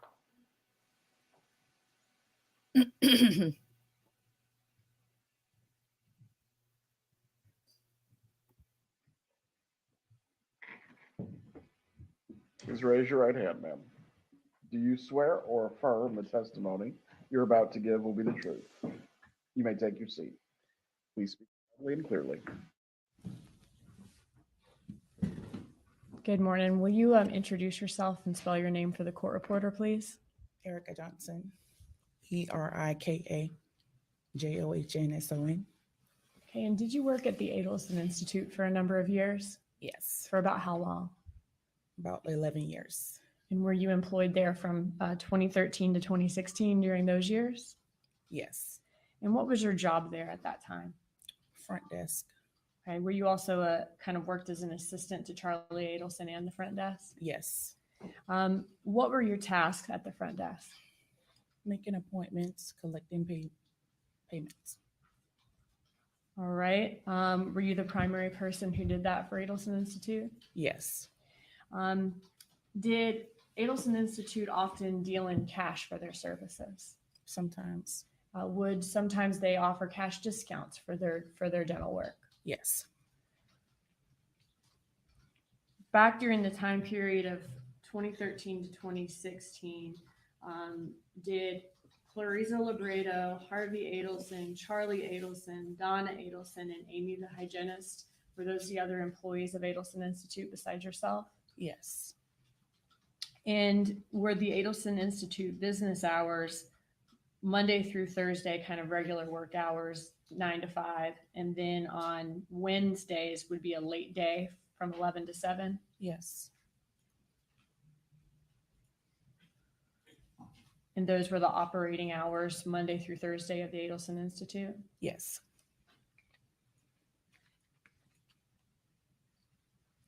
So back in 2014 to 2016, if a patient called the office and it was closed, would a voicemail that were a call, would it go to a voicemail machine? yes, And would you be responsible for checking that message when you arrived on Monday morning? yes, All right, I want to talk to you about an incident back in June 1st of 2016 at about 11 a.m. Do you remember 2 law enforcement officers coming to Adelson Institute? yes, And did they ask you about Katherine Magbanua? yes, Were they asking you whether or not Katherine Magbanua worked at Adelson Institute? yes, And did they ask you for employee records related to Katherine Magbanua? yes, Now, did you have access to her employee records there? no, Who at the Adelson Institute had access to employee records? the owners of the business. So the Adelsons, okay. Meaning Donna, Harvey, or Charlie? Correct. When police asked you for the records, did you call Donna Adelson No, or Harvey Adelson? no, Did you call Charlie Adelson? yes, Okay, and when you called Charlie Adelson to let him know that law enforcement was there and what they were asking about, did you step away from them a little bit to the back of the office to make that call? yes, Now, at the time, did you know that the call was being recorded? no, Have you had an opportunity to listen to that call in prior proceedings and also before court today? yes, And was it your and Charlie Adelson's voices in that call? yes, From your memory, is it an accurate recording of that conversation that day? yes, This time I moved States 106, the call that Erica Johnson made to Charlie Adelson, into evidence. Any objection? No objection. States 106 is admitted. Permission to publish? You may.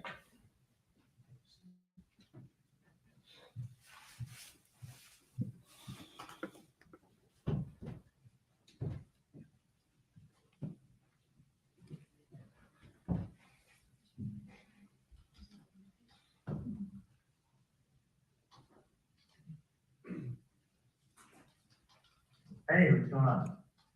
Hey, the FBI is here asking for records for Katie. For what? That she works here.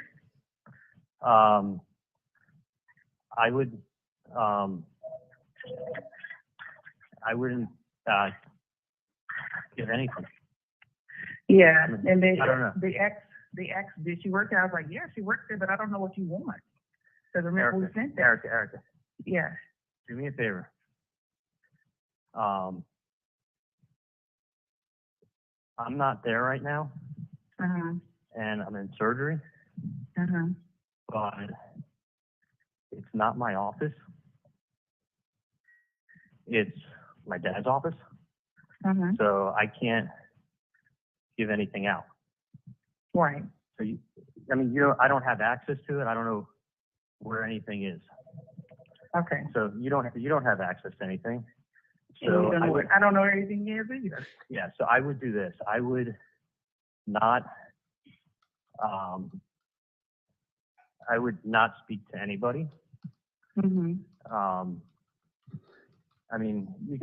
You can do whatever you want, but it's my dad's office. Yeah. So I don't have access to any of that stuff. Okay. So they can talk to my dad, and I'm sure they'll be able to get whatever they want from them. Okay. Understandable. So if I had it, listen, you can talk to whoever you want. I shouldn't say don't talk to anybody. No, I'm gonna do whatever you tell me. Yeah, no. I shouldn't say don't talk to anyone. Talk to whoever on the planet you want to talk to. But it's not my office, and it's not your office. Right. So you don't have records to give them, and I don't have records to give them. So I'm sure they'll be able to help them out in any way they can. Okay.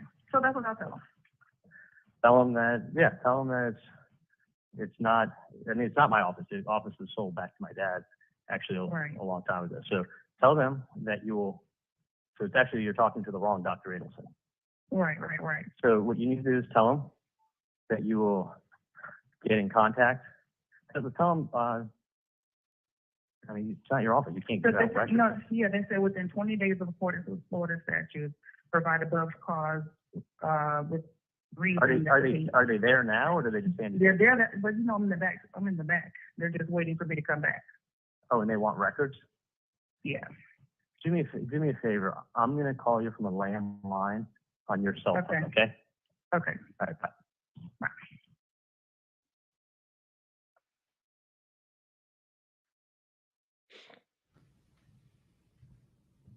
We heard you say at the beginning of the call, you're referencing Katie. When you said Katie, were you talking about Katherine Magbanua? Yes. And how did you know Katherine Magbanua? She was a patient at the office and his girlfriend. Okay. A patient at Adelson Institute and Charlie Adelson's girlfriend? Yes. Had you ever seen Katherine Magbanua work at Adelson Institute? No. Did Adelson Institute have a cleaning service that came? Yes. And was it a husband and wife team that cleaned the office? Yes. And was Katherine Magbanua part of that husband and wife team? No. Were you on yearly salary or paid by the hour at Adelson Institute? Hourly. And would you get paid every 2 weeks? Yes. At that time, were your checks around $589 every 2 weeks for about 28 hours a week? Yes. Would you ever get paid for weeks of work in advance? Yes. And when would that occur? What was going on for that to occur? They would go on vacation. Okay. And when that would happen, when they would go on vacation, would you sometimes get 2 checks at a time? Yes. Would you ever get 4, 5, 6 checks at a time? Not that I can remember. Were you aware of any Charlie Adelson's girlfriends being on the payroll at Adelson Institute? No. Was Donna Adelson the person that took care of payroll? Yes. Had you ever been aware of any employee in the history of Adelson Institute that worked exclusively by phone or remotely? No.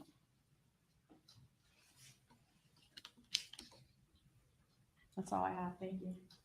Cross-examination. Very, very briefly. Good afternoon. Afternoon.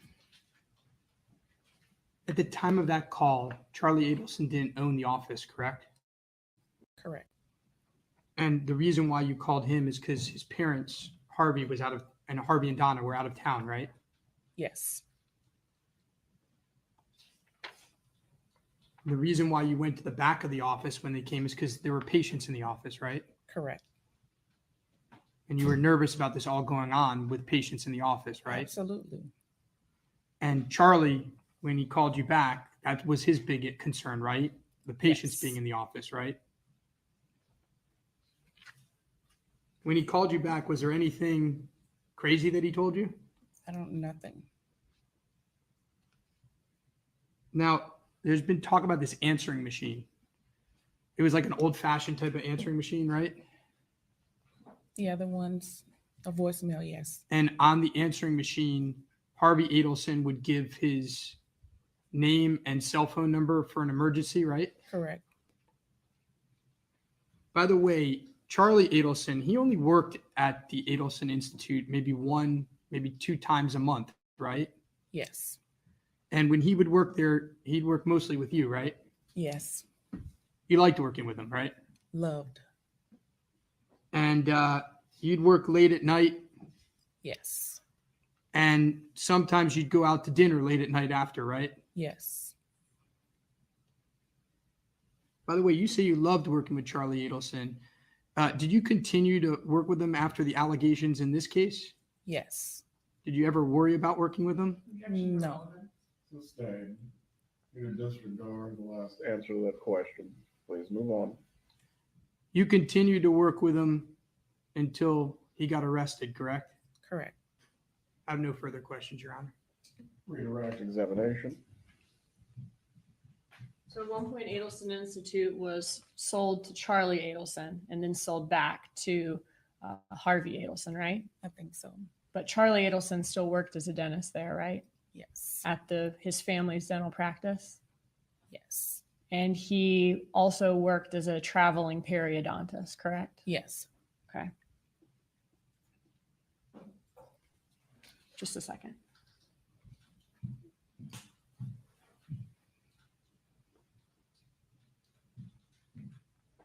Do you remember previously saying that you didn't remember what happened when he called you back on the landline? I don't remember. Okay. That's all. Will Ms. Johnson be recalled at any point, or is she released? I know she can be released. Thank you. She can be released, Your Honor. Have a good day. Members of the jury, we're going to take our lunch break at this point. Once again, I'm going to remind you of the thing that I always do. Do not discuss the case with each other or anyone else. Do not watch any news coverage. Do not seek out any information concerning this matter. We are going to resume with the trial at 1:45. Please report back by 1:30.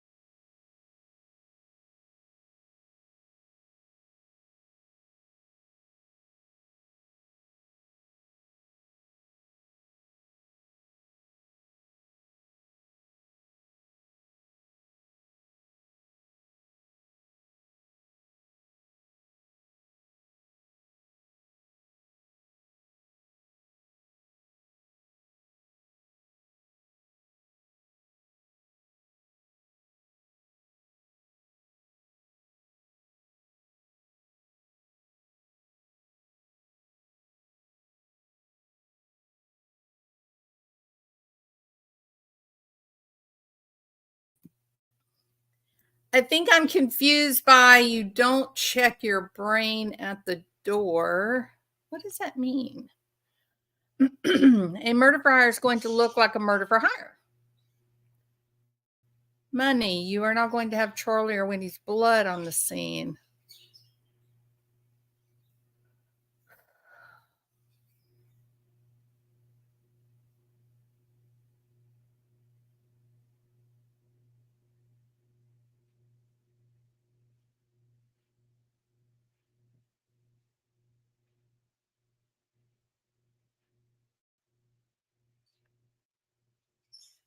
I just don't get it. Like one juror to think that Charlie is innocent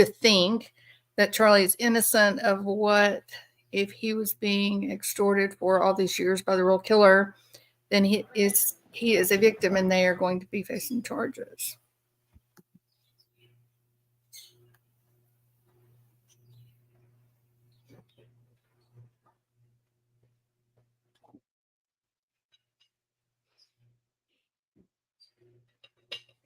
Well, you go back to that age-old question of reasonable doubt, right? Like what exactly is reasonable doubt? Do you And swear or affirm the testimony you're about to give will be the truth? there's reasonable take your seat. doubt so far Please in speak my, loudly and clearly.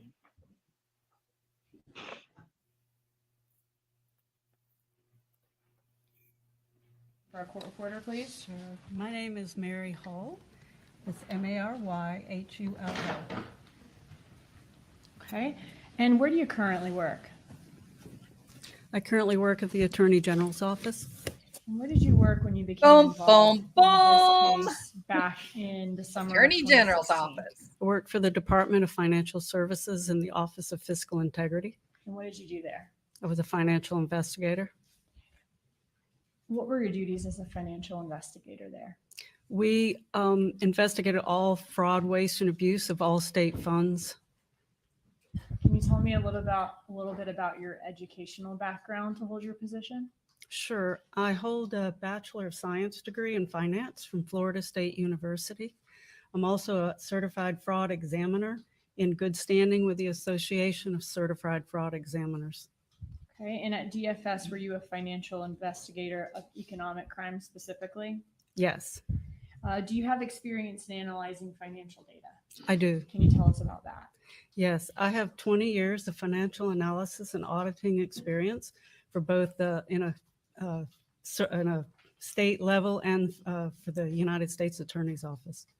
Okay. And what about white collar criminal investigations? Yes, I've had 10 years of investigating criminal white collar crime investigations to include money laundering, mortgage fraud, contract fraud, identity theft, and embezzlement.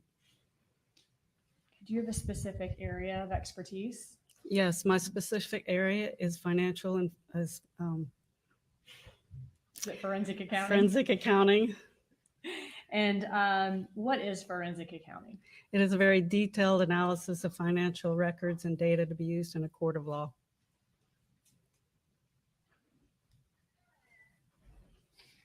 Have you ever testified in court about your analysis of financial records? Yes. Okay, and about how many times? This would be my 20th time. Okay, and those are all my questions I have as to her expertise in that field, Judge.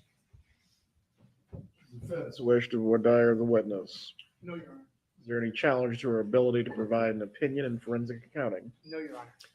Members of the jury, the witness will be permitted to provide you with an opinion in the field of forensic accounting. All right, so you became involved in this case back in 2016. How did you become involved in this case? It was a criminal unit, and I did all the financial analysis for it. I was asked to do an agency assist case. It wasn't my normal contract fraud or state fund fraud, but I would have the skill set that was needed. And what were you asked to do in regards to this case? To review mostly the bank records, but I did review some other records. Okay, I'm going to ask you about all the different things you reviewed. Did you review the bank accounts of Harvey Adelson, Donna Adelson, Wendi Adelson, and Charlie Adelson? Yes. Okay, and does that include not only bank accounts, but investment accounts of theirs as well? Yes. Speaking specifically to Charlie Adelson, did you review his Regions bank, his primary bank savings and checking account with Regions from the years 2013 to 2016? Yes. And did you also review States 104, what's been marked as States 104, which is the records from his Capital One and Amex cards from 2014 to 2016? Yes. And what's been marked and shown to you before court today as 104A, is that a printout of one of the pages of those records? Yes. All right. I want to ask you about a few other folks you reviewed records for. Did you review bank account records of Luis Rivera? Yes. And was that one Chase bank account? Yes. Okay, and that's been marked as and shown to defense and the witness as States 97. Were those through for the years 2014 and 2015? Yes. All right, for Sigfredo Garcia, did you review two different accounts in this case, savings and checking, that were from Bank of America? Yes. And were those for the years 2015 and 2016? Yes, that's correct. So that bank account was not established until the year after Dan Markel was killed? Correct. Did he have a bank account, Sigfredo Garcia? We're talking about the year that Dan Markel was killed. An active account was not located for him. Did you also review some employment records for these gentlemen from Coastal Masonry from the years 2009 to 2014? Yes. Okay, and that's States Exhibit 69. For Katherine Magbanua, looking at States 99 and 100, did you review bank records from Bank of America that would include her savings account and her checking account? Yes. And were those for the years 2013 to 2017? Yes. Okay, and did she also have another bank account as well? Yes. Was that with JP Morgan Chase? It was. Okay. That's been marked as States 101 and 102. Are those two different numbers because there's also a savings and a checking account for those? That's correct. And were those also from 2013 to 2017? Yes. Did you also review a credit card of hers, a Synchrony credit card? Yes. In addition to her bank records, did you review Katherine Magbanua's income tax filings for 2013 to 2015? Yes. Was that a yes? Yes. Okay. And did you also receive several records of different businesses? Yes. I want to ask you specifically about States Exhibit 60. Did you review Adelson an Adelson Institute subpoena response from a subpoena that was sent to them regarding Katherine Magbanua's employment? I did.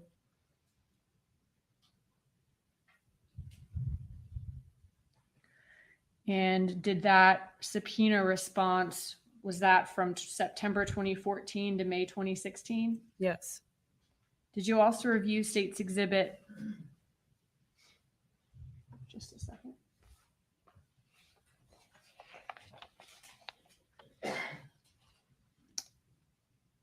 '70, which was records from Dr. Rudner's, he's a plastic surgeon, his office. Yes. Was that for a breast augmentation for Katherine Magbanua? It was. Did you also review records from Jerome Obed's office, Broward Dermatology, regarding Katherine Magbanua employment from July 2015 to March 2016? Yes. Did you also review States Exhibit 77, which were copies of checks from Adelson Institute to Katherine Magbanua? I did. Did you also review several DHSMV records as well? Yes. All right, let's go through those. Did you review State 68, which was a Lexus titled to Katherine Magbanua? Yes. And what about what's been marked as 72, 73, 74, and 75 DHSMV records for multiple different vehicles for Sigfredo Garcia and Luis Rivera? Yes. All right, and did all of those records from all of those various companies, came with certifications that certified they were legitimate records from those businesses. Is that what those are? Yes, they did.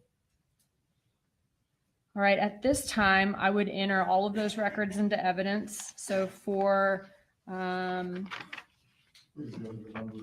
will do, that's going to be State's Exhibit 68 through 77. Any objection from the defense? No objection here.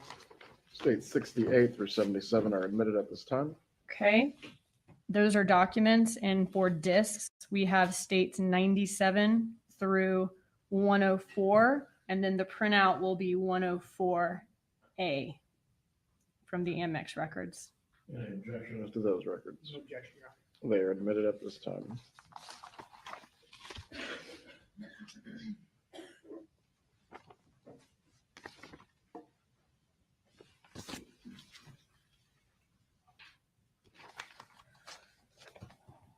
All right, so all of those records, especially the bank records, are those pretty voluminous, Yes. hundreds and or even thousands of pages at times. Oh, yes.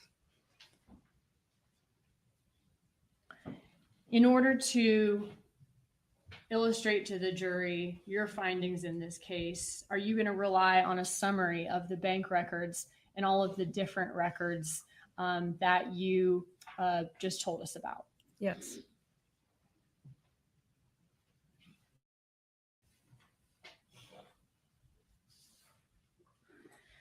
In addition to looking at those records, did you also look at the certain messages from the iCloud of Charlie Adelson in your preparation or your work for this case? I did. Okay, and are some of those messages incorporated into the summary? Yes.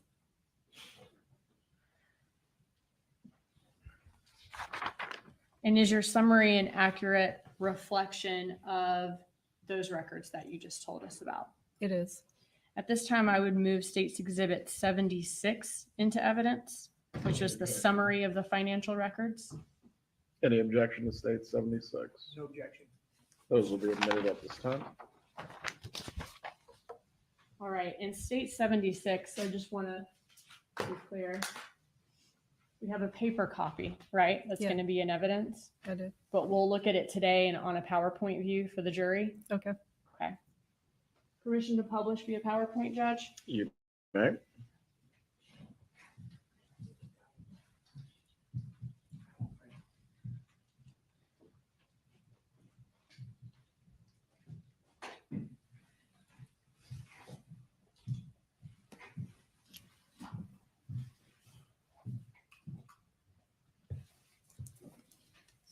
All right, so I'm going to ask you about the different records that you looked at, and you'll tell us what we have here on the screen. And all of the records that you told us about, though, are in evidence. If the jury wants to see any more, that they'll be back in the deliberation room with them.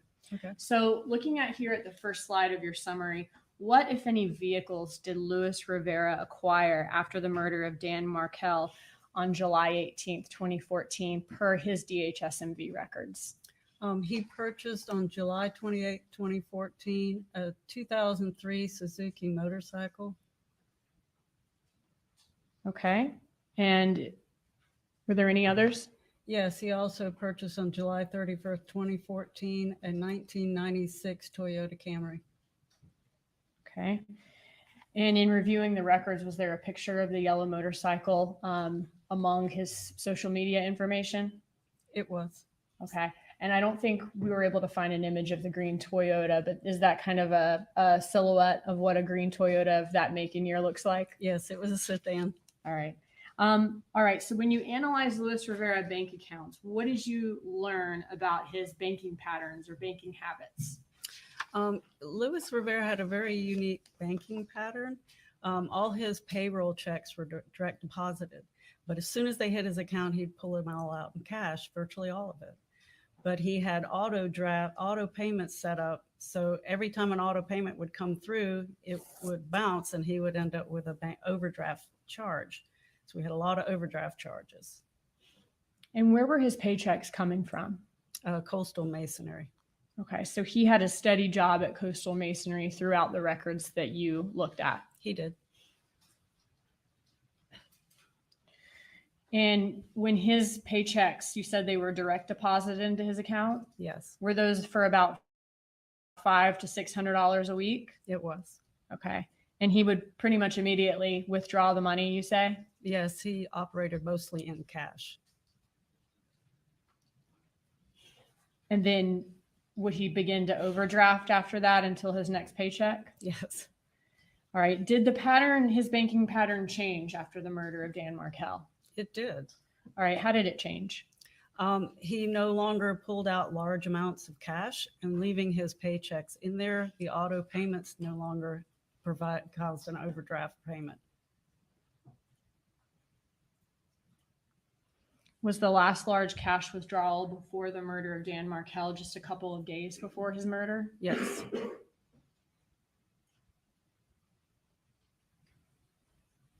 When did his normal banking patterns resume again after the murder of Dan Markell? About 4 months later.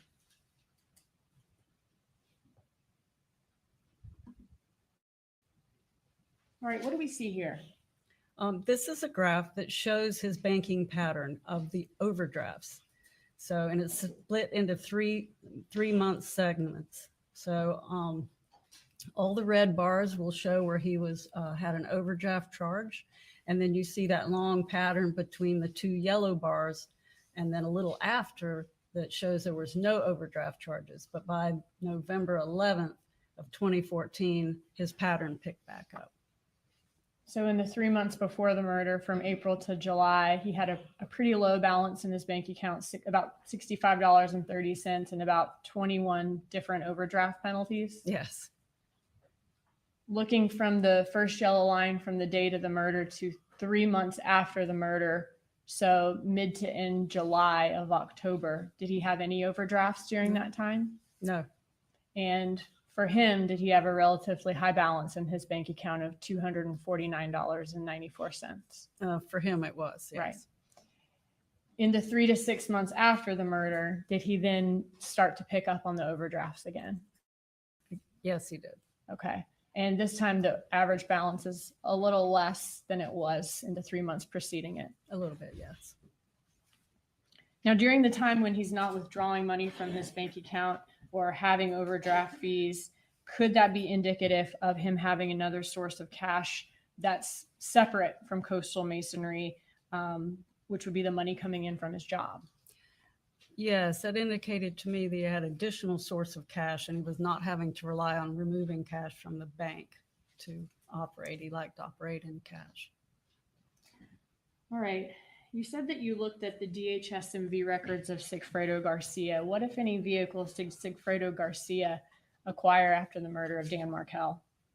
On July 26, 2014, he purchased a 1997 Honda Racer, black and yellow. He also purchased on August 22nd, 2014, 1984 Chevy Monte Carlo in blue. In October of 2014, he also purchased a 2000 Nissan Maxima gold sedan. And you mentioned that you analyzed Sigfredo Garcia's bank accounts. What kind of bank records did he have? He had a checking and a savings account. And were those for the time period of June 2015 to July of 2016? It was. And you said before you didn't have any bank records to review from the time of the murder because you didn't have any active accounts at that time? None that we could find. Okay. Were subpoenas sent to banks that Yes. came back indicating closed accounts with no records? They just came back with no response. Okay.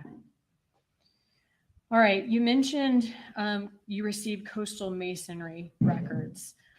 Did you also have Coastal Masonry records for not only Luis Rivera, who had steady paychecks from there, but also for Sigfredo Garcia? Yes, there was some records from there, but he worked very sporadically. Okay. So just a couple of months here, 1 year, a couple of months there, another year. No Yes. steady paychecks? No steady paychecks. At some point during his bank records, did he, or at some point during the years 2013 to 2016, did he begin receiving steady paychecks. Yes, he did. Was that in September of 2015? That sounds right. Yes, And did that last up until he was arrested in May of 2016? it was. Where were those paychecks from? I'd have to refer to my notes. Okay. He was employed at Rapid Capital Funding. Rapid Capital Funding. Yes. All right. Moving on to Katherine Magbanua. Did she already own a car at the time of Dan Markel's murder? She did. When you looked at the iCloud for Charlie Adelson, did you find messages that indicated that Charlie Adelson provided her with some financial assistance for that vehicle? Yes. And in the way of repairs? Yes.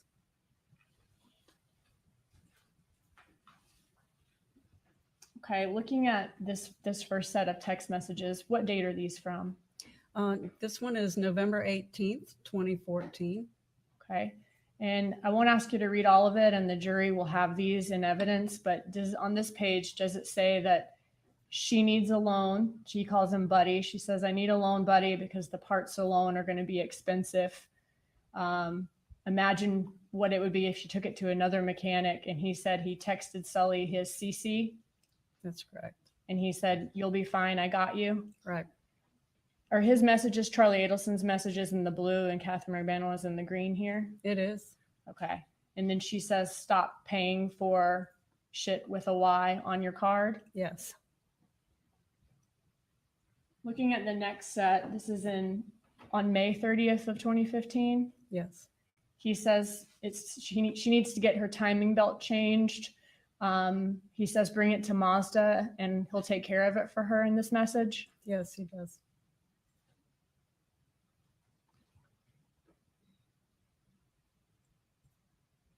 And in this message, is it him offering to take care of the repairs for her? Yes.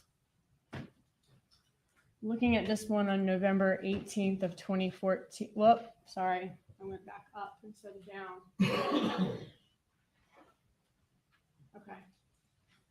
Looking at the next exchange on November 9th of 2015, she's asking her for credit card authorization. I'm sorry, she's asking him for credit card authorization. He says he'll pay it if he can put it on his credit card. What's the amount? She's telling him just put $16.30. He offers to put $16.50 there at the bottom. And then looking at the next page, she says it came out to $16.20 and says, thanks again, I'll pay you back. That's correct. And then when you compared the timing of these messages on November 10th, 2015, where they seem to be talking about him paying for something for her, what did you find when you looked at his Amex credit card? I found the payment to Mazda of North Miami for $1,620.77.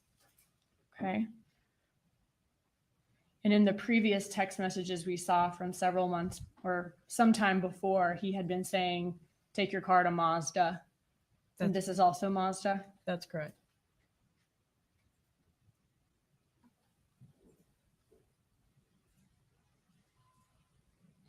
All right. So did it appear from the iCloud and from other records that at some point in late 2015, Katherine Magbanua got a different car? Yes.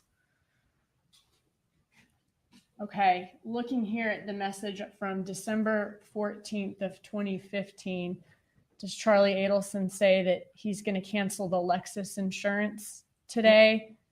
His mom is paying it now, but please go this SAT? Yes, that's correct. Okay. And Katherine Magbanua is then later saying, I'll take care of it, don't worry. And he says, I already paid it 5 minutes ago, just chill, you're still the best. That's correct.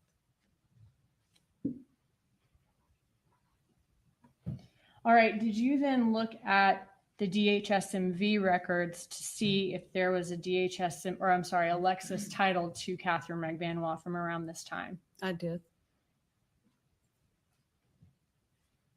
All right. And what is this? That's the certificate title for Katherine Magbanua. All right, and does this, I'm going to try to zoom.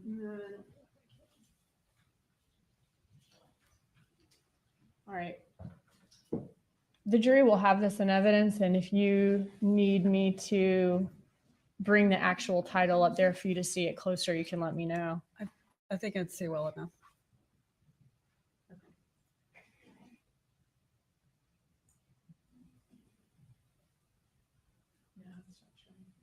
Did she acquire the vehicle in January of 2016 per this title? Yes. Okay, and what type of vehicle was it? It was a 2001 Lexus four-door sedan in black. Who was the previous owner of the vehicle? Harvey Adelson.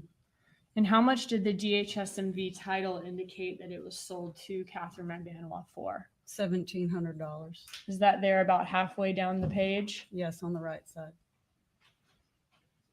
Were you able to find any record of payment from Katherine Magbanua for this vehicle? No, I did not. Okay, so no check made out from Magbanua to an Adelson for that amount? No. Was there any matching like cash withdrawal, like a withdrawal for $1,700 from her account? No. Were you able to find any $1,700 deposit into any Adelson accounts for that amount? I did not. Was there a drop in the money that she was receiving from the Adelson Institute at that time to account for this car if it had been taken out of her salary? No. Can you insure a vehicle without actually transferring the title? I don't believe so. Okay, and we saw that they were talking about the insurance in the prior text message, right? That's right. Do you have to put a sale price or list it as a gift when you transfer a title? You have to either list a price or list it as a gift. Okay.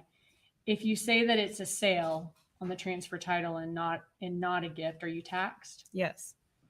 Is there a financial benefit of listing like a really low sales price on the title transfer for a vehicle? Yes, it lowers the amount for the registration of the car. Who decides what number goes on a title transfer? It's supposed to be the seller, but most often the seller just leaves it blank. So just whoever's submitting it to the tax office then would fill it in? That's correct. If I sold you a car for $3,000, but we agreed to put $300 on the title transfer, would we pay less taxes on it? Yes.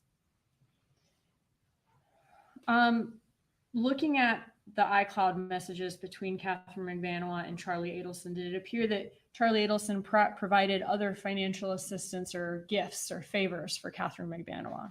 Yes. One second. Okay, what do we see here? Okay, this is on March 6, 2015. It's from Charlie's Delta Sky Miles account, showing a purchase of a ticket to Santo Domingo for Katherine Magbanua.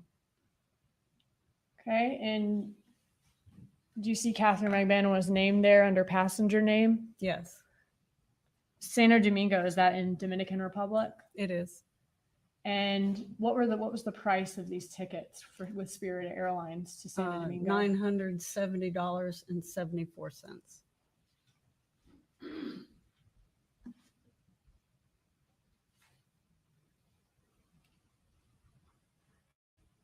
All right, looking at messages from the iCloud on October 19th of 2015, does Katherine Magbanua say to him, hey, don't you have a hookup with plane tickets? I want to leave for Thanksgiving and take my mom. It's her 60th on November 9th. And then there at the bottom, Charlie Adelson asked, where do you want to take your mom? Yes. Okay, looking at this conversation that continues on the next page, she says, I want to do something for my mom. Let me see if she has days off on Thanksgiving. She thinks about renting an RV. And then about halfway down the page, Charlie Adelson volunteers to get a cruise for her and her mom. That's correct. And then he says, perfect. They have really nice ones that you guys can leave on a Friday, go to 2 ports, and come back on Monday morning. You won't miss any work. That's right. All right, and this was October of 2015. Yes. Looking at the continued conversation, he says, okay, so I think it would be super cool for you to go with just you and your mom from Friday to Monday on a Norwegian cruise. It leaves Friday at 4 and gets back Monday at 7. Does that work? And then they talk about where and looking at dates. That's right.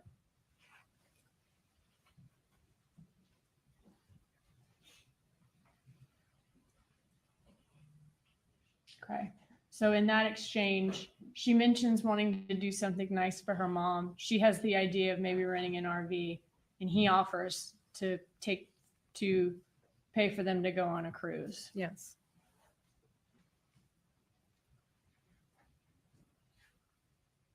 On May 20th of 2015, in this exchange, does Katherine Magbanua say that she has a shitload of things to pay for and needs a little help because of the kids' tuition? I hate asking. And he says, I will lend you whatever you need. Yes, that's correct. Shortly after this text message exchange, in the few days following, did you look at Katherine Magbanua's account to see if there was any large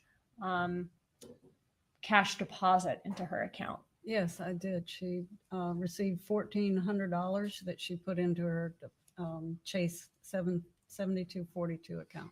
Okay.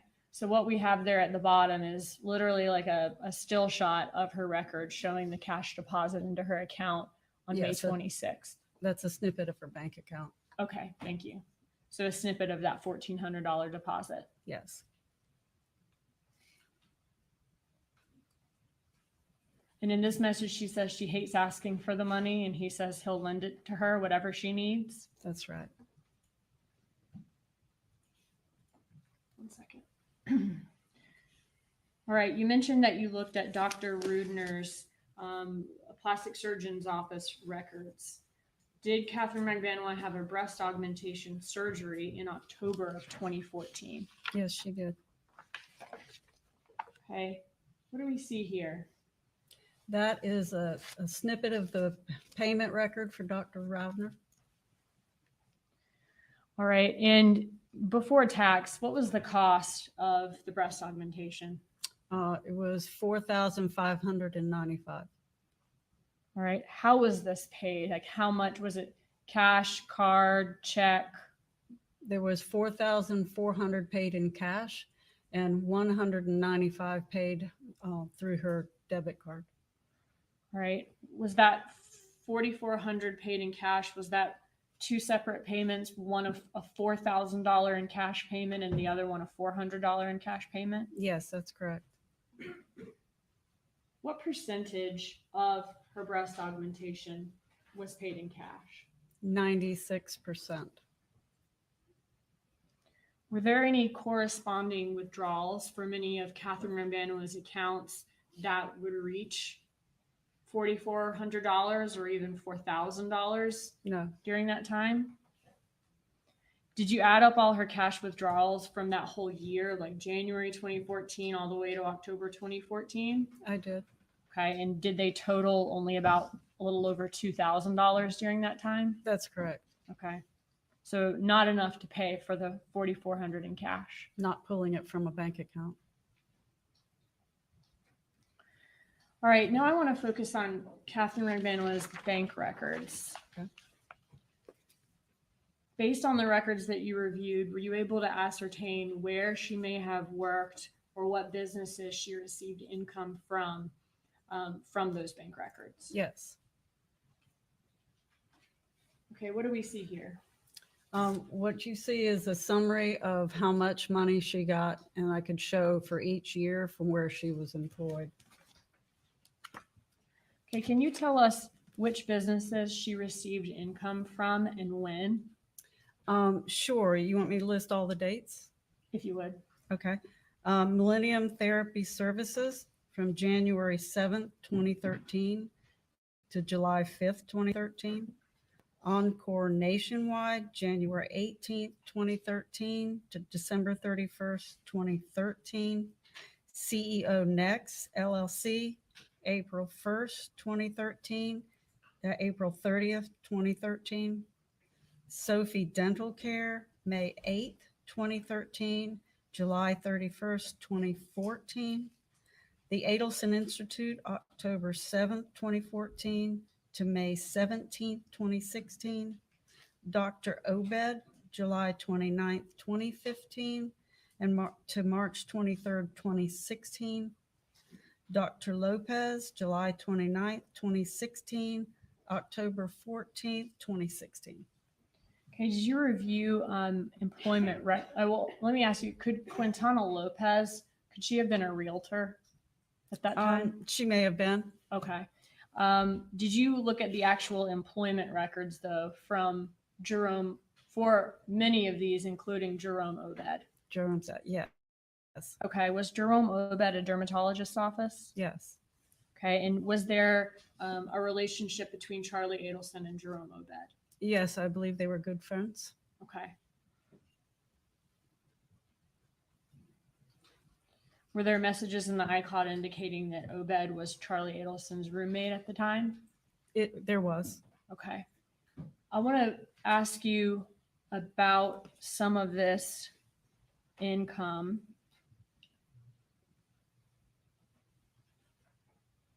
What do we have here? This is a chart that shows the money that was deposited into her account by her employer in the blocks vertically, and then, horizontally. And then the months on the bottom from January 23rd to December 16th. Looking at the dates, the date that we see here from the time that the employment begins, was that the date that the check was written or the date that the check was posted to her account? It was the date it hit her account. Okay. So this reflects income from her account from those businesses from the date of the first check, the day it was posted, to the date of the last post. That's correct. All right. Now, looking at this graph and the date of the murder in this graph, which is reflected by the first red line, July 18th, 2014, was she employed at the time of the murder or the 5-6 weeks afterwards? No.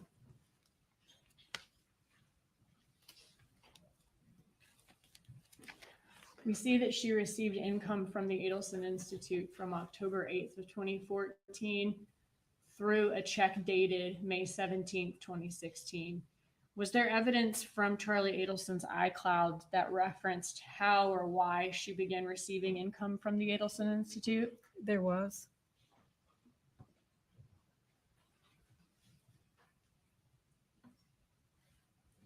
All right. Looking at this message, is this message from June 24th of 2014? It is. So this would have been from 3 or 4 weeks before the murder of Dan Markel? That's correct. Okay. And in this message, she says, I'm going to need help on the employment info. I have to send to DCF for my kids' insurance. INS. Also, I have to end up moving late. Also, if I have to end up moving later on, I need to show I'm working for you or else I won't be able to get an apartment. And he says, no prob. That's correct. And then about 2 months after the murder of Dan Markel, she begins receiving checks from the Adelson Institute. She does. In order to rent an apartment, do people sometimes have to show proof of employment so that the apartment complex will rent to them and know that they will reliably pay their rent? That's correct. In order to get public assistance health insurance, do people need to show that they are employed but don't make above a certain amount of money? That's right. Did you review checks from Adelson Institute that were deposited into Katherine Magbanua's account? I did. And in what accounts did you find those checks? They mostly went into her checking accounts, but occasionally she'd put some in her savings. Okay. And they were coming out of Adelson Institute's Regions account? That's right. How many checks total were there from the Adelson Institute to Katherine Magbanua? There was 44 checks. And what do we see here?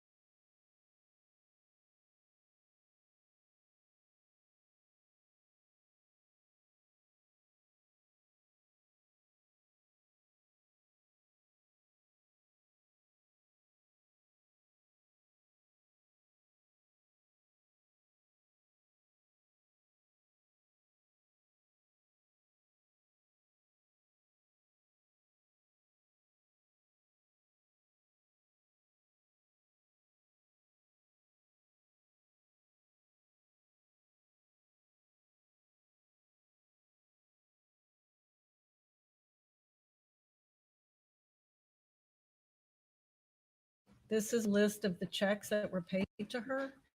And it shows the date they were posted to her account, the date that was written on the check number, the payment, and the memo field. So looking at what's been entered into evidence as state 77, a copy of each check back and front is state 77.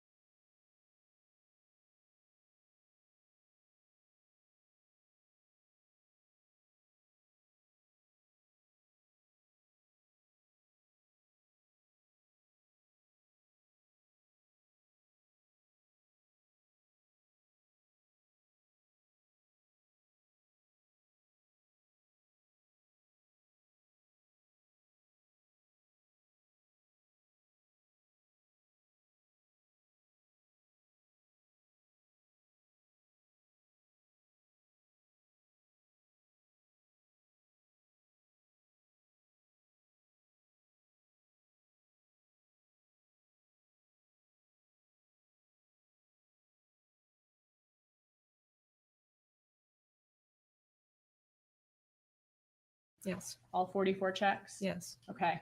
But just for ease of presenting and explaining these checks to the jury, you're relying on this summary here, this kind of Excel table summarizing the checks. Yes. All right.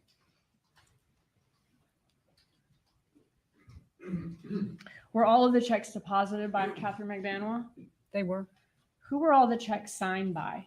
Donna Adelson.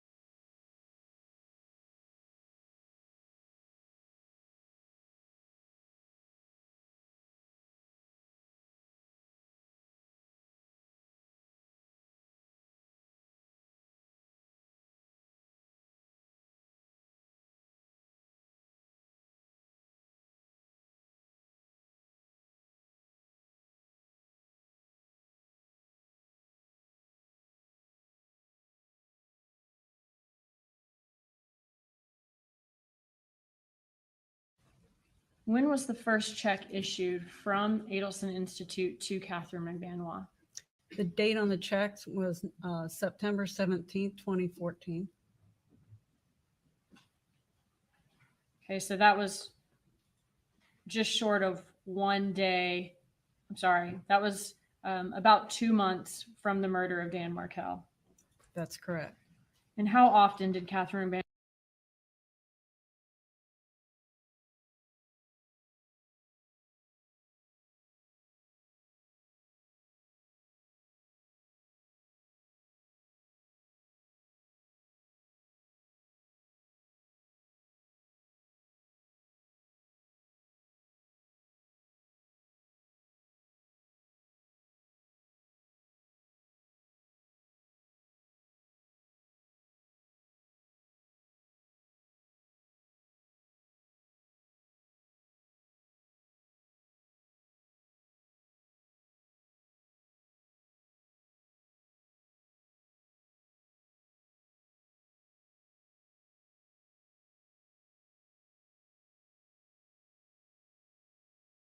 Magbanua received checks from Adelson Institute after that?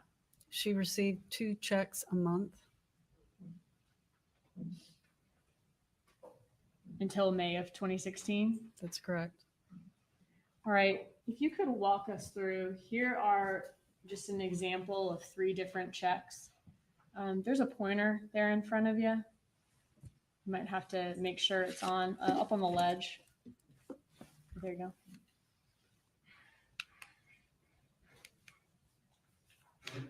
Okay. What can you tell us about? Well, first of all, I asked you who signed all the checks, and you said Donna Adelson. Can you show us the signature on these checks? Right here. Okay, This so is Donna Sue Adelson. Yeah, that's the signature line on all of them. And what can you tell us about the memo lines of these checks? The memo line reflects the date she would have worked on each of these checks. Okay, so they reflect kind of like the pay period for that amount? Yes. Okay.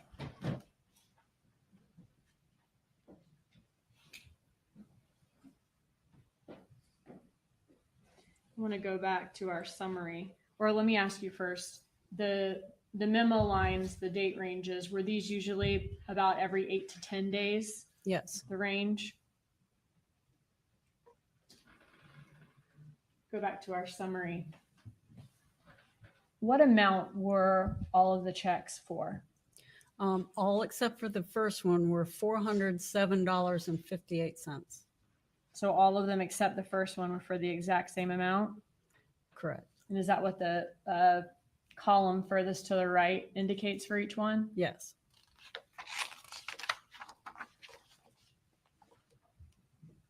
Were some of these checks advance pay? They were. What does that mean? That she was actually paid before the end of the time frame of the payment.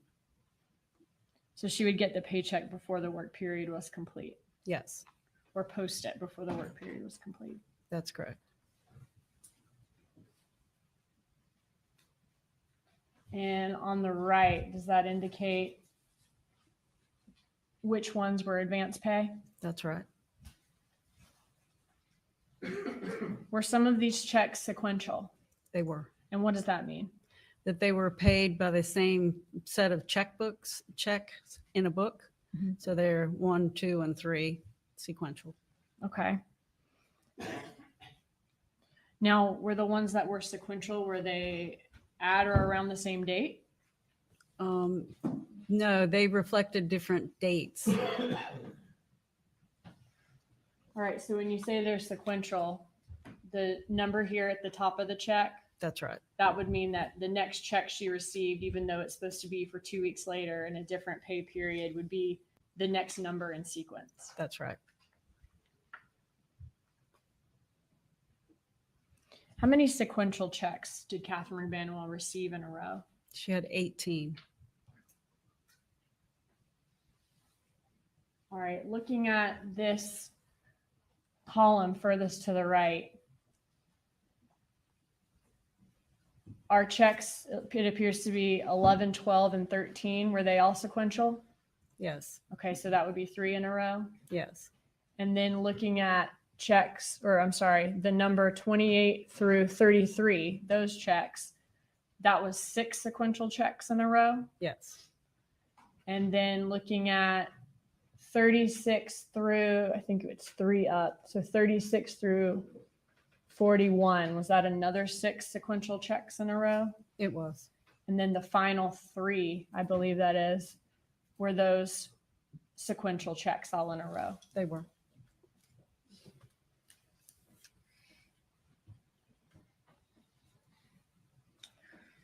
You mentioned earlier that at the time of, or we saw that she received a breast augmentation in October of 2014.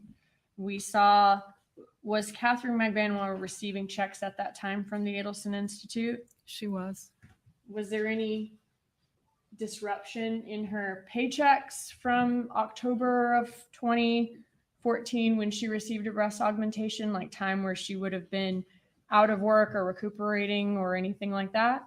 No, Was the amount the same as it was on the other checks except for the first one? it was.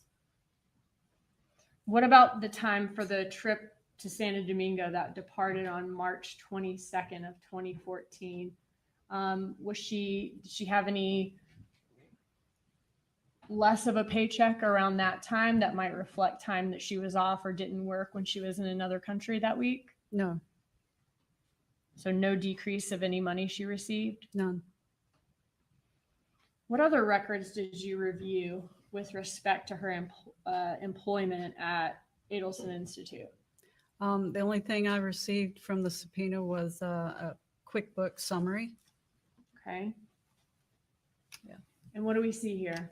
That is a printout from the QuickBook report for the Adelson Institute. So this is what y'all received from the Adelson Institute when y'all subpoenaed her employment, or when her employment records were subpoenaed. That's correct.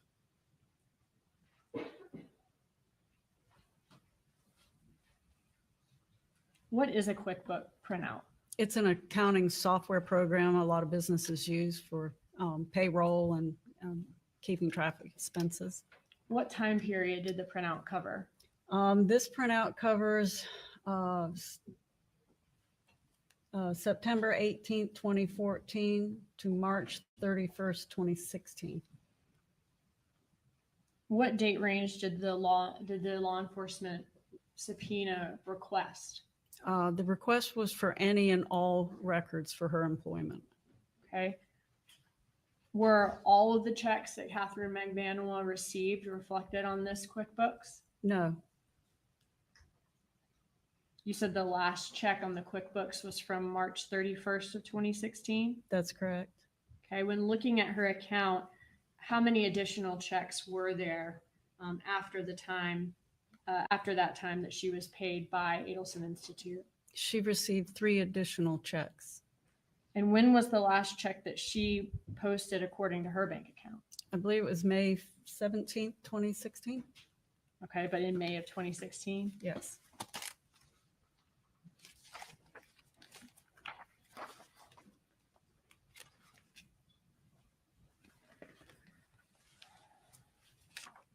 So if Garcia was arrested on May 25th of 2016, and the last check to Katherine Magbanua per the actual checks was written on May 12th of 2016, they stopped making payments to her after his arrest on May 25th. It's possible same time frame. What was the total net amount received by Katherine Magbanua from Adelson Institute from September of 2014 to May of 2016? It was $17,729, I believe. $17,729. I believe so. That for murder. And did Adelson Institute provide any type of employment application, timesheet, W-2, tax filing, performance valuation, job description, anything like that for Katherine Magbanua? No, they did not. Yeah, it's his girlfriend. Just a QuickBooks. I want to ask you about the timing of Katherine Magbanua's final Adelson Institute checks. This is sad. Are you familiar with what we call the bump in this case? I am. The bump. And that was on April 19th of 2016. Looking at the final 3 checks to Katherine Magbanua that were sequential and not in QuickBooks, was there evidence of a check that was later in sequence that was actually posted in a party's bank account before the bump on April 19th of 2016. Yes, it's a second bar. Harvey deposited a check of $20.83 on April 11th, 2016. Okay. And that check was posted to an account, to his account, but it was after Katherine Magbanua's last 3 sequential checks in sequence. That's right. The bump, DB. And that would have been before the bump. My daughter's got a bump. She got a baby bump. This is so ridiculous.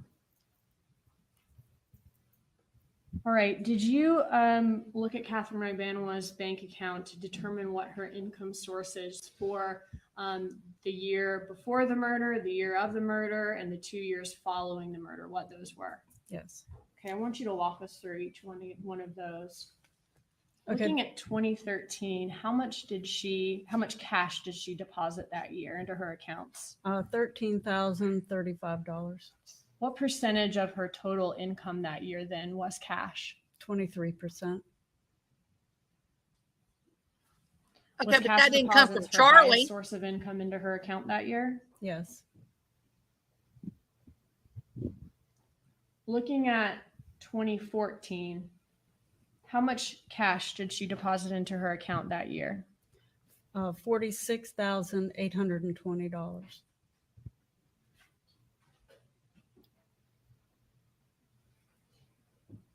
What percentage of her total income was that cash that year into her account? 64%. And was cash deposits her highest source of income that year? Yes. What does the yellow reflect here? We talked about the red, the cash deposits. What does the yellow reflect? It's for the checks that she received that year for Adelson Institute. And the checks that we saw didn't begin being posted to her account from Adelson Institute until October of 2014 that year? That's correct. So this would just be about 2 months worth of checks? Yes. So where's all the money coming from?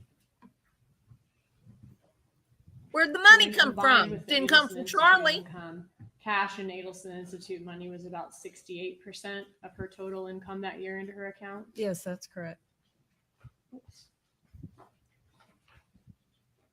All right, looking at 2015, how much cash was deposited into her account that year?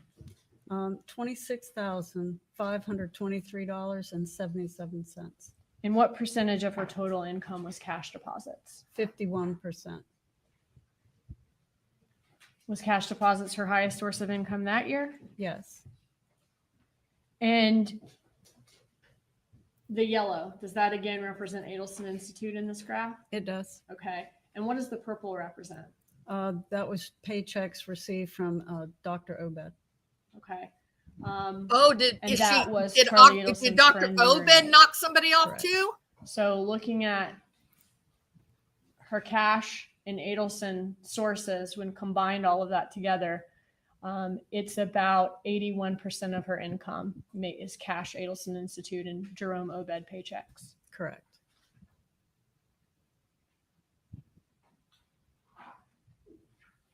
Finally, looking 2 years after the murder in 2016, does she deposit significantly less cash than the last 2 years that year? Yes. How much cash does she deposit that year? $11,921.33. And that was about 20% of her total income? That's correct. We saw where the last check deposited into her, posted to her account from the Adelson Institute was in May of that year. So in those 5 months, the $4,890 amount, that was the amount that she received from Adelson Institute just for 2016. Yes. And then from Jerome Obed, this reflects the amount deposited into her account from him as well, or from Yes. his business. That's correct. I would want to know if Dr. Obed was going to knock somebody off. Seems like What do you see killers here? in Florida don't mind This using is their a real name different on way their of checks. reflecting the cash deposits into her account by year. It's a bar chart. Okay. So at the bottom, we see amount of cash, the percentage of cash deposited into her account compared to the total amount of income she received. Correct. All right. And at the top is the actual number as far as cash deposits into her account in a bar graph that reflects that. Right. Which year had the most cash deposits? Looking at 2013 in the first column to 2016 in the last column. 2014. And 2014 was the year of Dan Markel's murder. It was. In 2014, did she have about 3 times as much cash deposited into her account as the year before? Yes. And She about didn't twice even as get much as the close year to after in 100,000, 2013? Georgia. Yes.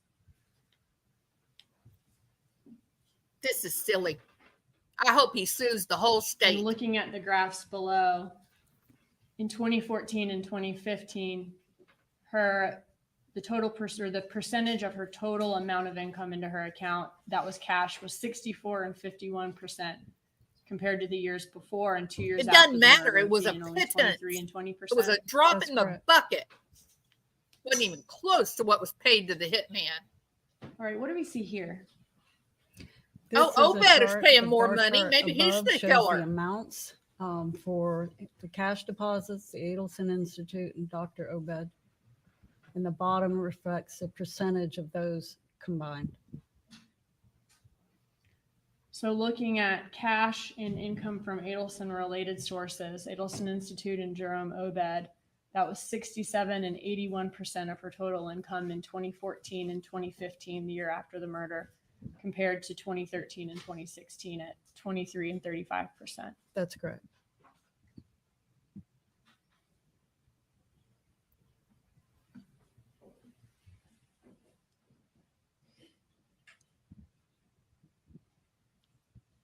You said that 2014 was the year that Katherine Magbanua had the most amount of cash deposited into her account. Oh my What does God. this graph represent? So this graph shows cash deposits by month. And each Yeah, but you're month has a misleading the point jury on the 'cause you're using scale on the percentages left, and it's instead of connected dollar by a amounts. line, so you can see the And you flow. can bet So it's a Roshbaum is going line to use chart. dollar amounts. So in this year with the most amount of cash deposits, 2014, which month of that year was the most cash deposited into her account? It was August of 2014. Okay, and is that reflected by the yellow circle with a 1 in it? It is.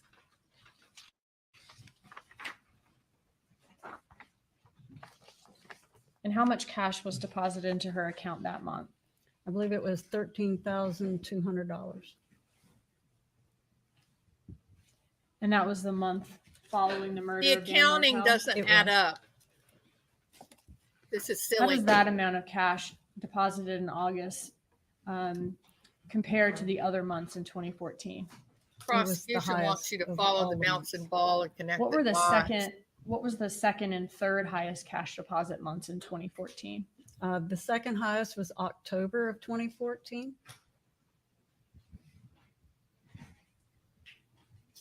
Okay. And what about This the third? looks July of 2013.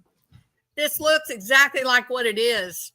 You got a young rich playboy who's got a woman that he likes, and he sets up this payment system because she's a kept woman essentially. He's trying not for prostitution, but for, to help her establish like a document history that would allow her to get an apartment or buy a car or whatever, right? It gives her an actual employment history.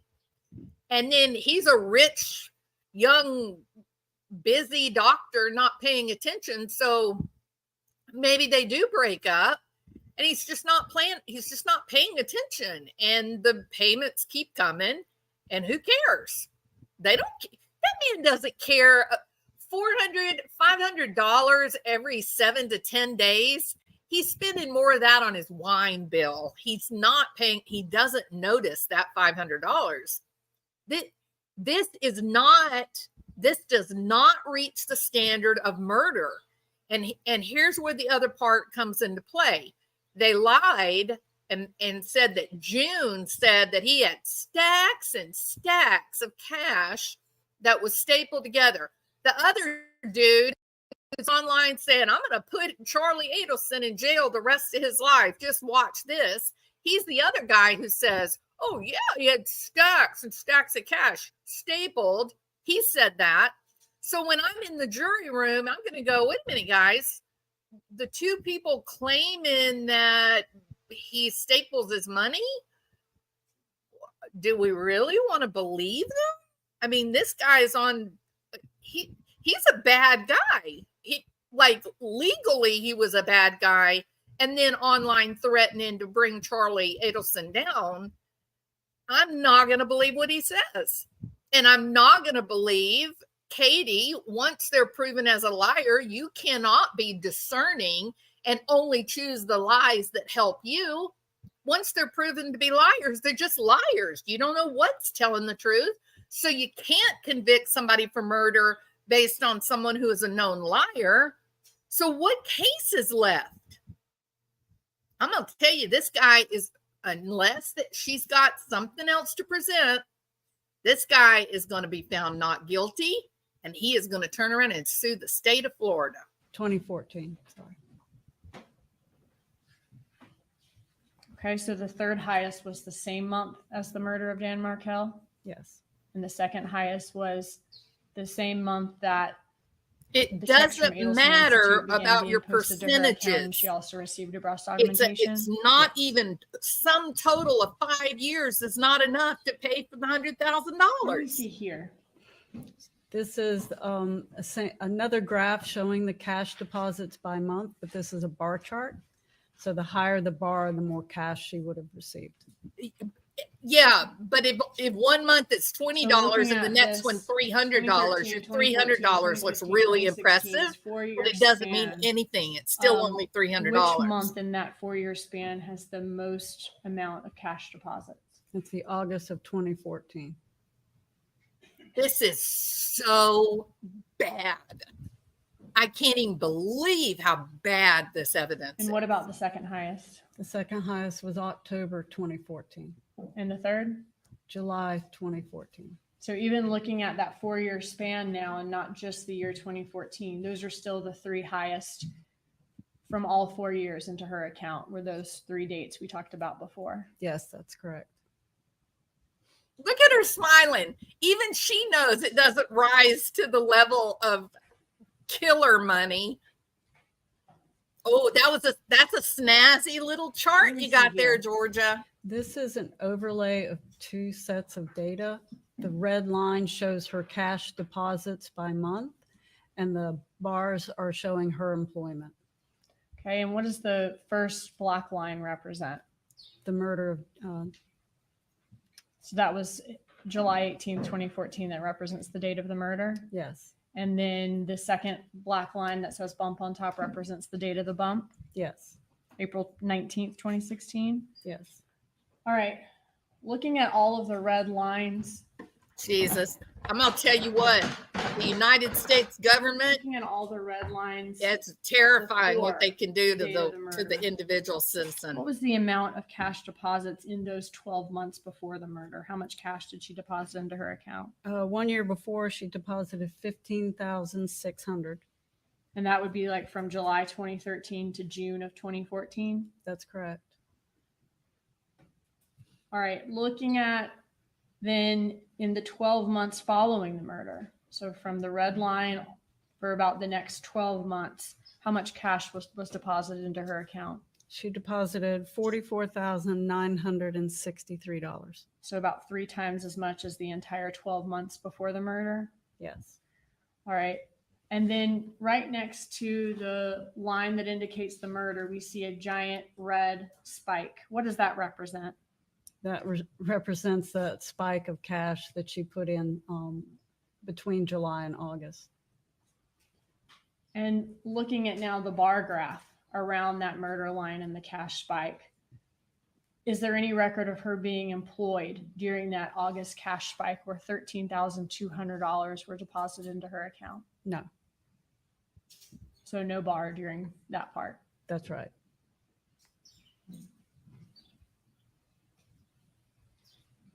What about from the day after Dan Markel was murdered? So July 19th to just the end of August, those 6 weeks, how much was deposited into her account? $17,300.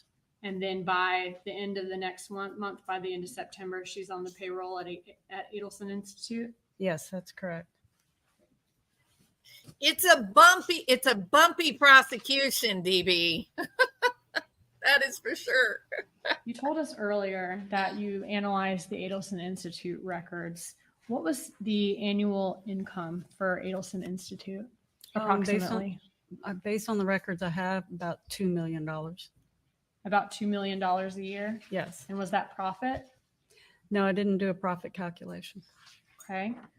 About how much money did Charlie Adelson make per year? It varied between 3 and 3.5 million, according to his bank records that I had. Per And that year, was for each people. year between 2013 and 2016? For each year, yes. Okay. Did he make money from not only working as a dentist at the Adelson Institute, but also as a traveling periodontist? Yes, he also had some rental income and some land sales, real estate sales. Okay. You mentioned earlier that you looked at the Adelson family bank accounts and investment accounts as well. Can you give us an idea of the total amount of money in these investment accounts in the years surrounding this investigation? Yes, it's about 4.1 million to 5.8 million at the end. Okay. And you mentioned earlier that you also looked at the individual family members' checking and savings account, their business accounts as well. Can you tell us what those amounts were? Yes, in June and July of 2014.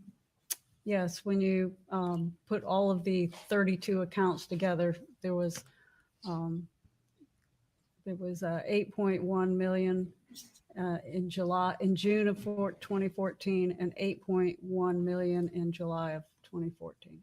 And that's just money in the bank, right? I mean, that doesn't include real estate, cars, other assets. Oh, so are we going to indict him now for being rich? Cash of theirs that they never put in the bank in the first place. Correct. Now, based on your review So of the Georgia Adelson wants Institute, you did to their believe. Georgia would like the jury to believe that when they offer cash discounts, what that means is that people are walking in, like let's say that they're going to have a root canal done, right? Like $3,000, $4,000, or $5,000. Okay. That they're going to walk in and actually lay down $3,000 or $4,000, like dollar bills. That's what she wants you to believe.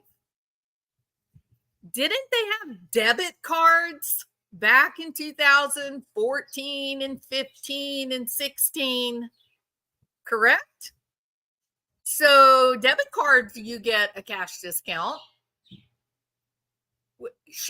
This is the most unscrupulous prosecution I think I've watched.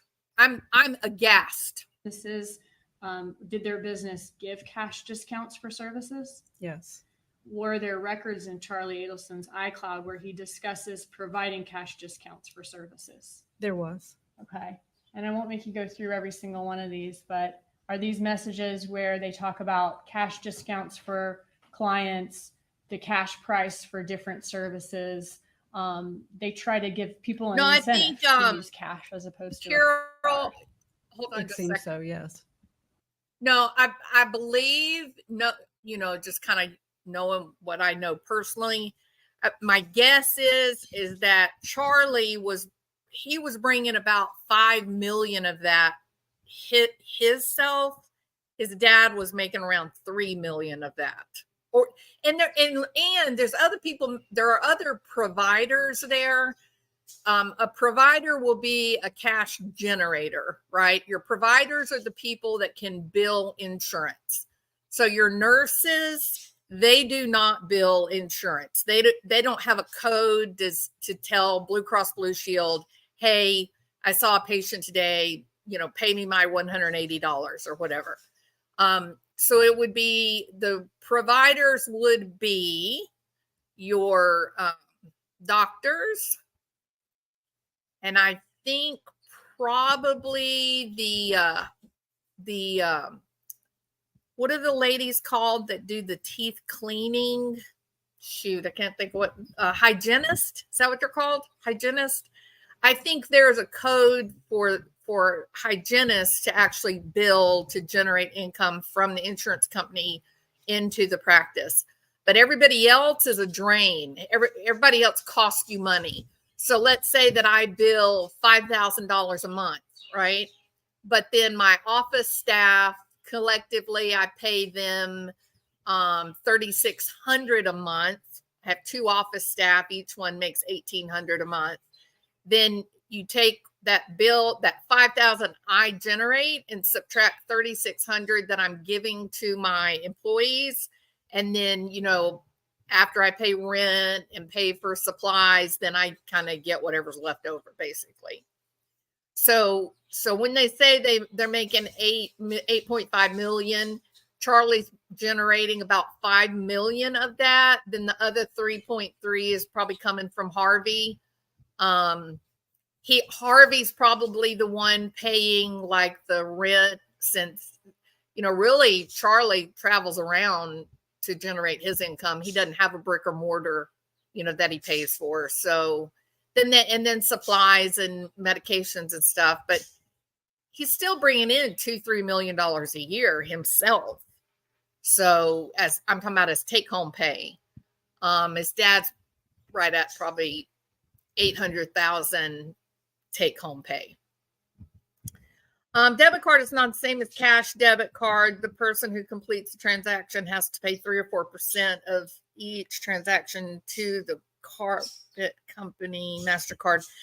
It is that way now, Carol, but it would not have been that way back in 2013 and 14. I think I could sit down and map out when they started doing the extra charge. You remember how you used to be able to hit like a credit payment or a cash payment? Back then, if you hit cash payment, it was just like an ATM withdrawal. Now it doesn't make any difference if you do cash or credit, it's still the same. So it's not, you don't know, Grimley. You don't know. You don't know if she was a kept woman or not. You don't know. You also don't know if Charlie had a good heart and he felt bad for Katie and the kids, and he was just sort of doing his part. Maybe he wrote it. Has anybody thought maybe he was writing this $484? Maybe he's writing it off to charity that gets him a cash break. So, you know, he pays a lower tax. Well, I don't know if I'm justifying it, Grimley, but I'm telling you, there's a lot of better reasons for these things happening than murder. Murder is a whole different standard, Grimley. And there's nothing here. This is much ado about nothing. You're going to have multiple people on this jury that are going to look at this and say, this is hogwash, especially in Florida, right? This is terrible.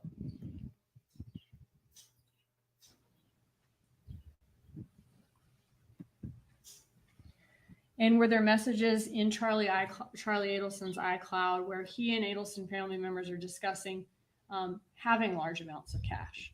There was. Okay. And did they discuss how they keep it, that they keep it in piles or keep it in a safe? Yes, they kept it in a safe and some reference of piles of cash. Okay, I'm going to show you 2 different sets of messages. In this one, Harvey Adelson says to Charlie Adelson that he says, Charlie, I spoke to Mom. We will take the $26,000 in cash. Then sometime later, he seems to change his mind and says, there's no tax advantage for the $26,000 gift. I have too much cash and would rather you transfer it from your personal account. So here they're talking about one gifting the other $26,000 in cash, but then decide against it because they already have too much cash. That's correct. And then in this one,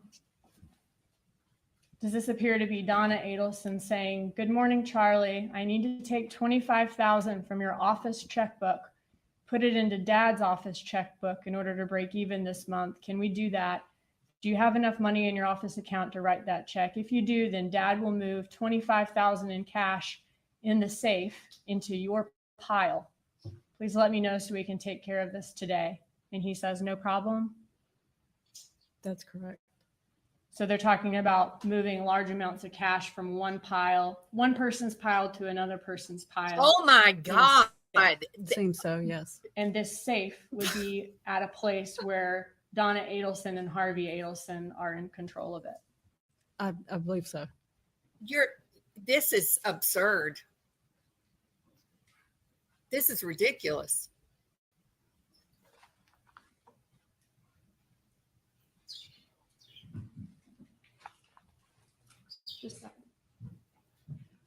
And people, this is why if you have a business, you document every single thing you're doing and put a memo on it. Everything.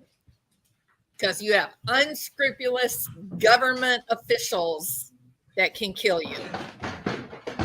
It is outrageous. I thought this was going to be big. Raise your hand if you have text messages that can be construed as sketchy. No comment. Bling. Bling's trying to get me in trouble. Good afternoon, Ms. Hall. Good morning. Good afternoon. Hairdresser, then I had that little thing. It's just called the tile. You hooked it up through your phone. Yeah, Carol. Wow, this poor. You recall that on page 2 of this exhibit, you were asked about Luis Rivera's financials, Yes. and you recall that you were asked whether you saw any spike in cash deposits over time. For Luis Rivera? You recall whether you were asked that question? No spike of cash. So you have a spike at the time of the murder. He's not withdrawing cash, correct? Correct. But over time, his habits go back to how they were before, right? Yes. So unlike Katie Magbanua, you don't see the cash keeping on going up, right? Right. With Luis Rivera, you see essentially a spike in cash and then nothing. Well, the spike was from his direct deposits, but you're essentially correct. He had cash. Yeah. Before, he would take the money out because he had no money. Right. But after the murder, he doesn't take any money out for a while. That's right. But then he runs out of money again. Seems so. So he starts taking it out again. Right. Different than Katie Magbanua, right? Oh, yes. Actually, the complete opposite. Yes, he didn't put money in accounts apparently unless he had to. Oh, that's a great With Katie statement, Magbanua, DB. the money just keeps going forward. Yes. Innuendo is all we've seen. Especially from Jeffrey. Now, Ms. Dugan showed you some text messages. Do you recall that? Yes. And she I showed wonder you if text they got messages I wonder if they got a regarding some financial car accountant repairs. or forensic accountant right. to go through Jeffrey's And finances. on those text messages, Charlie Adelson has no problem whatsoever creating a paper trail and putting those car repairs on his credit card, right? Correct. And he doesn't And mind. in fact, you were able to go to his credit card and see it, right? That's right. Almost like an innocent guy would act. Katie Magbanua tells him not to put it on the credit card, right? That's right. And he doesn't listen to her. No. Even this forensic accountant knows this is ridiculous. You were Look asked at her about smiling. Alexis, Yes. right? Alexis with, I think, if my eyes don't deceive me, had 160,000 miles. I'll take your word for it. Oh, want me to that show was a you? real gift, a great murder present. $160,000 on a car. Great payoff there. Oh, yeah, it's very small. Yeah, right. Damn, this man And is 160,000 totally miles? innocent. That's correct. And you couldn't find any payment from Katherine Magbanua for that car, right? I could not. Are you aware that Katherine Magbanua came in here today and insisted that she paid for that car? No. Well, I she's didn't a look at liar. that. But you saw no evidence of any payment, right? No. So From Katie your is now forensic revealed a analysis, liar no again. payment was ever given, correct? Not in, through the bank records.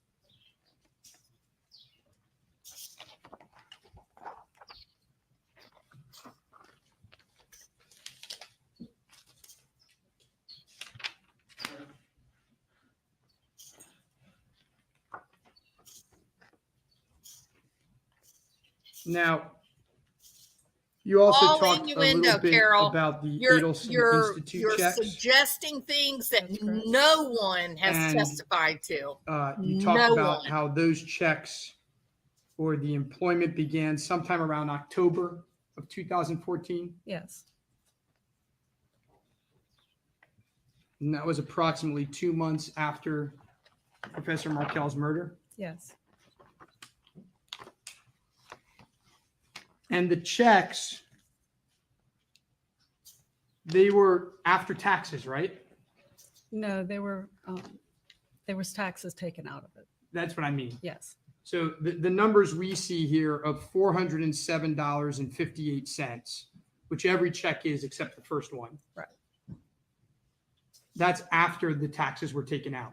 That's correct. It's a net amount. And the checks were for about 2 times every month, right? Yes. And so essentially the checks were for around $1,000 a month.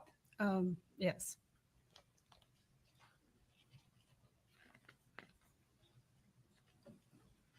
And I think you testified that it looked like the checks were given at the same time, a bunch of them. They could have based on being sequential. And that would maybe be because the person giving them didn't want to see the other person that often, right? That'd be one reason. It could be a reason. Yes.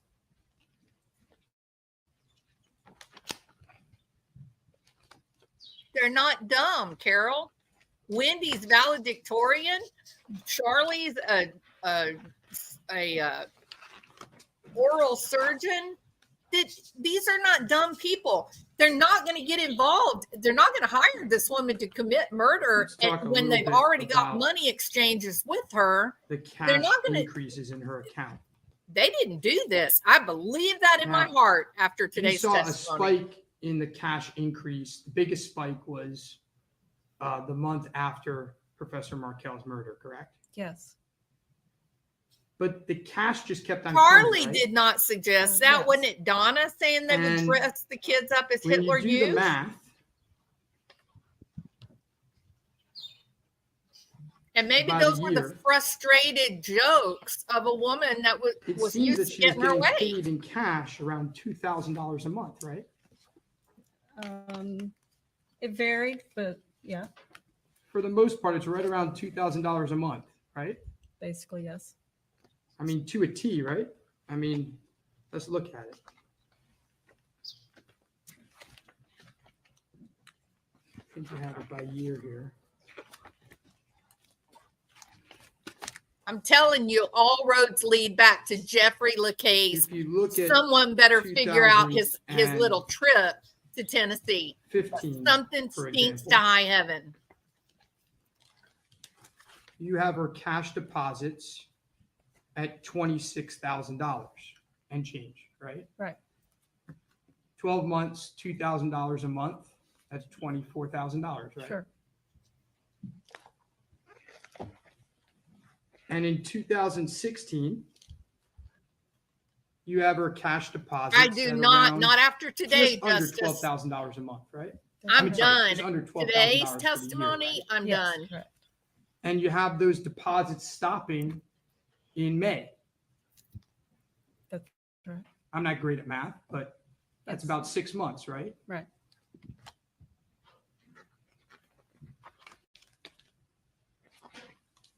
Now, if Ms. Magbanua had testified today that she never got paid any cash after the first month, according to your forensic analysis, that would be a complete lie, right? Yes, it would.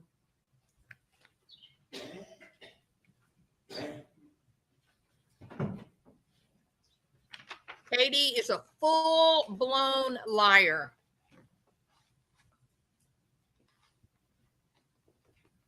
Let me ask you, when you do these graphs, the word murder isn't scientific, right? Correct. It could easily say extortion as well, correct? I suppose, yes.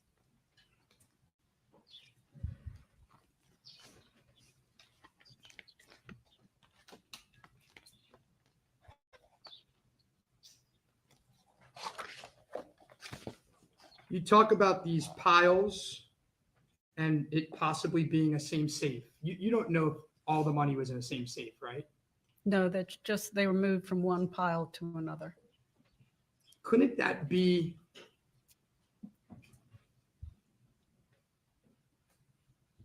not a real pile? What do you mean? Well, parents, when they're leaving things to their kids, if someone lends them money, might they make a notation so that if they die before paying them back, they would put in their pile that they lent money to them? I suppose, but it does reference pile in a safe. Did you ever see any safe that had piles of cash with different Adelson names on it? No. Have you ever heard of people assigning certain items to their children when they die? Sure. May I have one moment, Your Honor?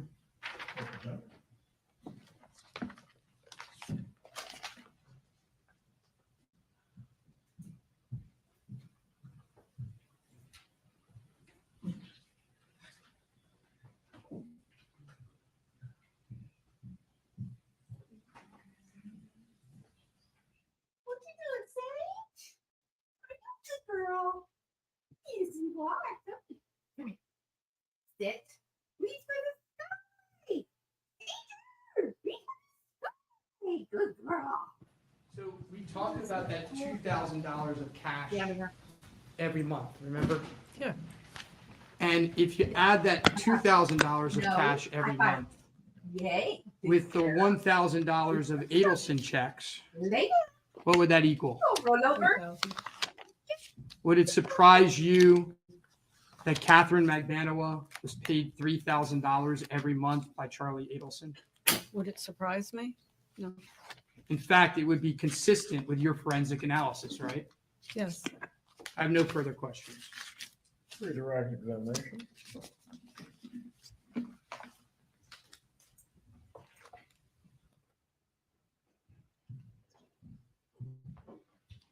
Defense counsel asked you about Rivera not having a cash spike. Did Rivera have a habit of depositing cash into his account? You're celebrating, little puppy.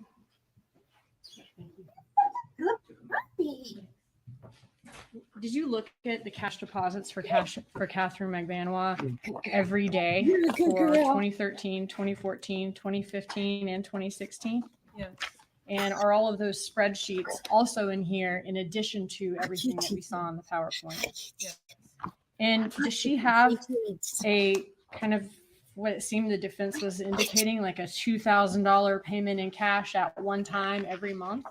No, they were always broken up. I think the highest deposit she ever put in was $2,000 though. Okay, so in this report are each cash deposit she makes by day for every year, and are they all different amounts? Yes.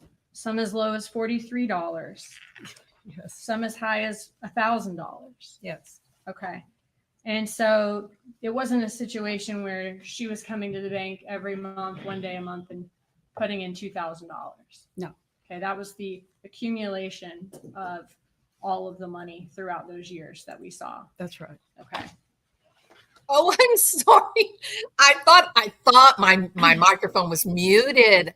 I'm so sorry. I She was was playing being with my just given a dog. $2,000 payment in cash every month. Would it make sense to deposit that, or would it make sense to go back to the bank 20 different times that month with $40 and $50 and $600 and $700? Oh, okay. So now you want to talk Um, about Would make making more sense, it would sense? seem. Well, I think she was trying to hide the fact she was putting in cash and flying under the radar, so she was breaking it up. So I don't know what she had Because she's to that start brilliant. with, but I just can only show what she was putting in the account in small increments to several accounts, sometimes the same day. Okay. And looking at the cash that she was putting in, could this have been cash that she was, well, let me ask you this. Okay. When you looked at the messages from the iCloud, a couple of which we saw, was she asking? Okay, people, let me just give you this. So I just got an email. Okay. Now I'm going to read this to you, and then I'm going to see what you guys think about this. 3 months after Joe Biden announced that he was running for president, Hunter Biden received a $250,000 loan from a Chinese businessman. This is the wire that used Joe Biden's Delaware address as the beneficiary address. They're going to try to use that $250,000 loan to say that Joe Biden sold out America to China. But in truth, Joe Biden may not have known anything about $250,000 that Hunter Biden could have taken for any number of, maybe the Chinese guy wanted to own some real gold. And so he gave it to Hunter to go buy $250,000 worth of gold bars for the guy in China. You don't know what that $250,000 supposed loan was for. But we also know that Hunter lived in one of Joe Biden's houses. So it would show as Joe Biden's address, but it wasn't the actual house Joe lived in. It was the house that Hunter lived in. So does this really qualify as a $250,000 payment to Joe Biden selling out America to China? Absolutely not. And yet, you guys see that, you guys can understand what I've just said to you, and you're like, well, yeah, of course, making a lot of sense. But the reality is, you're asking me to believe something even more difficult to believe, where these payments to Katie have to do with murder of Dan Markle. They don't even come close to a total of 100,000. Let's say that Georgia's right on target, that this was money for Charlie to keep them quiet. It's still not the $100,000 that she paid to her husband and Lewis, the friend. She hadn't even gotten a fifth of the way there. Now you're going to change and you're going to go, oh, no, there was imaginary money. He took imaginary money from all these stacks and stacks of money. No, there weren't physical stacks of money. It's like, okay, here's what Charlie made. Here's his insurance payments. Here's the insurance payments given to Harvey. Here's some land, rental property income. 1/3 is owned by Charlie. 2/3 is owned by Harvey. And so in accounting, on a piece of paper, we have Charlie's stack of money and income. And then we have Harvey's stack of money and income. It's just, hey, Charlie, you make twice the money your dad does. You mind holding us over so that we make it this month without going in the hole? This does not make for murder for hire. It just doesn't reach that standard. When you are talking about putting somebody in prison for the rest of their life, someone who has no criminal history at all, You're not even close, Georgia. Asking Charlie Adelson for different favors. Yes. Was she asking Charlie Adelson at time for cash or for loans? Yes. Okay. Were these friendly exchanges between the two? Yeah. Was she ever demanding anything from him? No, I don't think so. Exactly, And Bling. were many times he was he offering to do favors for her or different nice things for her, or Yes, provide her with things? They seem to have a good relationship.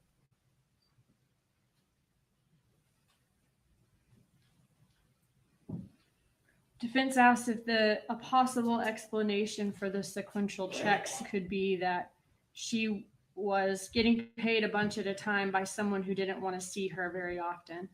Would another possible explanation be that she wasn't actually working there and someone was just handing her a bunch of checks at a time when they did see her? I suppose that's possible too. Oh, we're more guessing. We're just going to guess. It's all going to be recalled by the party. Georgia has no idea why she doesn't know if You it's may true or step not. I don't think that was Georgia. But anyway, Members of the prosecution, jury need a they're break just before we continue. guessing. Please raise your hand. All right, the bailiff will take you to the jury room. We'll resume with the testimony in 10 minutes.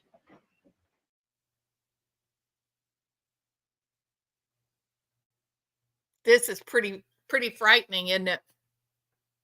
It's pretty scary what a motivated prosecutor can do.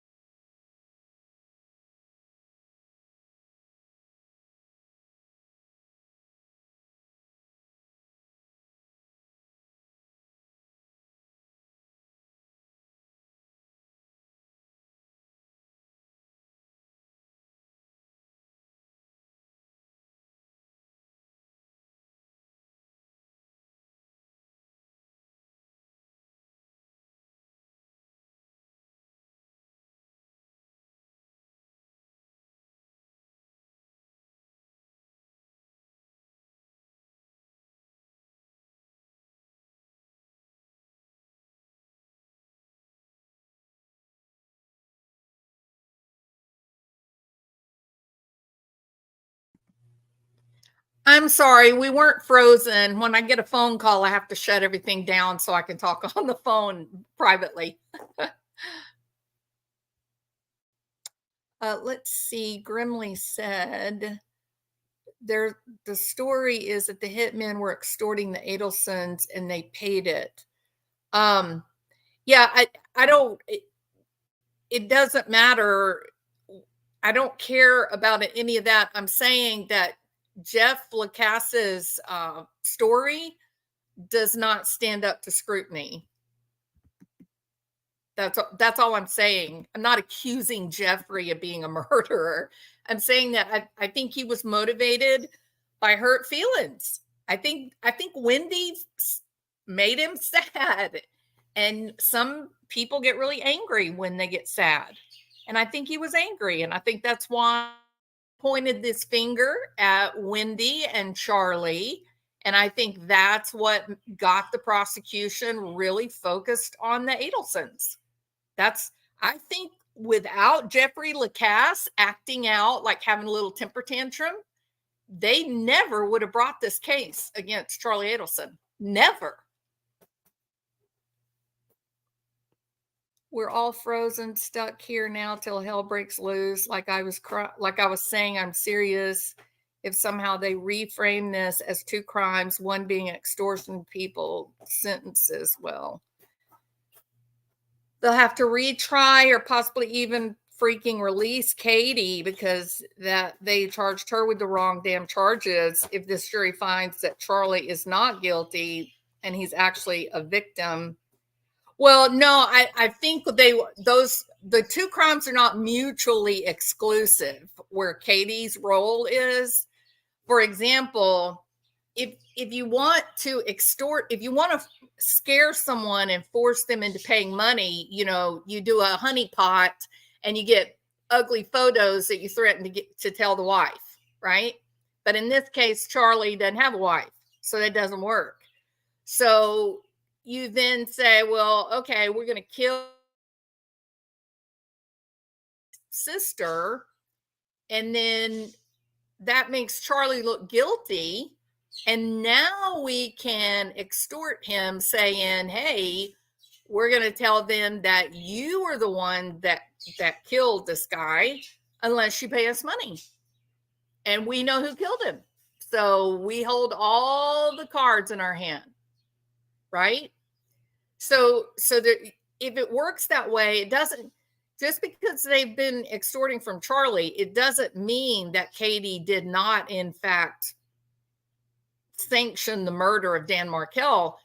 In fact, I think she probably is the one that caused it to happen. I think the three that are in jail are the ones that did it. And I also think that Charlie was a good mark. He was an easy mark. And I think Jeffrey Lacasse is,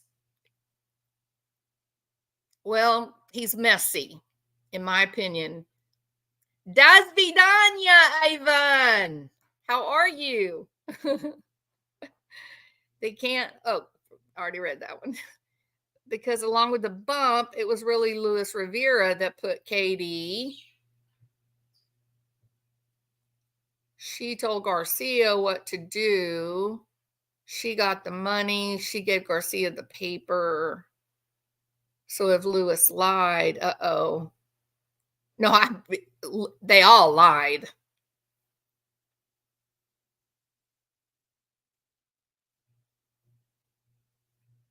And he's only doing 7 years, which tells you what? How many years did the husband get?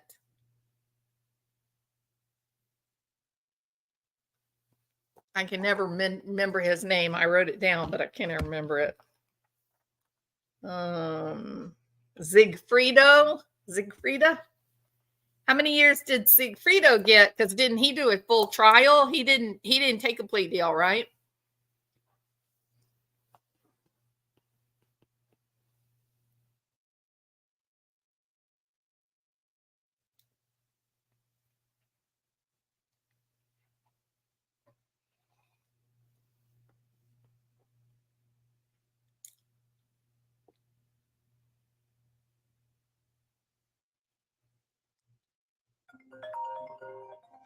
I got to disconnect, y'all. I'll be right back. Hold on.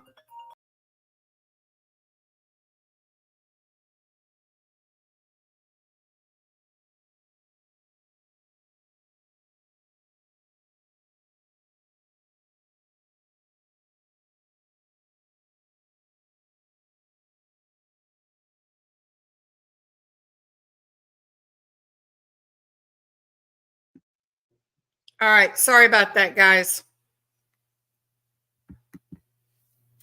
Katie and Sigfrido got life. Lewis got, I think, 7 years, or he got 19 years, but he only has to serve a percentage of them, right? Hold, please. Right, Black Rose.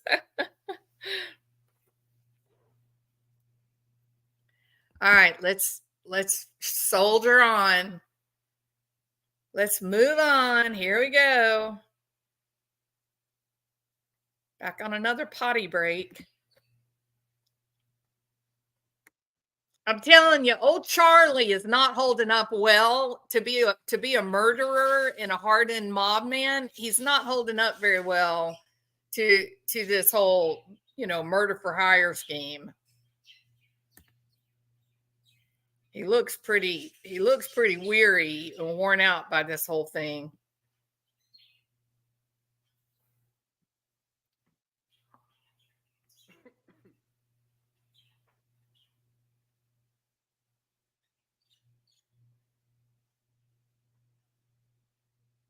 Yeah, good thought, Carol. Why did Sigfrido bring Lewis in on the job? Why didn't just Sigfrido and Katie go do it and split the money 50-50? Then they would have kept the whole $100,000 in the so good. I sleep better. My mood, good question, my energy. Feel amazing. Cassava, energy, an abundance of energy. I drive a tractor trailer, people. There's nothing healthy about being out here and being on a truck. This product is amazing. Yes, generally we're provided with an address and we're asked to say, could this handset have been at this address, this scene, this incident? And so we look at where the cell site. Witness by the name of Jeffrey Lacasse. Yes, ma'am. To the extent we can remember Mr. Lacasse's testimony from last week, an issue was raised regarding the timeliness of a particular piece of information that he reported to you. Okay. This item relates to the defendant, Charlie Adelson, characterizing a dinner out with his sister, Wendi, after the murder as a celebration dinner. Are you familiar with this item that Mr. Lacasse gave to you? Yes, ma'am. All right. Did Mr. Lacasse mention anything about this celebration dinner during your interview with him? He did. And when did you tell us, I guess, each time that you met with this witness? I met with him pretty early on in the first part of the investigation. And then during that interview, it was my job to either include or exclude him as a potential suspect in the case. I'd have to refer to my notes to remember exactly what the date was on that. I was going to prompt you on it. Does July 21st of 2014 sound correct? Yes, ma'am. All right. And did Mr. Lacasse come directly to you from somewhere out of town, the airport? I believe so, yes. Okay. And were you able to include or exclude him as a potential suspect in this case? Yes, we were. And which was it? He was excluded as a suspect due to him being in another state at the time. All right. Oh so you were my able to look at some God! documentation to confirm that that's where he was? Yes, ma'am. His cell phone records as well as his bank records. And we also obtained video footage of him in Tennessee. Okay. And what there time a was the time video when Mr. Lacasse footage? reached out to you thinking he might have some more potentially I need a relevant time, information to sir. provide? Yes. When was that? That would have been on August 12th. Okay, of August 12th is 2014. when he reached out, or August 12th is when he showed up? He showed up on the 12th. He reached out on the 11th.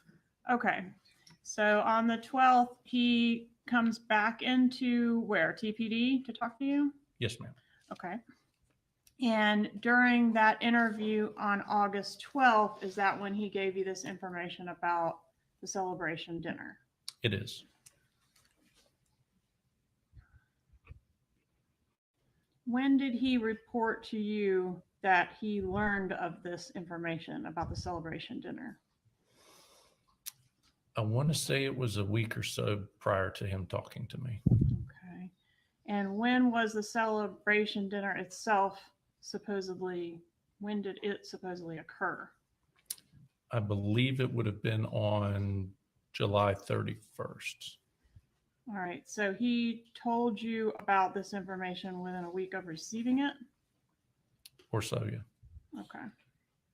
So it's incorrect to state that Jeffrey Lacasse waited until March of 2015 to disclose this information to law enforcement. That's correct. Correct that that's incorrect. Yes. Clear as mud. Were you able to find any text messages in the text messages provided to law enforcement in this case to corroborate that any such dinner between Wendi, or I guess including Wendi Adelson and Charlie Adelson, occurred during this time frame that Lacasse had this information about? Yes, ma'am. All right. I'm going to show you what I've marked as states 126. Are you familiar with this exhibit? I am. Are these the text messages that we're referencing that talk about this dinner? Yes, ma'am. All right, Judge, I've asked to move into evidence 126. Any objections? No. Case 126 is admitted. Permission to publish.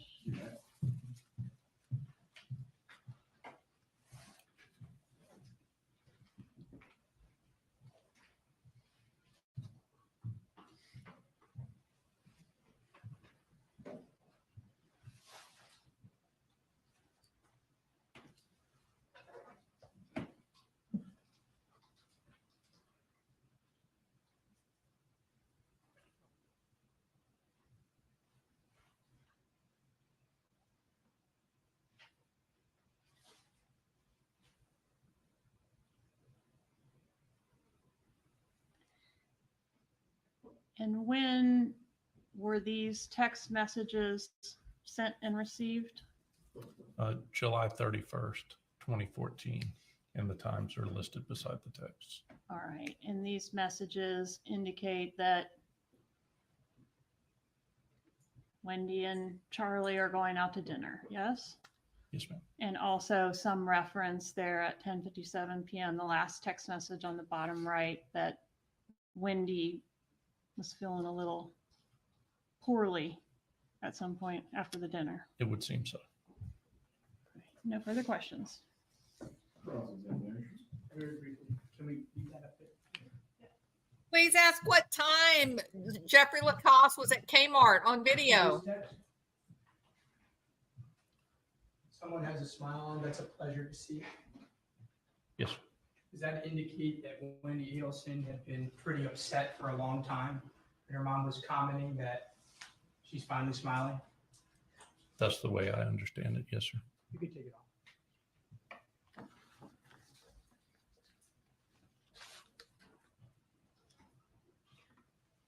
Now, Professor Lacasse told you that before he and Wendi broke up, he looked through her calendar and phone because he thought she was being unfaithful. Weird. So. Yes, sir. And his behavior suggested to you that even before the murder occurred, he knew that he was on his way out as her boyfriend? I think that was coming eventually. I don't know if he'd accepted it at that point. He reached out to you fairly frequently, unprompted? Yes. He complained that Wendi was unfaithful multiple times? I believe he did mention that, yes. He was upset that Wendi had broken up with him? Yes, he was upset. And when you interviewed him the first time, he didn't even bring up Charlie Adelson's name, right? I don't remember specifically if he did it in the first or second interview. He was uncomfortable, he told you, because he was giving a lot of information about Wendi Adelson, and he said to you, I'm uncomfortable because if she'd have me back, I'd go back to her, right? He may or may not have said that. I don't. He did say that. Now, he was upset that he was labeled a person of interest, right? Yes. And he thought that Wendi Adelson was responsible for labeling him a person of interest, right? I'm not sure who he thought was responsible. He was also upset that because he thought Wendi had referred to him as a stalker, right? Yes. Oh, there's an important And he little sent you tidbit, emails guys. reflecting how upset he was about being labeled a stalker, right? Stalker Jeffrey, Now, regarding this celebration dinner, who's looking through her testified phone. that he didn't tell you till March 2015 because he was too scared to tell you earlier. That would have been inaccurate testimony, right? Yes, sir.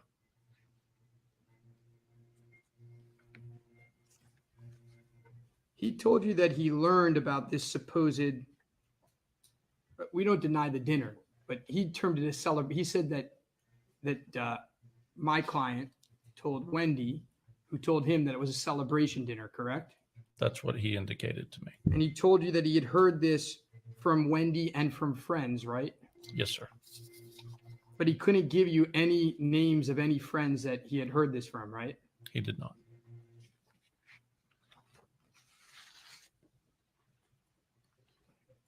Did you ask Professor Lacoste why Wendi would tell him that at a time when they were broken up?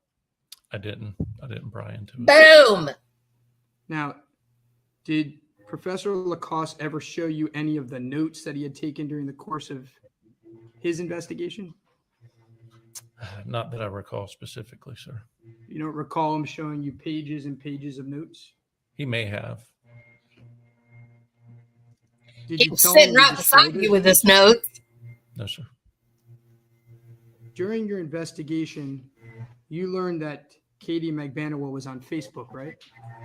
Yes. You learned that she was on Instagram as well, right? I'm Under the not name- sure about that. I know about Facebook. I wrote a search warrant for that. Under the name Katie Cash, I don't know. Specifically, I did a Facebook search warrant. and she was on Facebook, right? Yes, sir. Can I have a moment?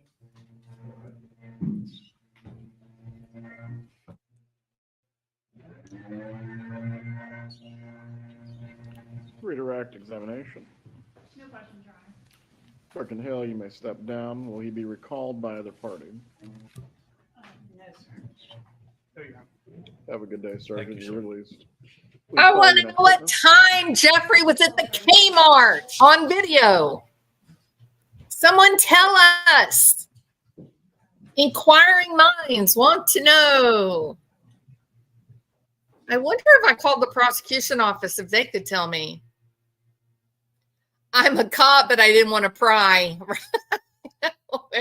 Yeah, Stalker Jeffrey, who is actually going through the woman who's trying to break up with him, Raise your right hand. going through her phone and her computer looking for clues. Do you sound like a scary, obsessed kind of stalker guy to you? Good afternoon. Good afternoon. A second to get your laptop together. Thank you. Okay, no problem.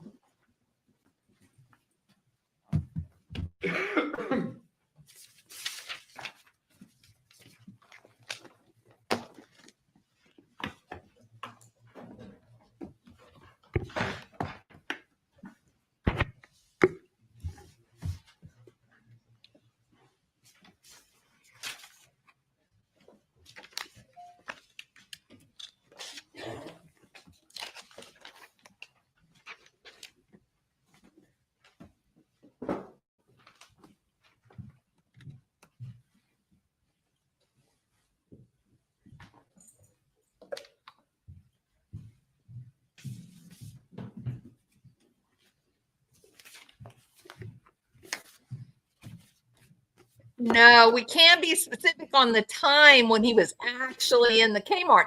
It could have been there at 11 o'clock at night, DB, having plenty of time to drive from Tallahassee to Tennessee.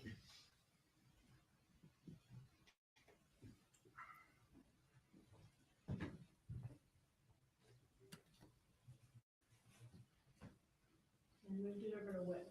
Are you sure HDMI plugged in? Not yet. It's still booting up. I got you. Okay. We can probably go on while it's Go ahead. coming to life here. All right, great.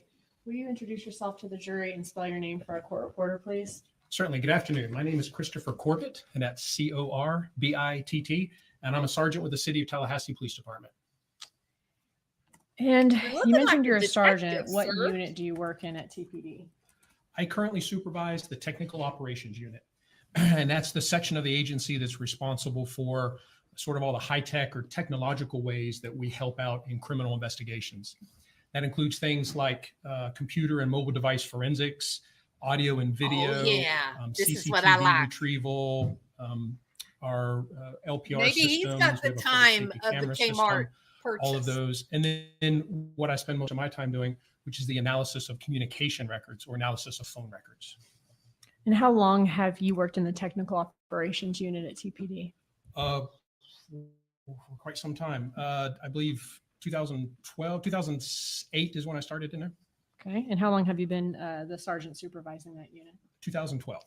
Okay. I think you ought to be a Can you detective, tell sir. us a little bit I about, well, think we've they heard a should be little bit calling about you your Detective experience, but your Corbett. training and experience to be in your position. I want the bumper. I want the bumper on the Available stand. text Yes, feedback. DB. Have We a know who brief the recess bumpy for a was. We moment. need to know who the bumper is.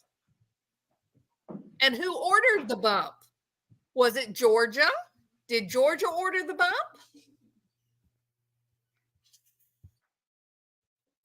The judge is looking very solemn. What's happening here? Am I frozen? Houston? Bueller? Bueller? Bueller? No, he's moving, isn't he? Who's in charge of the bump? I want that person on the witness stand. And I want the damn Kmart camera operator on the stand. Let's get some real evidence in here, people. I don't think they're listening to us, DB. Grimley's listening. Grimley, question. Why are you grimly fiendish? Why aren't you delightfully fiendish? Most fiendish people enjoy their job as fiends. I think you should be delightfully fiendish. Oh, maybe I'll make me another channel. Maybe another channel and call it Delightfully Fiendish. Don't smile, Charlie, whatever you do, for God's sake.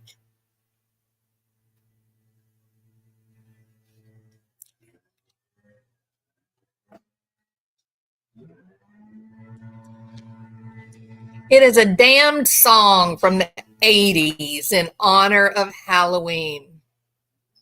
Let's do the time warp again. Not the wrong song, right, Grimley? I still think you ought to be delightfully fiendish.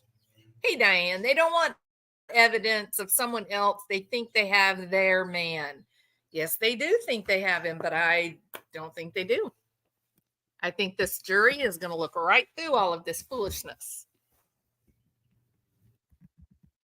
Let's do the time warp again. Damn it, Jen.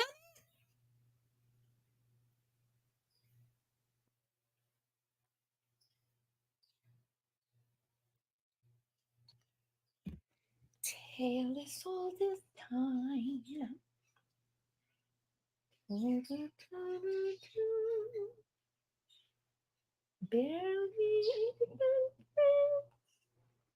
I did something to my Pinterest. I blew my Pinterest up. Somebody please.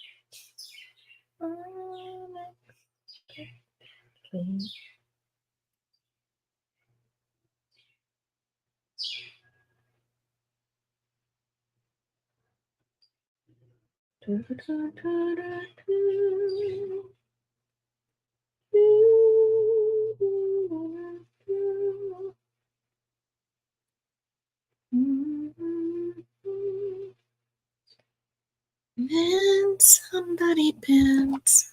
Have we lost sound? I hope we don't have a problem here. Well, it looks like we ought to have sound. What's happening here, peeps? Look who's advertising. Billboards everywhere. See hellacious acres. Oh, we're waiting on the computer. All right. Well, I can live with that. Traffic is stacked up for miles. Steady, steady. Have your tickets ready. Go to hell. After dark, it's Penfield City and amusement. Only question would be, are you good to sit through the rest of today? Are you good to sit through the rest of today? Right. You may Uh-oh. continue, Mr. We got a juror with back trouble. Sorry, Mr. Juror. Could you tell us a little bit about your training and experience for your position? Come on, Detective Corbett. A little over 1,675 hours of general technical training across kind of all of our disciplines. And then I have just under 900 hours of training specific to communication record analysis. And that, again, involves the collection of records or obtaining the records, the various types of analysis that we do, including location, estimating the location of a handset, or calling analysis. Or photographs or video of what time Jeffrey Lacoste was in the Kmart? The state and really across the country in communication record analysis. Bring on the data, Detective Corbett. I know he's a sergeant. I think he should be detective. Communication record analysis is kind of a general term for what we can do with the records that are primarily, we're talking about the records that come from communication carriers, like our AT&T, Verizon, cell phone carriers is primarily what we talk about. We also do get records from forensic analysis of phones. We can add that in, but primarily, again, the carrier records. And from the various types of reports they're able to give us, we can do analysis such as I wonder if they're going to give us Jeffrey's carrier records. Communicates with most frequently. Again, estimated locations, approximately where was a handset when a certain call was placed. The calling pattern analysis, who calls who, when. Oh, that would be nice to know about, Jeffrey. That we can do with those records, kind of pertaining to whatever the investigation needs. That's what Charlie. Charlie. Have you ever testified Charlie's sitting there going, an opinion in court? Get those records for Jeffrey Lacoste. Communication record analysis. I have, yes. About how many times? 101. Judge, those are all my questions as to his qualifications in that field. If defense has any voir dire. Well, No further necessary. Is there any objection to the witness? Detective Corbett is acceptable to Roshbaum, Ivy League attorney. Members of the jury, the witness will be permitted to provide you with an opinion in this area of historic communication Here analysis. comes a data ping. All right. There so you we're go, gonna get to your DB. analysis in a minute, but before we do that, I just have to move certain things into evidence. So we're going to go through that. All right. He's so a dashing, you told us that handsome in your man, position isn't at he? TPD, you often pull records, call detail records from phone companies. That's correct, yes. Did you pull Mr. Lacoste's Are record? these types of records kept in the normal course of business for phone companies? They are. And are they kept by an automated system, by a computer that has knowledge of those events in the records? Yes. And are you familiar with how to interpret and read those records? Yes, I am. Yes, I am. In this case, have you reviewed the phone records of what's been marked and shown to defense and you in previous proceedings? And I'm just going to go through all the numbers and names. States Exhibit 85, Luis Rivera, call detail records. States Exhibit 86, Sigfredo Garcia, call detail records. States Exhibit 87, Wendi Adelson. 88, Donna Jeffrey Adelson. Lacoste. 89, Charlie Adelson. 90, Harvey Adelson. 91, Katherine Magbanua. And 92, Daniel Markel. Called Jeffrey Lacoste. Yes. Oh, they didn't pull Jeffrey's records. Oh, that's so disappointing. They're right in front of you on the witness stand. I've left a chart that's already been admitted into evidence. I believe it states 59. Perhaps Does it someone say should 59 inquire on the piece as to of paper? why Okay. this Just to kind of prosecutor save was us not time and without interested having to in the recite every records of number. Jeffrey Do the Lacoste. numbers below each picture on that chart reflect the numbers for the call detail records we received for each Maybe one of these Roshbaum will parties? look up Jeffrey Lacoste's records. Yes. Okay. All right. In addition to the call detail records we spoke about, did you also review traffic tickets received by Sigfredo Garcia, car rental agreements from Comfort Rental and Save Gas, surveillance video from Premier Gym, No, he didn't, documents Brimley. from Spirion GPS, Comfort Rental, Save Gas, as well as the iCloud of Charlie Adelson and the Cellbrite of Wendi Adelson's cell phone? Yes. He had a I want to narrative ask you that about he those last told. two items in just a second. But That's for why I want to the call know. detail records That's and the why I want to businesses I named know out, when you what receive, time was records the from a surveillance business, does camera it contain footage. a What time was certification he from standing in that business, Kmart verifying making that his it is purchase? a legitimate What record from time? that business? Did the records in this case have those items? Yes, all the carriers provide or can provide a business record certification attesting to the things we mentioned earlier. Okay. And as far as the Wendi Adelson Cellbrite, what is a Cellbrite?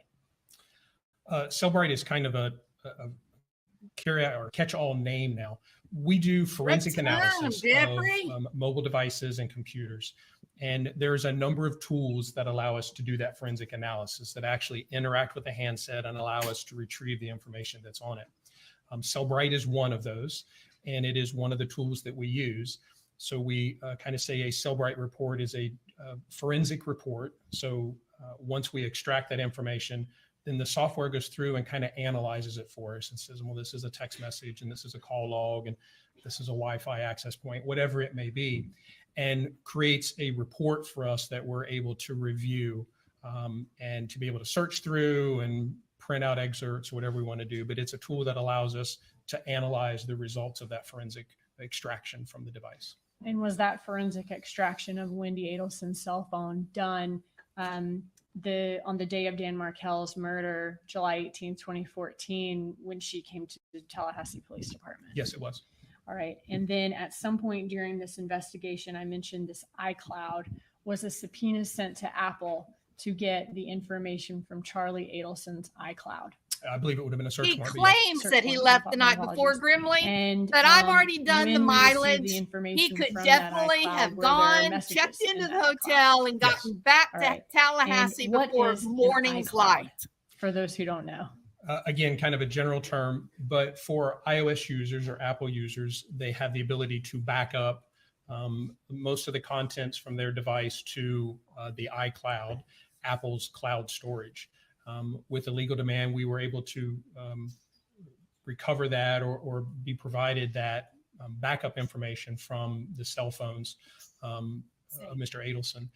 Again, Cellbrite being the software we use to analyze that, to kind of parse everything out and allow us to review it and do the analysis of that iCloud return. Okay. Did you base your opinions in this case on the records that you received from those businesses that I named out, from the extracts from the iCloud? That and is also not what from I'm the saying, call detail Grimley. records that you received from the phone carriers? Yes. All right. All of this information, was this voluminous amount of information, hundreds or even thousands of pages? Definitely thousands of pages. Okay. Did you prepare a summary? In fact, order I to made show the jury request what these discovery. records say I about might phone request activity and discovery and locations of see all what these kind of parties, information they and gathered that on you'll be Jeffrey. relying on for your testimony here today. I did. All right. And did that summary include the call detail records, the business records we talked about, and also just certain extracts from Wendi Adelson's cell phone and the iCloud of Charlie Adelson? Yes. Okay.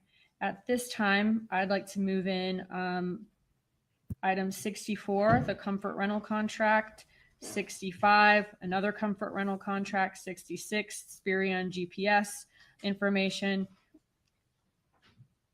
80, traffic ticket of I'm saying Sigfredo I do not Garcia, believe in as well coincidences, as Grimley. 85 through 92, which are all of the call detail records that I described earlier when I named out each person. I agree, Charlie. No, Your Honor. Please go through the numbers again. Yes, They sir. are admitted. That should be 85 through 92, 64, 65, 66, and 80.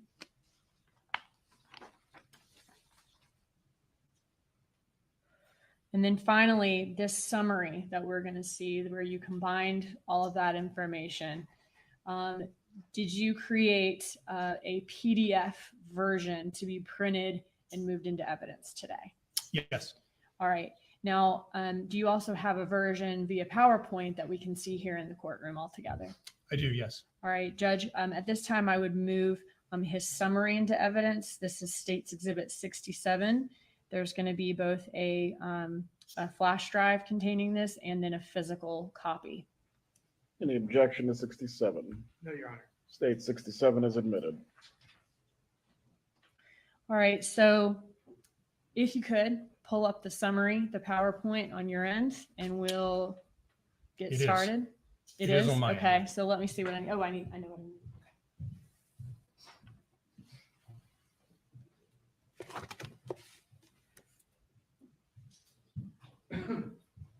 All right. Okay, so you told us that about part of your job is getting these call detail records from phone companies. Can you describe to us what these call detail records look like and what's contained in them? Certainly. So this is a sample of call detail records. This is one page from the many records that we received. And you can see there's a lot of information here on the page, but there's certain sections that we kind of look at for our analysis. So here on the left-hand side, we have the date and time of events. And when I say events, it could be a voice call, it could be a text message, or it could be a data session. Different carriers provide records for different types of events. But in this case with AT&T, we generally see records with voice, text, and data. But we have the date and time of that event. Sometimes our records are provided in different time zones, and we have to do an adjustment to our local time. But in the older records here that we have, these records were actually provided in our local time. Some of the later records we had were not. So that section, again, tells us the date and time of the event. So if we're looking for something that happened on a certain day, that's the section that we go to. The next section here involves who's calling who. These are the phone numbers involved. And one of those would be our target number, or the number that the records are for. And the other number would be the person that's either calling that person or being called by that person. So we see also what they call their seizure time, how long it takes to connect the call, and then the elapsed time, how long the call lasts. We will do a lot of summaries of call detail records. It's easier to read when we kind of do it in a different format that allows us to put a name with a number so we know kind of who's calling who. It's a little bit easier to read. But those summaries will come from that section of the records as far as what phone numbers are communicating with whom else. And then the other section that we have here is the location section. So this is the cell site or cell tower that the handset was communicating with for that particular event. And they give us both a unique identifier for it, a number that we can go to a key or a spreadsheet and look up. And in the case of AT&T, they also provide us the latitude and longitude of that cell site. So when we do location analysis, it kind of looks like this. We can just take that latitude and longitude they give us, or which we looked up and confirmed in that key, and we can plot it on the map. And here it's just represented by this blue dot. But that would be the location of the cell site that this handset was communicating with during that particular sample event. Sometimes just knowing where the cell site is sufficient, and we don't really need to know any more. We can do kind of our location analysis. We know this phone was generally in the South Florida area. But our cell sites are almost all broken down into multiple sides or sectors. And so that means they have antennas that are facing different direction, and a handset will communicate with one of those sectors. And we're also provided with that information in the call detail records. So not only do we know where the cell site is, but we know kind of which side of the cell site a handset was on for particular events. And sometimes we will look at that to help narrow down where a handset could have been. So sometimes we'll represent them. You can see here, the large blue arrow would represent the sector that the handset was using. The smaller black arrows would represent the other cell sites on that, or other sectors on that cell site that were not being used. But that kind of gives us an idea of how that cell site is divided up. 3 being the most common kind of division of a cell site. Can you say exactly or precisely on a map where a certain handset is? No. Okay. How do you do you say whether a handset is consistent with a location or inconsistent? Yes, generally we're provided with an address and we're asked to say, could this handset have been at this address, the scene, this incident? And so we look at where the cell site is located. We look at the sector the handset is communicating with and make an opinion as to whether that sector of that cell site services that incident location. And if it does, if we think it's within the coverage area of that particular cell site and sector, then we would say, yes, your incident location is included. If that address were to be somewhere far outside of the cell site that we do not believe the signal from that cell site could reach a handset, then I'm we would saying say that no, they're not that mutually location is exclusive, excluded, or the Grimley. handset could not have been there. If a phone is out of battery or turned off or just not being used at that time, are you able to get locations for that handset at those times? So that's a good point. We can only make estimations about locations when we have events with location. If they're not in the records, then we don't know where a handset could be. And so yes, in some of those situations, if a handset is not being used, it may still generate data records. So we may still see location information, even if no one is actively making a phone call or sending a text message. And with some of the carriers, we don't see those. We don't see the passive events, and we may not have location information for some time. But yes, we only can make that determination when we have an actual record with location. All right, so let's get into this case. Can you walk us through Dan Markel's known locations the day that he was murdered on July 18th, 2014? Yes, we knew that he had been in 3 distinct locations that morning, one being his house, the second being where he dropped his children off at daycare, and then the third being Premier Health and Fitness Center, where he was before returning home. So we knew we had those 3 locations. Did TPD believe that whoever shot Dan Markel was at least one of these same locations or more that he was at that morning? Yes, we did have evidence that he was being followed, at least at the last location. So we did believe that it was a probability that the suspects were possibly at all 3 of those locations around the same time Mr. Markel would have been. Okay. And the last location with the surveillance video you're speaking of is the Premier Gym? Yes. Where the Prius was following him? Yes. All right. So how did TPD try to identify who was in that Prius? The first thing that we did is what we call a tower dump, which is kind of a generic term for collecting all of the events that were processed through any cell sites that could service a particular location. So we gave the carriers those 3 addresses and the time frame that we believe the suspects would have been there, and said, please give us all the events that your cell towers processed and the phone numbers associated with those, and so that we could try to do some analysis and determine if, again, those suspects were following him at those locations. And which phone companies had cell sites in the area? At that time, we had T-Mobile, Sprint, Verizon, and AT&T. Okay, so those 4 companies? Yes. So TPD, you said, then subpoenaed those records to get all of the numbers with events in that location. That's correct. Okay.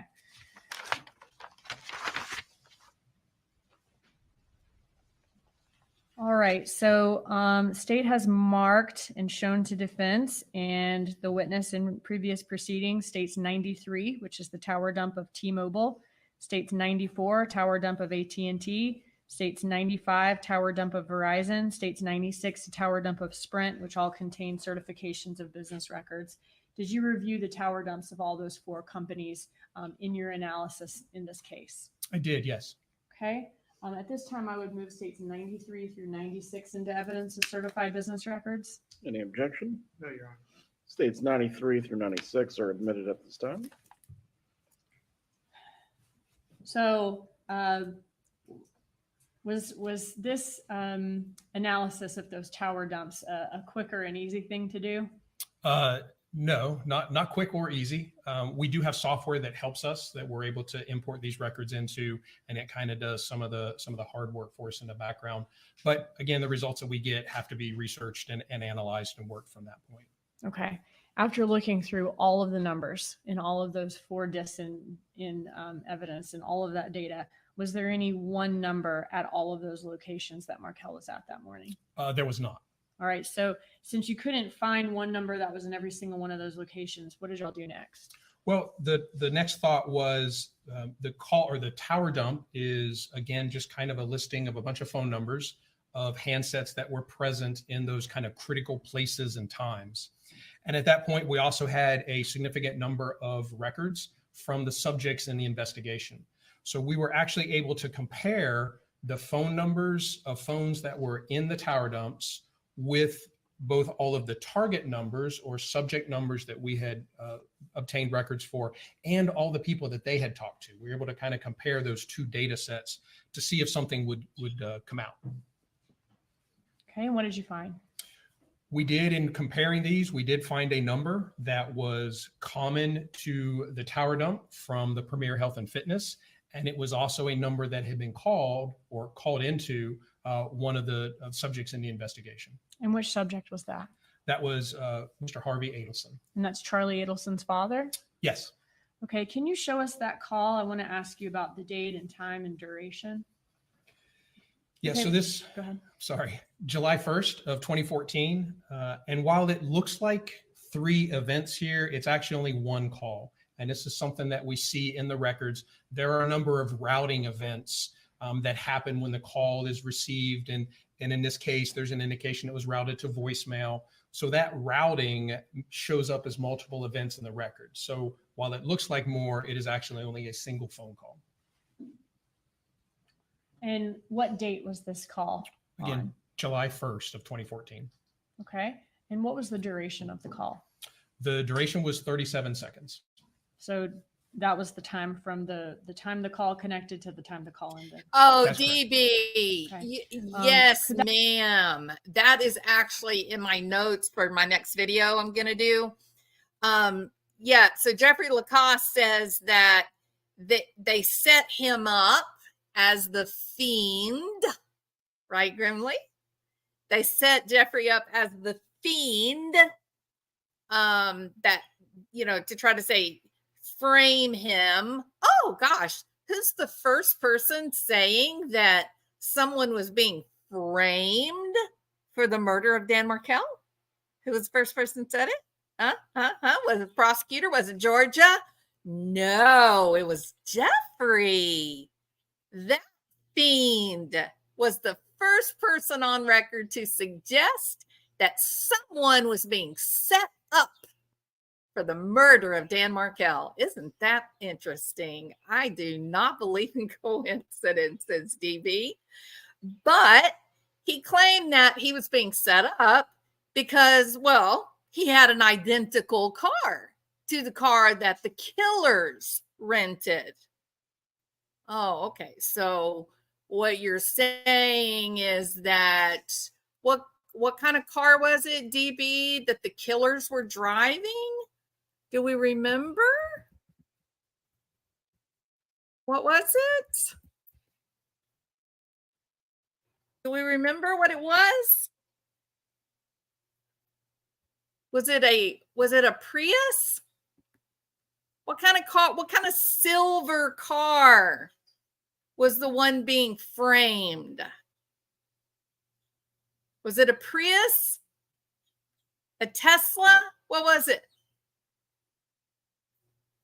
And simply because they were both silver cars, the young professor says, I am being framed by that Jezebel who dumped me.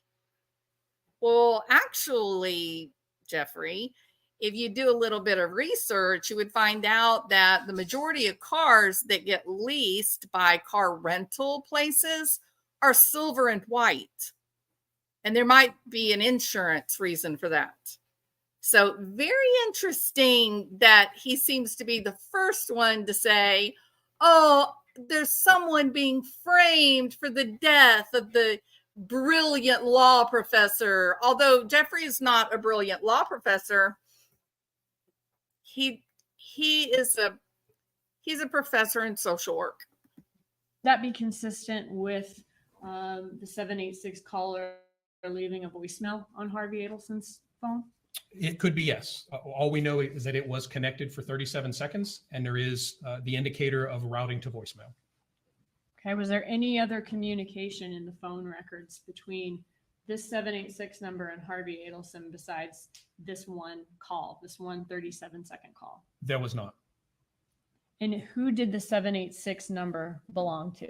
The 786 number belonged to Mr. Sigfredo Garcia. And so Sigfredo Garcia's number was consistent with being at Premier Gym at the same time of the victim. And that number having this 37-second call on July 1st to Harvey Adelson is what brought him to the forefront. One way, yes. Okay. And was Sigfredo Garcia linked to Charlie Adelson? He was, yes. Can you show us how?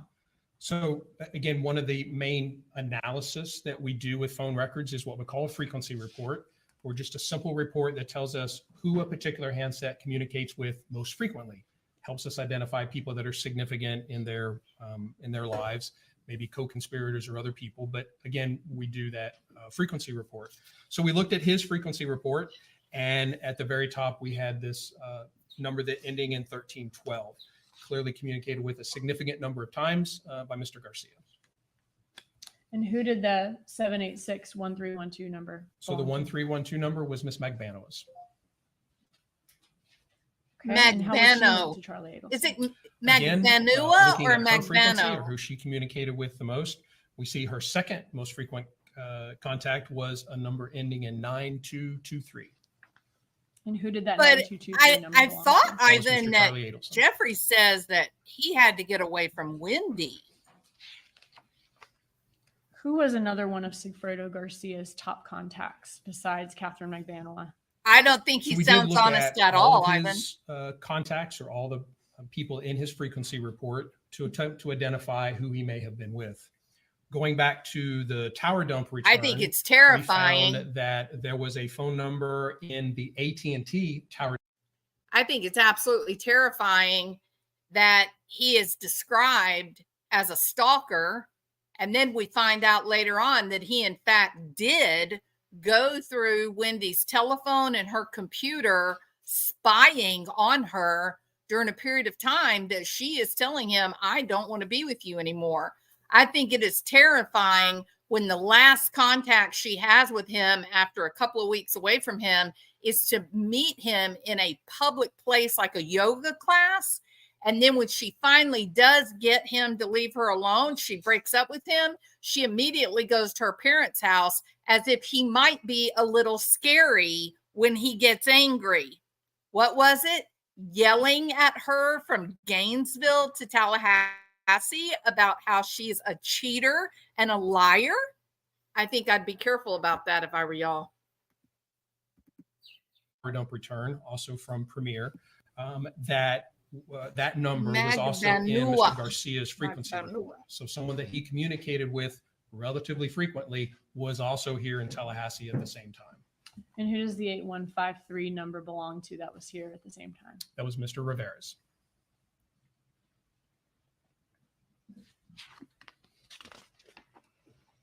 All right, looking at your next slide.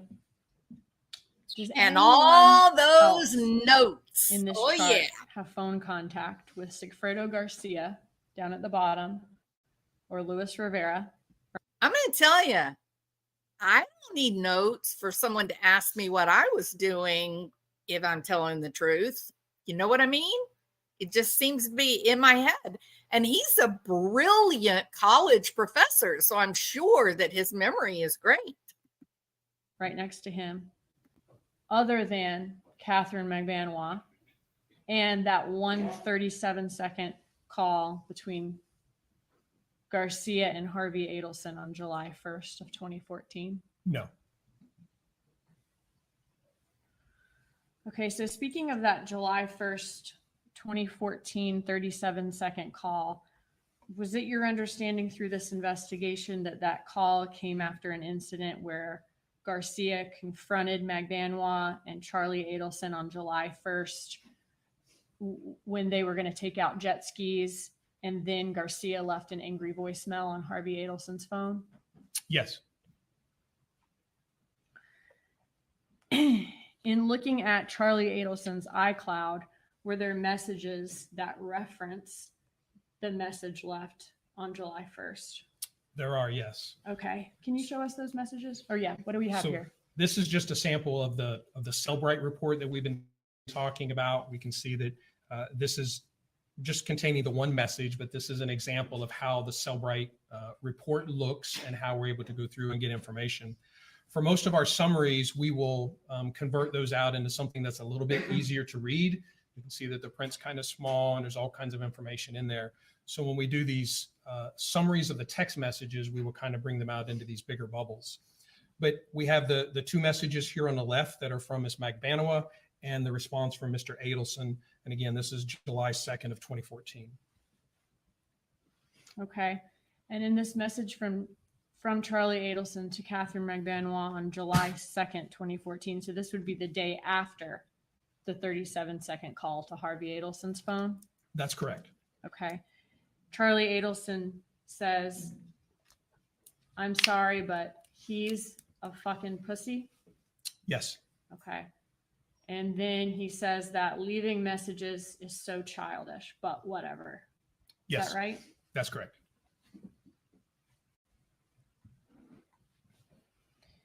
All right. Was Luis Rivera interviewed by law enforcement back in 2016? He was, yes. All right. And did he admit that he and Garcia were in fact in that Prius at Premier Gym that followed Dan Markel on July 18th of 2014? He did, yes. All right. And did both Garcia and Rivera live in Miami back in 2014 to 2016, that time range? So I'll tell you what I think of Donna. Again, I don't know this woman. I don't have any special knowledge of her that goes beyond what's publicly available information on the internet related to these trials and these investigations. I think it's, I think in the same way that I believe that Jeffrey Lacoste, it seems to be one of these guys who was probably reading more into the relationship than he needed to, and responded with jealousy and anger when he got dumped, and you got that narcissistic rage, picture. I think all of that with Jeffrey, it shows through, it shines through his testimony and his, police questionings and all that. For Donna, I definitely believe that there was enmeshment, probably in the classical clinical sense of the word. Okay. I think there's a good case to be made that her behavior toward her children would be considered textbook for enmeshment. I 100% would stand by that. The thing that really is the deciding point for me for this issue of Donna being probably too focused on her children, adult children's lives, to, control, attempts to control them, is in the story of her oldest son, Robert. And Robert was in love. He was in Texas. I believe he was doing his internship, maybe. Or maybe it was a postdoc. I don't remember. But anyway, he was here for some training. He fell in love with a woman, and they were madly in love. And he wanted to marry this young woman. And I'm not going to bring up her name or anything, but he wanted to marry her. And his mom said to him, "It's either us, your family, or your girlfriend. You can't have both. If you marry this woman, you will be disinherited, disowned. You'll be out of our lives." Now, what was so egregiously wrong with this woman? Well, she was not Jewish, which is kind of hilarious, considering that Jeffrey Lacoste went a long way to try to act like that Donna was legitimately going to dress her grandchildren up in Nazi uniforms, right? So that is just inherently unlikely, because she was so focused on Robert having to marry a Jewish person that they would not stand for a non-Jew in the family. That's also how it came to be that Wendi ended up with Dan Markel, is that they were up to New York and they were on, Wendi found a dating site that was only for Jewish people, and that Donna actually sort of gave her mark of approval for Don Markel and sort of encouraged Wendi to pursue, Dan Markel. He was the right young Jewish man. So for some reason, Donna was really, really focused on this issue of being Jewish. I find it hilarious that Charlie was most certainly not following the family pattern and dating only nice Jewish girls. So at the same time that you see Donna making an attempt to exert an awful lot of pressure on her adult, overly well-educated children, you also see pushback, right, in their own individual way. So for Robert, he tried to push back. It failed. He ended up breaking up with the love of his life. He found a Jewish girl, married her, and quickly came to the realization that this was in fact not the woman that he wanted to spend his life with. And he told his family that they could basically go jump in a lake, and he had the marriage to this woman annulled. And then after the annulment, he got back together with the woman he really loved and got married. And now they're living together happily ever after. And they're living a great life. And that's all I'm going to say. Now then. So Robert, it didn't take him long to man up and say, no, I'm not going to live my life through my mom. If you want to disinherit me, that's fine. I can make plenty of money as a doctor all on my own. So he split with the family. Now later they did sort of patch things up, but they've never gotten back to that level of control that Donna had previously had. He's always sort of kept this distance since then. Charlie, on the other hand, was just, your typical middle child, right? Independent, smart, unique, live his own life. And he didn't care what his mom and dad, he loved his mom and dad. He was close to his family, but he didn't let them push him around. In fact, in some ways, he sort of went the exact opposite extreme. Rather than a nice Jewish girl, he was kind of going out with these very beautiful, kind of wild girls, And then there was Wendi, and this is something I've not really heard anybody else say, and I think it should be said. I think it's notable. And again, if Jeffrey Lacasse was not in the picture poisoning this story, I think that you see a bit of a different picture. And here's what I mean. So Wendi says on the stand under oath that when she finds out the judge denied her petition to relocate, to take the boys down south to Miami, it wasn't Wendi that was hatching these schemes about, well, we need to pay Dan $1 million to let me take the boys and live in South Florida. That wasn't Wendi doing that. That was Donna doing that. And Donna was saying, oh, well, me and my husband will pay a third, and Wendi will pay a third, and old Charlie Moneybags over here, he's going to pay a third because he's got lots of money and he doesn't have a family, so we'll just take his third. And she's sort of living everybody's lives for them. That's the enmeshment pattern. She feels entitled to take over, right? It's Donna. It's not Charlie and Wendi doing this. Also, the video, the emails. Oh, well, tell Dan if he doesn't agree to our demands, we're going to dress them up in little Hitler Youth uniforms. Ha ha ha ha. That'll show him.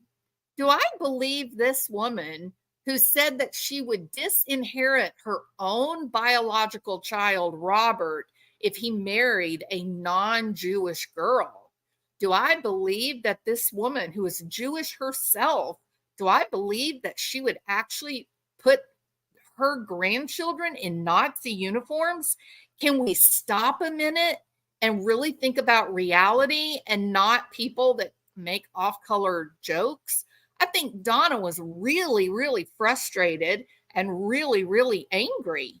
I absolutely don't doubt that. But I don't see Wendi being frantic to come up with all these schemes for how they were going to get the kids down south. I don't see Wendi doing that at all. Wendi is dating people. And according to the young professor, Wendi was saying, oh, I want my kids to call you daddy. Bullshit, Jeffrey. That's a bald-faced lie. Nobody believes that. I don't even know why you would say such an just errant and crazy thing. But Jeffrey's giving you this picture that she's saying, oh, we're going to buy baby seats together. We're going to buy car seats, Jeffrey. You need to have a vehicle there you can put a car seat in. And don't buy a house, Jeffrey. You'll just come live with us, Jeffrey, in my house that Dan Markell bought. No, Jeffrey, you don't need to ever worry about anything. You're going to come live in my money and my ex-husband's money, and you're going to be so happy with all of our lovely money. That is the words of Jeffrey Markell, claiming that she's coming on strong. She's telling him they're buying baby car seats and they're going to live together in her house and they're going to be husband and wife and he's going to be daddy to the children. Does this sound like a woman who's fighting with an ex-husband to try to leave Florida? Does this sound like a woman who's had a judge tell her, you cannot leave and move your children down to Miami? You need to stay accessible so both you and the dad can have a relationship with the kids growing up. Does this sound like a woman who's fighting against that? By Jeffrey's own description, she doesn't sound like she's fighting it. She sounds like she's like, okay, I'm here. I got a job. I got a house. I got a new husband. I'm going to be living my just life. I got friends. This is actually, I believe, where Wendi wanted to live. I think Wendi legitimately wanted to stay in Tallahassee. Why? Because it was so wonderful? No, because she had no interest to go back down to Miami where her mother would be controlling everything. So when Wendi sits up on the stand and says, were you angry when you found out that you could not take the kids down south to live when your relocation order was denied? A relocation order, by the way, that was driven by her mom. She said what? What was her answer? Who remembers? Her answer was, I was relieved, quote unquote. And most of you are going, what? Why would you be relieved? Except for those of you who have had overly controlling mothers. And if you are one of those with an overly controlling mother, and you're able to say to your mom, gosh, Mom, I'm so sorry. I know you really want us to live down there by you, but we're just not going to be able to. The judge says, I can't. Oh, well, wouldn't you be grateful to have a judge take your side so that you didn't have to go down and live with your mom? Think about it. So, that's one of the that's one of the negative points to enmeshment, is the effect that it has on kids, on their ability to make decisions, to have confidence as an adult. They are almost crippled sometimes, depending on how bad the enmeshment was. They can be crippled, not able to act independently, not able to go against the wishes or the ideas of the parents. They grow up with this belief that whatever the parents think, that the parent opinion is the right opinion. And so it can be frightening for them to try to make decisions, that would go against the parents, right? So So Grimley, of course, Grimley can read people's minds almost as good as Jeffrey Lacoste can read minds. Tell us, Grimley Fiend, do you know Jeffrey Lacoste? I'm just curious because you seem to be an awful lot alike. All right. I want to see Donna on the stand. I would love to see Donna on the stand, Dixie. However, that will not be happening in this trial. And the reason I think it's not going to happen in this trial is this. I think if they get a guilty verdict against Charlie, then I think they're going to prosecute Donna next. And they don't want to give her immunity. They want to see her go to jail. So that's why she's not testifying, because in order to get them to testify, they would have to give them immunity. Wendi has immunity, and I know that it's not blanket immunity. However, they're asking her about all of her connections and interests, and so they would be off limits. They could not bring any of that up in her own prosecution. So Wendy's off the hook, in my opinion. But Donna is still very much on the hook. But if they fail to get that guilty verdict on Charlie, then I think it'll all be over at that point. I think they'll be done. There'll be no more prosecutions after that. Maybe Charlie wanted to be the family hero. I don't think Charlie had any interest in being the family hero in terms of like family theory, systems theory. I think he was the typical middle child. He's successful all on his own. He's got parents that are coming to him to save the day already financially and whatnot. He was just living independently. He had no interest at all in being the, family savior. For what? So that mom could push people around? No, I don't think so. I think that's wrong. Maybe he would do it to try to help his sister. I could see that as a motivation, but this guy had already parted ways with mom. He was living independently. He was dating women she never, ever would have approved of, living a life. Well, and here's another question, Jeff Fiend. Tell me something. Why do you think the prosecution was trying so hard to get someone to implicate Charlie as a cocaine user? Why is that? Oh, I know, because of the whole Cuban neighborhood.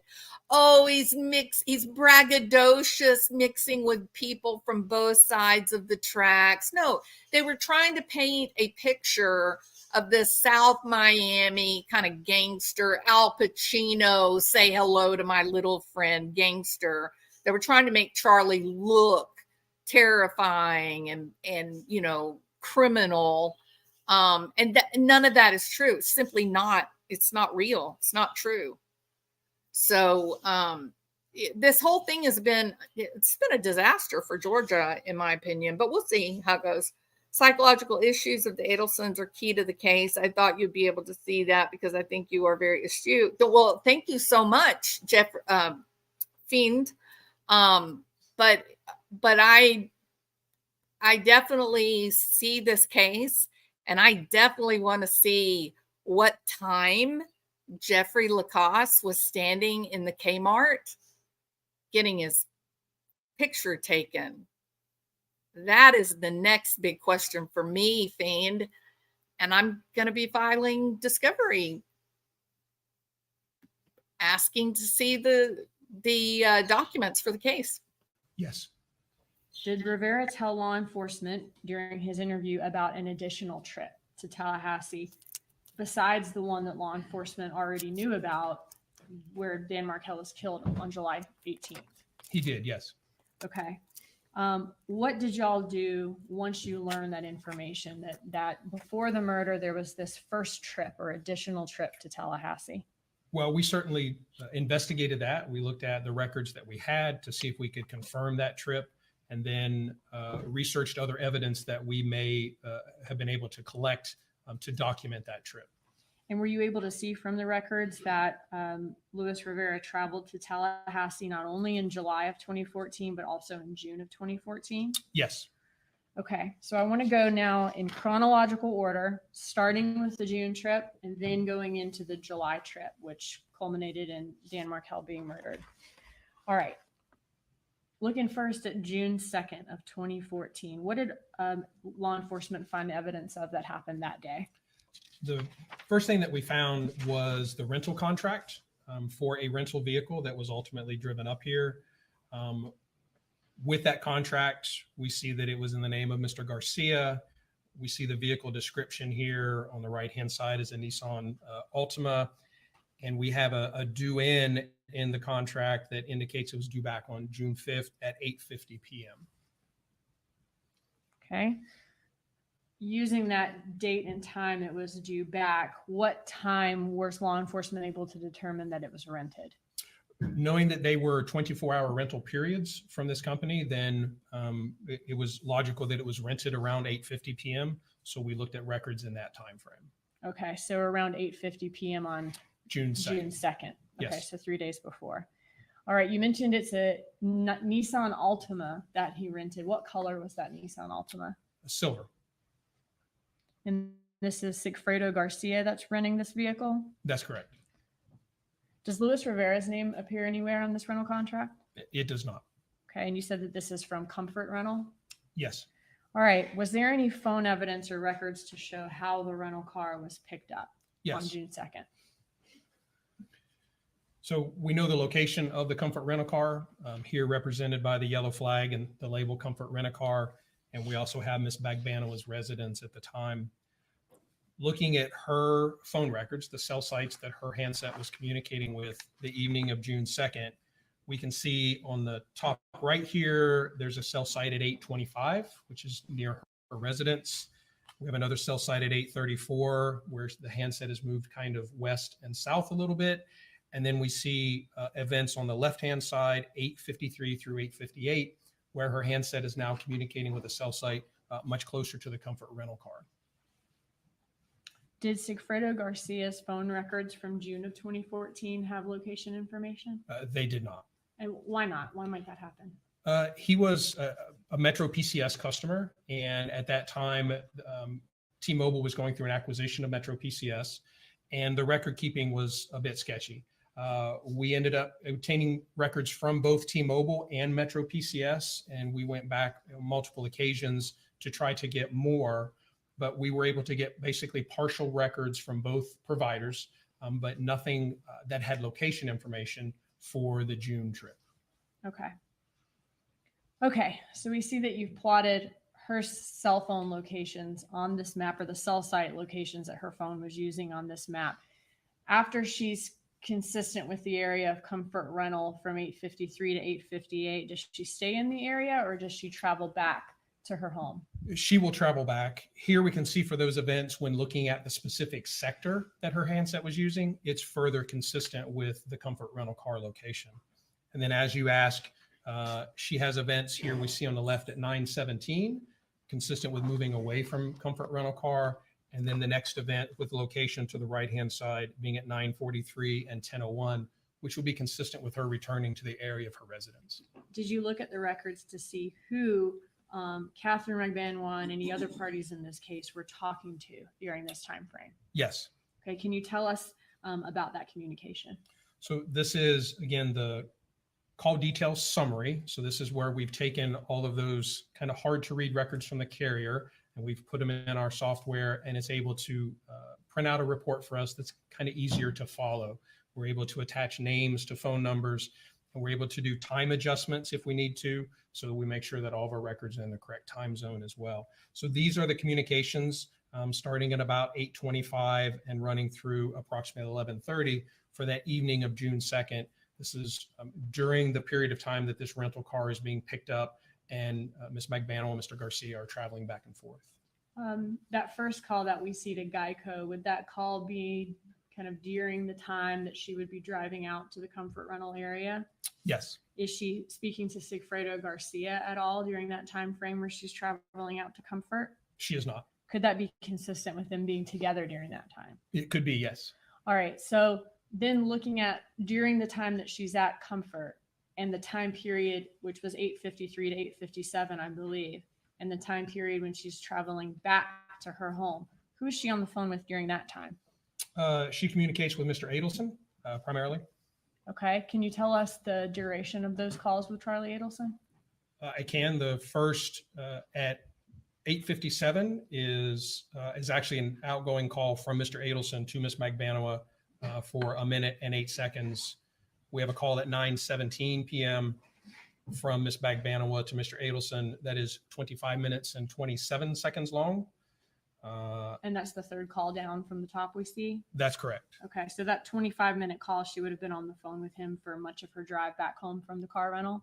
That's correct. And who does she call as soon as she gets back home from the car rental after she hangs up with Mr. Adelson? We have outgoing calls to Mr. Garcia at 10:01.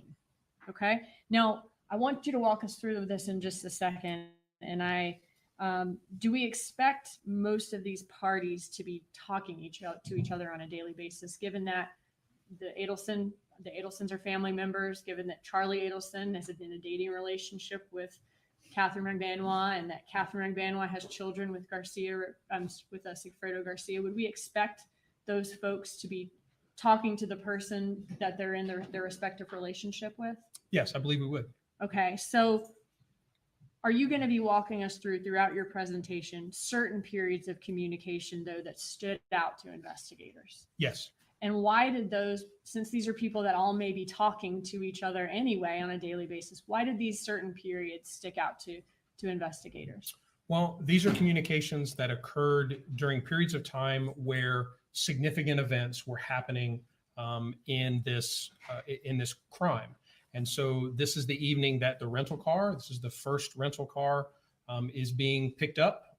And this is the rental car that will subsequently be driven to Tallahassee in an attempt to murder Mr. Markell. So it's kind of the first, from my perspective and what I can see in the records, it's the first kind of physical act that I can see where there's something actually happening. Someone's traveling someplace to pick up a vehicle to go and do this thing. So that's why this period stood out. There are communications that occur during the trips while Mr. Garcia and Mr. Rivera are in Tallahassee. There are communications that occur then and communications that occur upon their return after the eventual homicide of Mr. Markell. Are there other things about certain communications that stand out to investigators, like a quick turnaround between phone calls? Yes. Can you tell us about that? We can see in this demonstrative here, the third call down we talked about is 25 minutes and 27 seconds. So Ms. Magbanua and Mr. Adelson would have been on the phone from 9:17, add 25 minutes to that. And we see at 9:44, which is just about the time that call would have ended, Mr. Adelson then makes an outgoing call to the Adelson residence, also for 25 minutes and 32 seconds. Okay, so looking at situations where one of these conspirators hangs up with one and immediately calls the other, that could be something that stands out to investigators. Yes. Okay. And then is another, I guess, detail in the communications, maybe calling a number that they might not ordinarily call? Yes. Okay. All right. So if you could walk us through the communications that we see, as you said, on like the night that the first physical act of this murder is occurring during this first trip to Tallahassee where this car is being rented. So again, to help kind of visualize the calls, we can look at our subjects and then look at our communications. So we already mentioned the 8:57 call where Mr. Adelson calls in to Ms. Magbanua, just over a minute. We have the next call at 9:17 p.m. This was the 27 or 25 minute phone call that we talked about. And that's on while she's on the way back from Comfort to her home? That's correct. Okay. And so in this relatively short time frame, we're also kind of keeping track up here on this one at the top, how much kind of the total time of communications that we have. So again, at 9:31, Wendi Adelson text Harvey Adelson. The phone call we already talked about from Mr. Adelson to the Adelson residence for 25 minutes. Katherine Magbanua then communicating with Mr. Garcia. Mr. Garcia back to Ms. Magbanua. Harvey Adelson calls Charlie Adelson. This is 10:16, and that's a 5-minute phone call, a little over 5 minutes. Charlie Adelson calls back for a little over 3 minutes. Ms. Magbanua is communicating with Mr. Garcia again, and then Mr. Adelson for another 23-minute phone call. And then text messages from Mr. Garcia, or call and then text from Mr. Garcia to Ms. Magbanua. To about an hour and 25 minutes of communication between our parties in this time frame. Okay. More here, 11:05, short calls or a 27-second call, and then a 4-minute phone call from Ms. Magbanua to Mr. Garcia. Again, communication from Mr. Garcia back to Ms. Magbanua. And that was the last. All right, we saw a call from Charlie Adelson. You mentioned it. Katherine Magbanua was talking to Charlie Adelson on her way back from dropping Garcia off at Comfort Rental. She talks to Charlie Adelson for 25 minutes on her way back. And then Charlie Adelson, after he gets off that call, calls his parents' landline, Harvey and Donna Adelson's landline. That's correct. Okay. Does the defendant, Charlie Adelson, most often talk to his parents on their cell phones or on their home landline? We looked at, again, for all the records that we had for Mr. Adelson, and our analytical software is able to kind of tally up for us how many communications are with the cell phones, the combined cell phones of Mr. Harvey and Ms. Donna Adelson, compared to their landline or their home phone. And again, we know that events kind of make multiple records, and so we know that it may not be exactly 3,868 calls, but not all calls are completed, all of those. But statistically, we can see that there were only 28 contacts or attempted contacts between Mr. Adelson's cell phone and the Adelson residence, compared to a significantly greater number to the cell phones.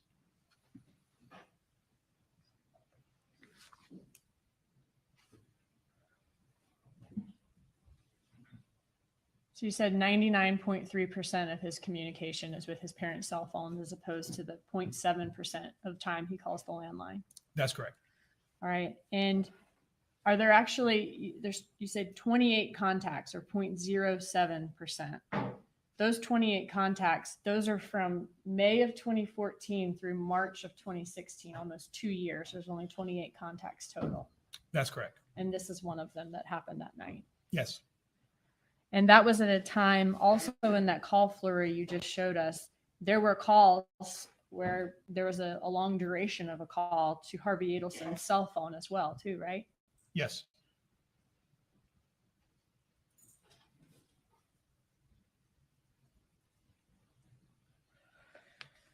Are you familiar?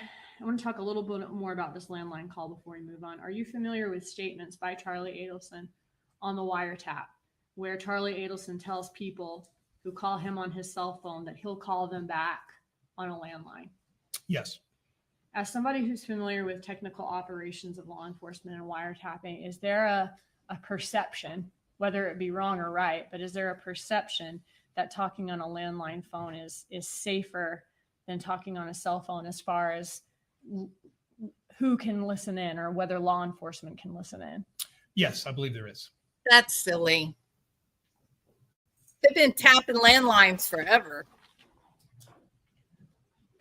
All right. Where was Rivera's handset during this time where the car was rented? So again, knowing the approximate time for the car rental, we looked at Mr. Rivera's cell sites that his handset was using, and we can see that they're consistent with the area of his residence and would be inconsistent with the area of Comfort Rental. Is there any evidence that Rivera was involved with the rental of this vehicle? There's not. All right. Do we have any other evidence that law enforcement was able to find to show who rented the car on June 2nd besides the last rental contract we saw? Yes, I believe you mentioned earlier a traffic citation. We did recover a traffic citation that was issued to Mr. Garcia. And in that, we can see that he is driving the rental vehicle, the same information from the rental contract. Okay. And was this citation from 9:48 p.m. on June 2nd? It is, yes. So within an hour of renting this car, he got a traffic ticket. He did. All right. And that was in that silver Nissan Altima. Yes. Are you familiar with the statement that Jeffrey Lacoste drives a silver Nissan vehicle or drove that at the time of this murder? I am familiar with that, yes. Now, did this traffic ticket create a record that law enforcement would be in possession of? And that record memorialized the fact that Sigfredo Garcia is driving this silver Nissan rental car from Comfort on that day. Yes. All right. So after he got that traffic ticket that memorializes that law enforcement is going to have, what did he do next? There was a change of vehicles. So we have an additional contract from Comfort Rental Car that indicates the vehicle was changed out for a blue Hyundai. Okay. So then he goes back to Comfort, rents a different car. That's correct. All right. This time a blue Hyundai. And again, was it Garcia renting it and not Rivera? That's correct. All right. What can you tell us about the travel of Luis Rivera's handset on June 4th? So they were in a blue car, not a silver car? So again, Mr. Rivera is the only one that we have location information on for this period. And again, just looking at the cell sites that his handset is communicating with, we can see that it's consistent with leaving the South Florida, Miami area. We see down here at the bottom right, early morning hours of June 4th of 2014. And then we can see that it is consistent with getting into Tallahassee the early morning or later morning of June 4th. Was Rivera's phone ever consistent with being near the victim, Dan Markel's home on Trescott Drive the following day on June 5th of 2014? Yes, we did see a number of events where his handset was communicating with a cell site and a sector very close to Mr. Markel's residence. Are you familiar with Rivera's statement in his interview that they were at a park near Markel's house? Yes. Was the phone information here, was that consistent with Winthrop Park near Trescott Drive?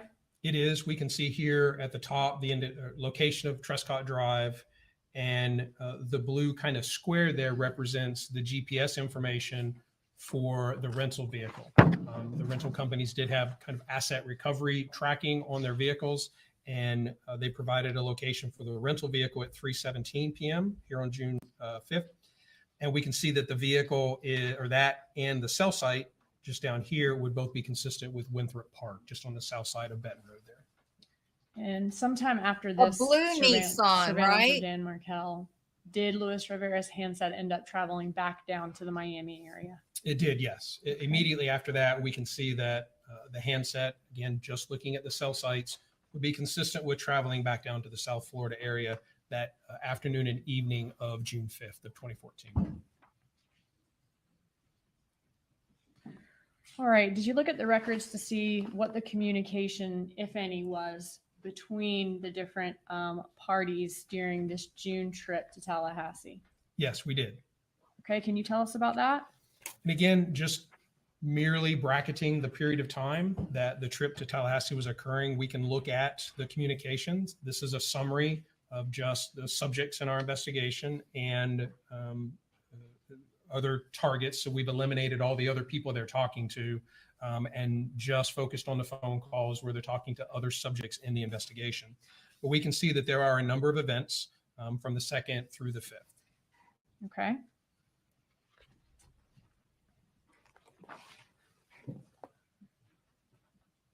Did Charlie Adelson contact Katherine Magbanua a number of times during this trip to Tallahassee? Yes.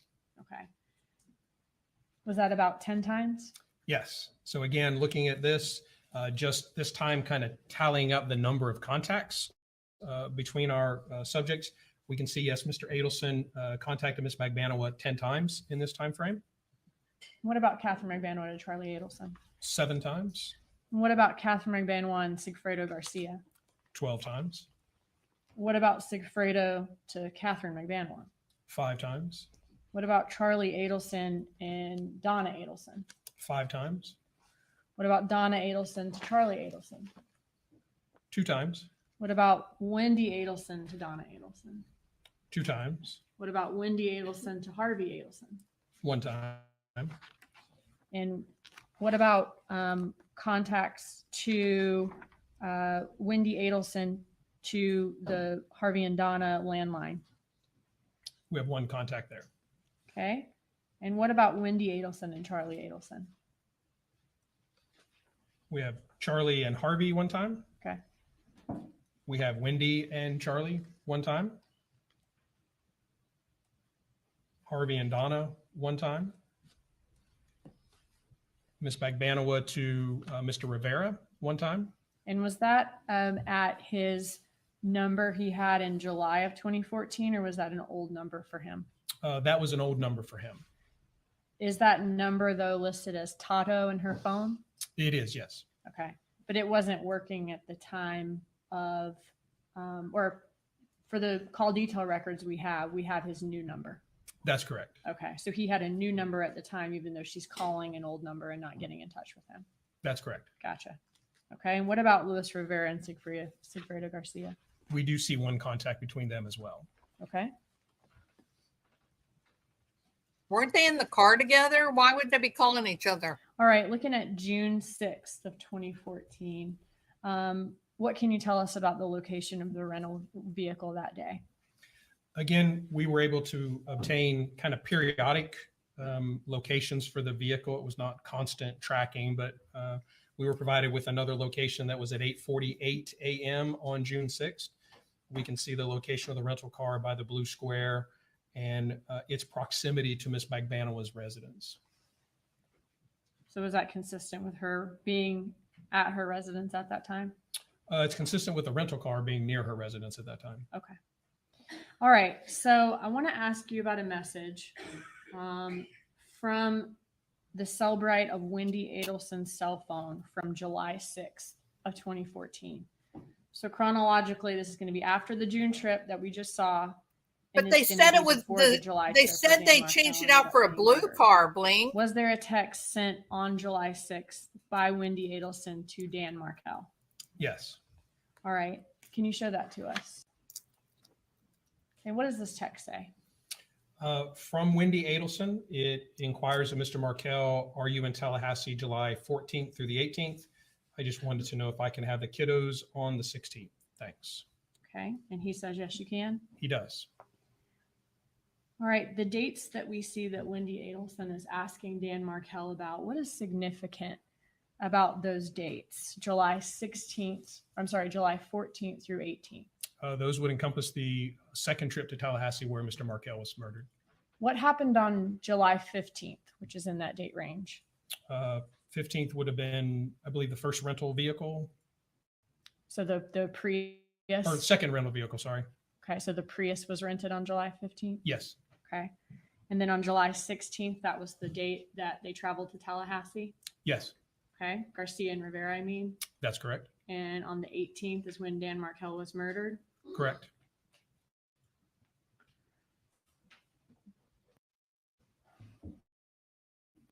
Where was Wendi Adelson when this text message was sent? So looking at her cell sites, we can see that she is in South Florida at this time. That text was sent, we see here around 10:47 to 10:49 is the AM is the text exchange. 10:14 is the closest event that we have with cell site location for her. And we can see the location of the icon, which was the residence of Mr. Harvey and Donna Adelson at that time. So Harvey and Donna Adelson lived in a condo in the Icon building? Yes. At that time? Okay. Where was Charlie Adelson, the defendant, when that text message was sent? So we have location information for him in the early morning hours of the 6th at 12:30 a.m. and the next event being at 11:46 a.m. Both of those are consistent with the proximity to Ms. Magbanua's residence. Again, we don't have an event exactly at the time of that text message. Now, July 6, 2014, was that a weekend day, a Saturday or a Sunday, I believe? I believe it was, yes. Was that weekend the weekend of Harvey Adelson's birthday at the Adelson residence? Yes. Did Charlie Adelson also go to his parents' home at the Icon on that day that this message was sent? He did, yes. For events starting about 12:28 in the afternoon of that date through a little after 9, all of his communication events are connecting to cell sites in that area of the icon.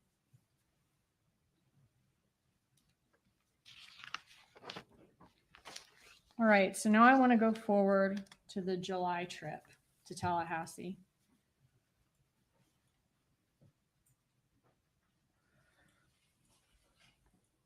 Can you walk us through?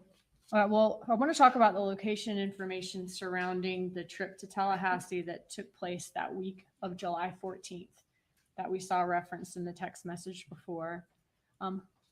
Whose phone records did you have location information for the July trip? As far as those traveling, we had location for both Mr. Garcia and Mr. Rivera. Okay, so before we had only Rivera, but now we've got both for the July trip. That's correct. Okay. Was it a similar situation as the June trip where they rented a car in Miami and drove to Tallahassee? Yes. All right. You told us before that July 15th was the day that that Prius was rented. For the June trip, we looked at the night before the car was rented and we saw some activity and some things on that day. Did you look at the night before the Prius was rented on July 14th, 2014 for the July trip?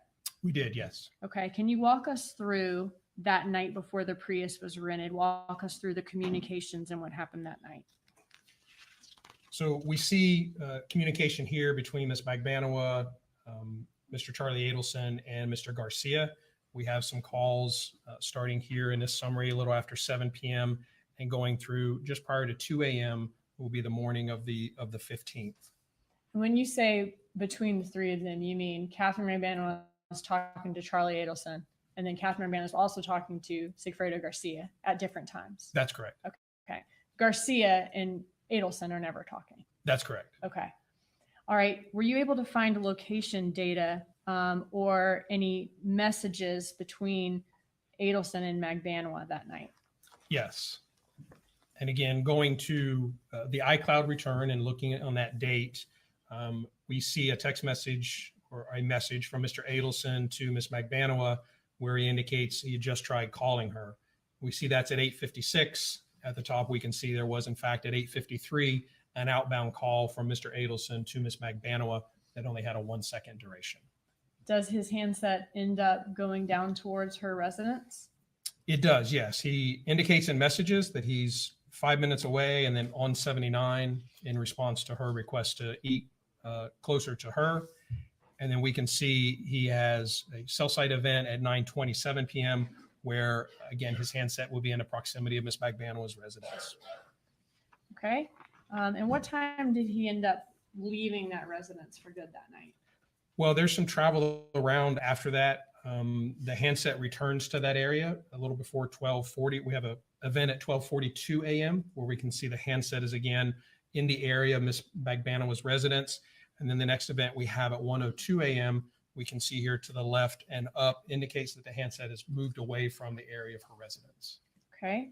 Now going back, if you don't mind, to the call flurry, to the list of calls we saw, who does Katherine Magbanua communicate with immediately after Charlie Adelson leaves the area consistent with her home that night? So we see down the list here at 12:48 a.m. So that's about halfway through. That's about halfway through, yes. Okay. We see an outbound call from Ms. Magbanua to Mr. Garcia. Okay. And what time did you have him last consistent with her residence? That was at 12:42. Okay, so 12:42 a.m. is the last time that Charlie Adelson is consistent with Magbanua's residence. After he leaves the area, we then see him quite a bit north at 1-something a.m. Correct. Approximately 6 minutes, though, after he last is consistent with the area, she's calling Sigfredo Garcia. That's correct. Okay. All right. Can we now look at July 15th of 2014, which is going to be the day of the Prius rental? Yes. Again, we have a number of communications between all of our parties for that day. And again, this summary is limited to just those persons. But we can see as we go through here, one of the first calls, Mr. Garcia does communicate with other people in the overnight hour, but we see that at 9 a.m., he makes an outbound call to the Comfort rental car, which is the same rental company from the previous vehicle rental. So we see Charlie Adelson leave the area consistent with her residence at 12:42. Then she calls Garcia at 12:48. And then there's a number of other calls, it looks like, between Magbanua and Garcia in the 1 o'clock hour that morning. Yes. All right. And then Garcia, you said, calls Comfort Rental. Yes. Basically, So there was a first thing in trip the that was morning, made as soon in as that- June, probably shortly and after they that didn't, company would have opened at 9 a.m. Lewis did Yes, not I don't want to know their do exact the hours, hit but yes, because it's the early kids in the were morning. with Dan. All right. So he And so calls then they went Comfort back Rental, July. and then what 18th, happens or next? the 16th. There's they a killed series on of the calls 18th. throughout the day between, I think though, again, all of our we had parties. been told see by that at Jeffrey 4:28 that it was p.m. silver is car, when but he makes they a said, call well, to no, that we Hybrid had or traded Save in for a Gas, blue which car. ended up being the rental company for the Unless I Prius. We see that call is misunderstood. made, and we see that there are a number of communications. Yes, allegedly the creator. Between, Absolutely, again, all of our Margaret. parties, but ending down here at the bottom, just after 6, with Mr. Rivera, between Mr. Garcia and Mr. Rivera.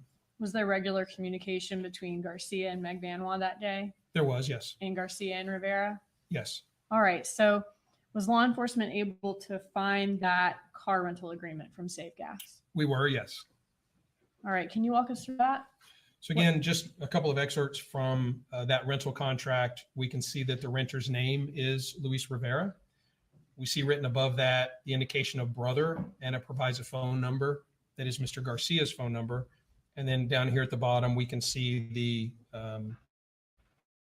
Toyota Prius. We can see the color of it, the license Date plate. out That's the vehicle information. 7:15, date And then it back shows being out 7:17. at 6:15 p.m. Okay. Can you tell us about their locations at that time? Did they have locations consistent with being at that rental? So looking at both of their location information, Mr. Rivera, by the nature of his carrier, has more events. He has several events with a cell site in very close proximity to the Save Gas rental. And Mr. Garcia has an event at 6:11. Again, the car was out at 6:15. And he has an event also on a cell site in the immediate area of the Save Gas rental.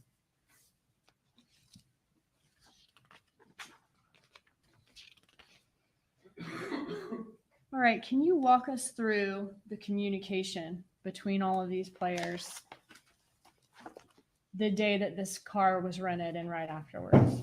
So again, the evening time hours on the date of this rental, we can see that there are a number of communications. Again, kind of looking at a summary of that, looking at the communications this time just between people, kind of tallying those together. But we can see that Charlie Adelson contacts the Adelson residents 3 times. Again, this is the evening hours of the 15th.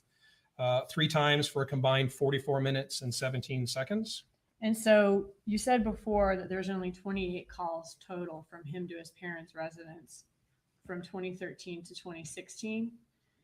But now from the time that the first car was rented that night, and then now again, the time that the second car was rented, 4 of those 28 calls are those days. Yes. Okay. What's next? We have Mr. Harvey Adelson being contacted by the Adelson residents. Could that be consistent with Donna Adelson being present at the residence and talking at on the landline phone? That's correct, yes. Okay. We have 5 communications between Mr. Adelson, Charlie Adelson, and Ms. Magbanua, combined a little over 11, almost 12 minutes of communication. 32 times, again, communications or attempted communications between Ms. Magbanua and Mr. Garcia, only about 7 minutes and 41 seconds of communication. Mr. Rivera and Mr. Garcia communicate 10 times, a little over 3 minutes of communication. I believe that's it. Okay. And on July 15th, did any of the parties ever meet up that night? Yes. Okay. Can you tell us about that? Well, we see in, again, going back to the call detail summary, this is Mr. Garcia's records. We see that he has a number of communications to Ms. Magbanua, and that ends at 9:30. So we have a number of attempts. We see here 8:45 up through 9:30, a number of communications or attempts, and then it kind of ends at 9:30. So what we see looking at Ms. Magbanua's locations, that will be consistent with her being at her residence. And then if we look at Mr. Garcia's resident or Mr. Garcia's cell site information after that 9:30 timeframe, we see that his location information would also be consistent with her residence. Okay, and was there a GPS that that pinged that night, and where was that? Yes, and we also see that, again, another location from the rental vehicle, and we see it's represented by the blue square, its proximity to her residence. Okay, and did Garcia and Rivera's phones appear to leave the Miami area the next day on July 16th of 2014? They did, yes. Here again, we have Mr. Rivera's information represented by the blue towers, Mr. Garcia by the orange, and we can see that both of their handsets are consistent with traveling from Miami to Tallahassee. Obviously, we have a number of events here in this time frame, so we can't see every single time. Some of them are kind of hidden behind other labels, but we can pretty clearly see the general time frame of that trip getting into Tallahassee in the very early morning hours of the 17th. All right. Were either of their phones ever consistent with being near Markel's residence on Trescott on July 17th, the next day, which was the day that Rivera said that they were doing some surveillance on Markel? Yes, again, here we see the location of Mr. Markel's residence on Trescott Drive by the yellow flag. We see the blue arrows that represent the cell sites and sectors that Mr. Rivera's handset was communicating with. We can see how those are oriented, that they're both towards the area of Mr. Adelson's or Mr. Markel's residence. We also see a cell site and sector represented by the orange arrow for Mr. Garcia. We see it's also oriented towards the residence and will be consistent with being in that area. Was there communication between all the conspirators between July 16th and July 17th during this travel to Tallahassee and on the day that there was surveillance done in Tallahassee on July 16th and 17th? Yes, again, this is just the summary of the communication during that time frame. We can see again that there are a number of communications between our involved parties. If we could focus in on the very late night hours on July 17th of 2014. So this would be the night before Dan Markel was murdered. That's correct. The night before and into the very early morning hours of Mr. Markel's murder. We do see events here starting at 10:18, and same thing, we can kind of look through and see who's communicating with who. Hi, 10:18, we have a Diane. It's call good to from see you Charlie today. Adelson to Don Adelson for about 4.5 minutes. Another call for just over 4 minutes at 10:29. Oh, okay. So I got, thank you, Margaret. So it wasn't the We have Ms. July trip they Magbanua switched out. It was again June. attempting to Okay. contact Thank you so Mr. much. Rivera at the old number, same number we saw earlier. Ms. Magbanua attempting to call Mr. Garcia. Another attempt to Mr. Rivera's old number. We're now at 11:41. There is a call to Mr. Garcia for about 10 minutes. Could these calls previous to that be consistent with her not being able to reach Garcia, so she calls a friend of his to try to talk to him? Yes, generally preceding the calls to Mr. Rivera's old number, we see attempts into Mr. Garcia where they do not appear to connect. They're very short duration, which could be consistent with her not being able to get hold of Mr. Garcia. And then the attempt to Mr. Rivera's old number. Okay. So it ringing or maybe leaving a voicemail, but not like some long conversation. Correct. Okay. So what's next? See 12:01, Ms. Magbanua again reached out for Mr. Garcia.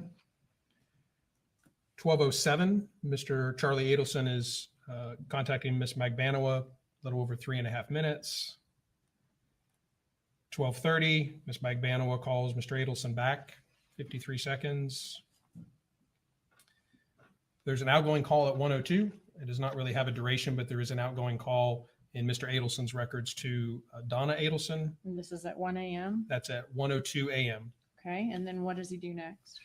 And then at 1:03, immediately after, there is the outbound call to Ms. Magbanua for almost 20 minutes.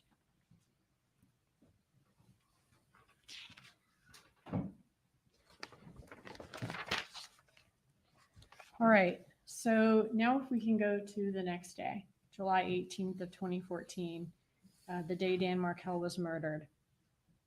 What can you tell us about communication between all of these players that morning? So again, same summary for the morning of the 18th. We can see communications between our involved subjects here. And we have an indication here. This would represent the time that Mr. Markel was murdered between these events. And we can look at these kind of in detail again as we have. Okay. And what do we see as far as their communication? So here we have also included the information from Wendi Adelson's forensic extraction or her Cellbrite report. So we're able to see other things that were contained in her phone. One of the first things we see is that she had a calendar entry for that day for listed as fixed TV. Now we see that it's deleted. Yes. When would that have been deleted?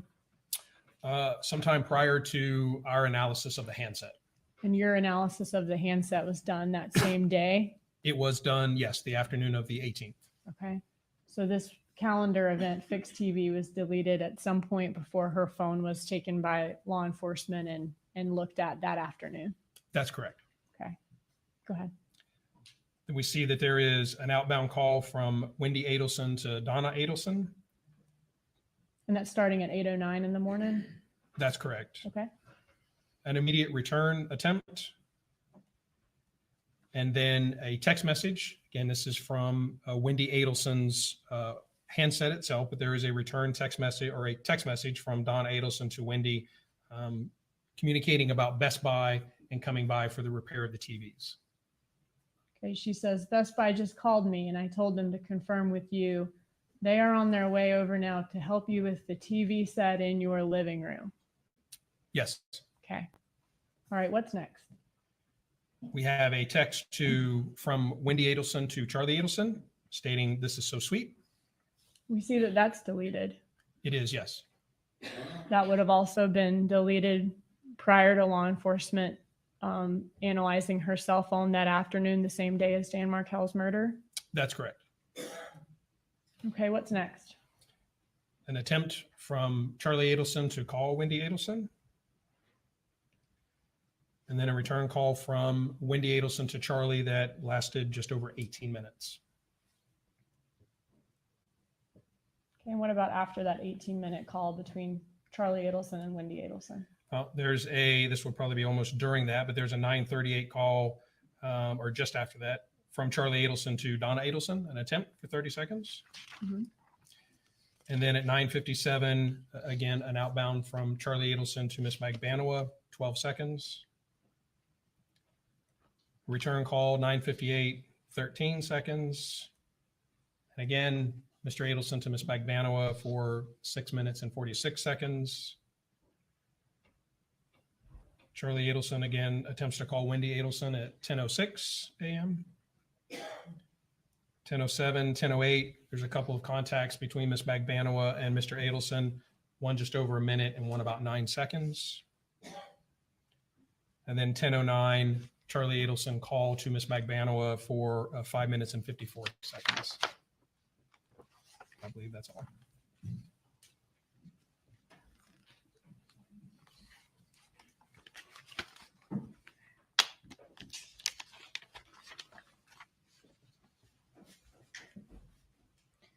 All right, and then I guess the last time we have here is 10:09 a.m.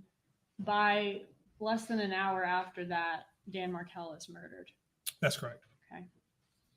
All right, so what can you tell us about, I know you already showed us Dan Markel's locations the morning that he was murdered. Could you show those to us one more time? I can, yes. Okay. So again, we have the Trescott Drive where he departed from, the Creative Preschool where he dropped his kids off, and Premier Health and Fitness where he worked out before returning back to Trescott Drive. What can you tell us about Rivera and Garcia's handset locations that morning, looking at phone records and also any other evidence that law enforcement was able to gather? So again, from the surveillance video of Premier Health and Fitness, we do see the green Prius entering the parking lot.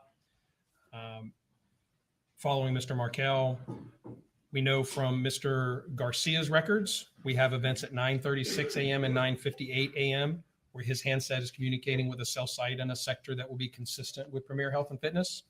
And Mr. Rivera's handset has the events we see here between about 9:14 and 9:44, all of them together, that are communicating with two different cell sites and sectors, again, both of which would be consistent with a handset being at or near Premier Health and Fitness. And these are two different carriers, you said, right? That's correct. But they're in the same location, even though they're communicating with cell sites that are in different places. Yes, sometimes the carriers are what we call co-located, where we may have more than one carrier at the same set base, same site, sometimes on the same tower or same equipment. And then sometimes they will have towers that are not that close or in different locations from the other carriers. So here we can see between the orange arrows and the blue arrows that AT&T and T-Mobile have some cell sites that are close together and some that are further apart. But all of those, the ones that are being used, will be consistent with a handset at or near their Premier Health and Fitness. All right. So even though they don't have any other locations after 9:58 a.m. for cell phone events, what time do we know that they left the Premier Gym area from the surveillance video? We see the time on the surveillance video just after 10:38 a.m. We see Mr. Markel's vehicle. And then we see the green Prius, Mr. Garcia, Mr. Rivera, again, leaving the gym area.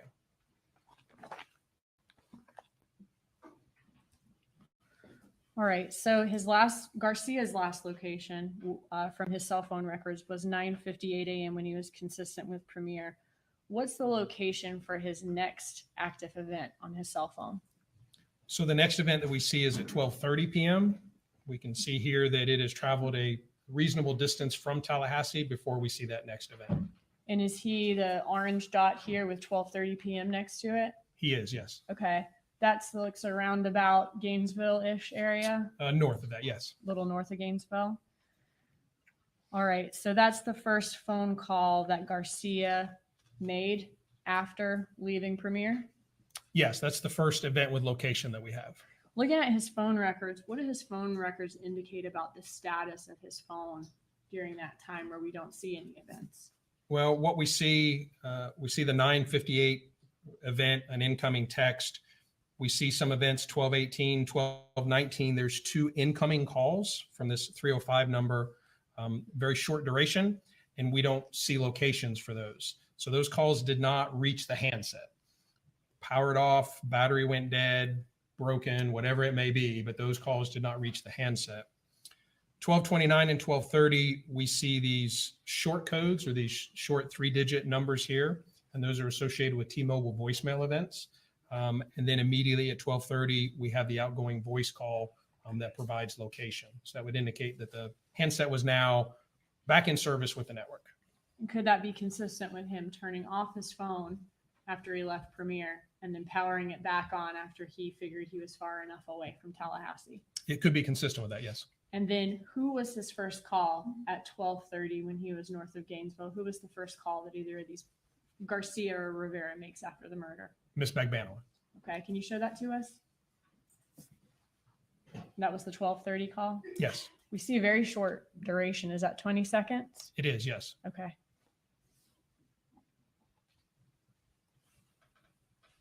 All right, switching gears here. I want to see where Wendi Adelson was during that late morning, early afternoon time when Markel was murdered and during the couple hours after. Are you familiar with her statement about her locations on July 18th as far as being at home for her TV repair appointment, then going to ABC Liquors to buy a gift, and then going to lunch at Mosaic? Yes, I am.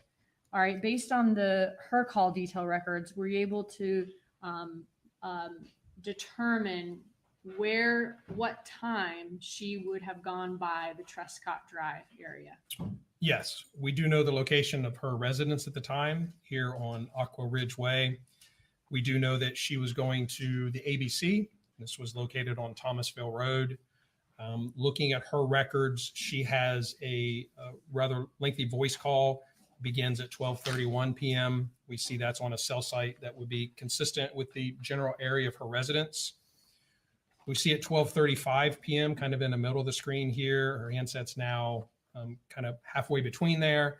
And then that call ends at 12:47 p.m. and it ends on a cell site here very, very close to ABC liquor store. So looking at that, again, the receipt time, 12:49, the call ending time, 12:47. We can kind of approximate that she would have been by the Trescott residence, at 10 or so minutes earlier than that.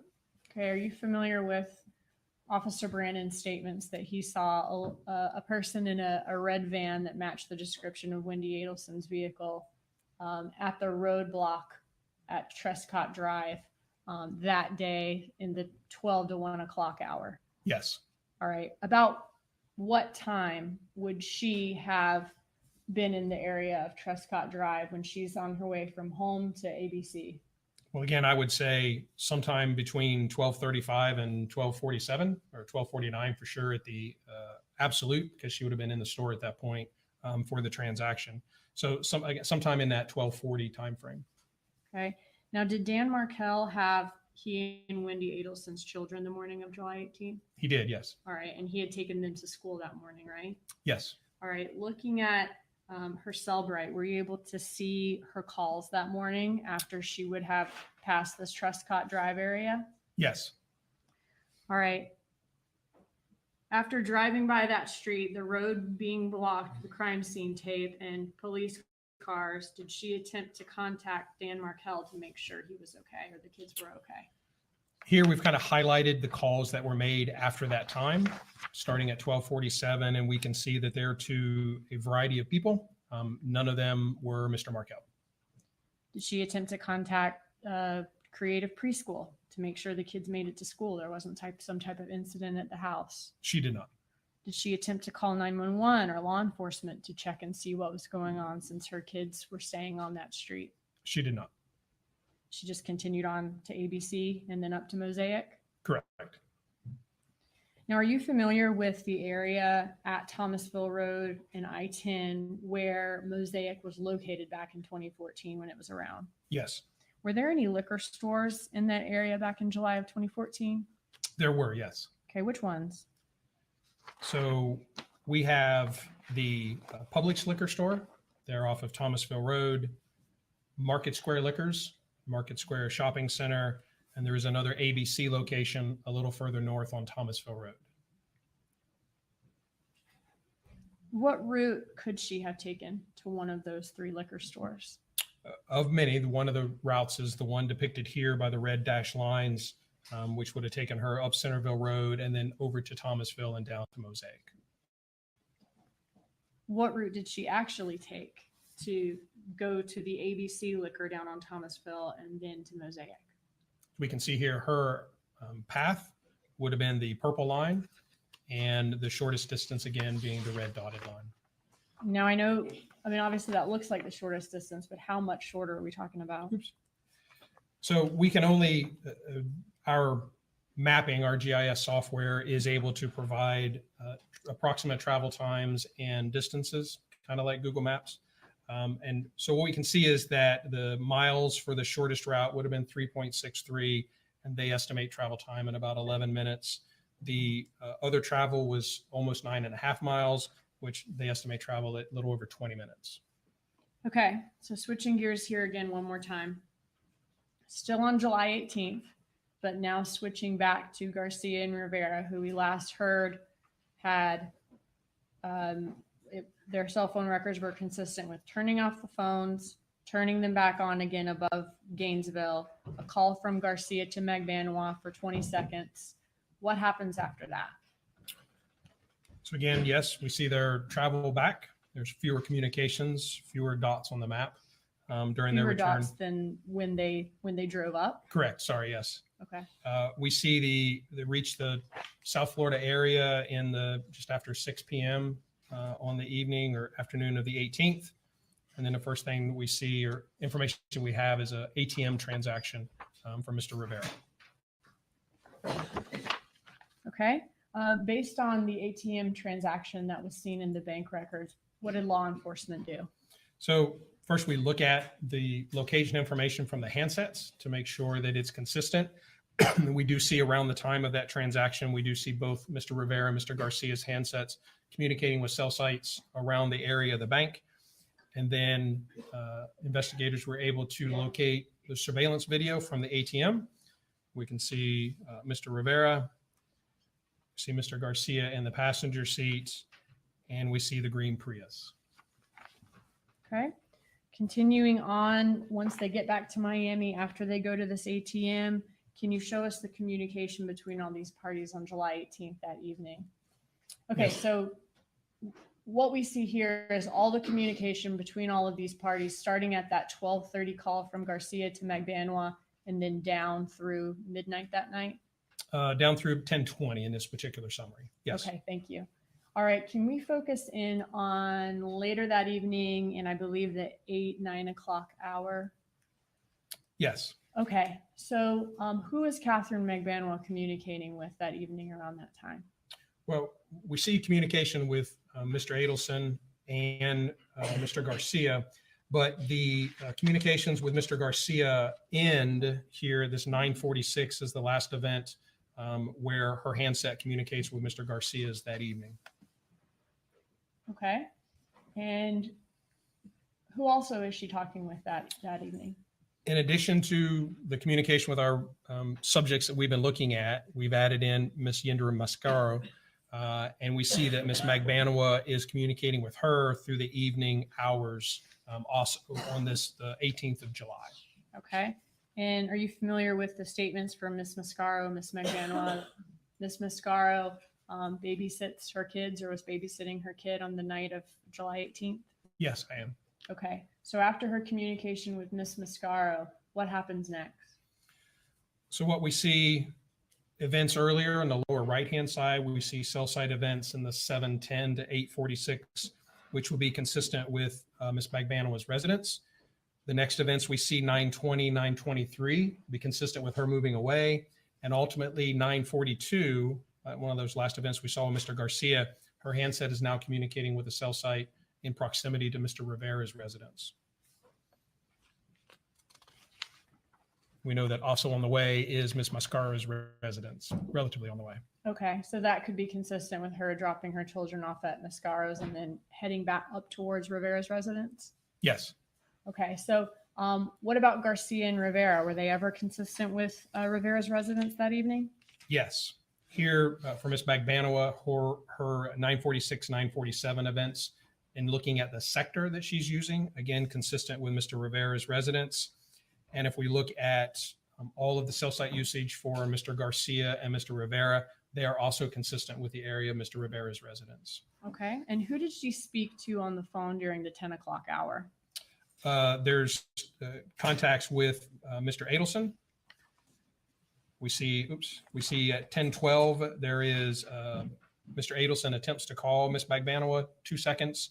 And then at 10:20, Ms. Magbanua calls Mr. Charlie Adelson for 1 minute and 56 seconds. Were you able to find any other evidence about Katherine Magbanua and Charlie Adelson's plans that night? Yes, again, going back to her location information here, the 10:20, 10:22, she is consistent still with the area of Mr.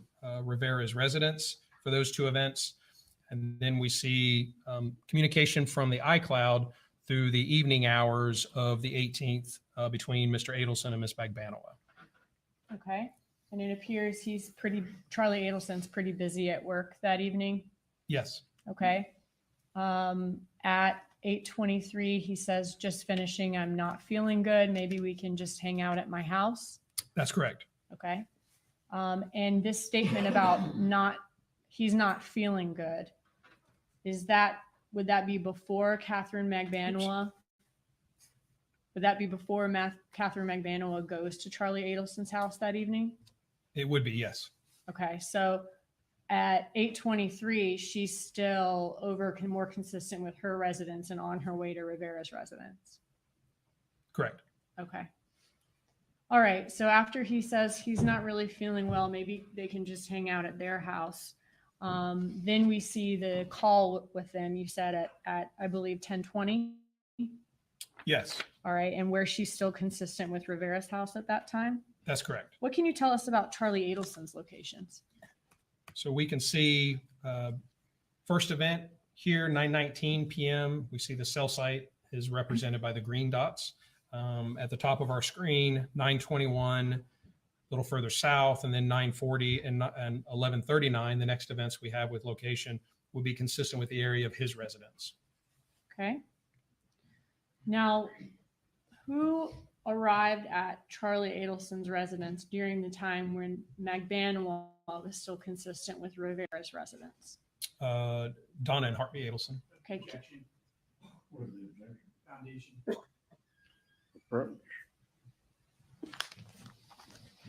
I could rephrase my question, Judge, too. Would that be all right? Okay. Go ahead and do that. Was there some evidence in the iCloud involving messages between Donna Adelson and Charlie Adelson where she says she is at his house on the evening of July 18th during a time when Katherine Magbanua is still more consistent with Rivera's house? Yes, Okay. Can you show us that message? I can.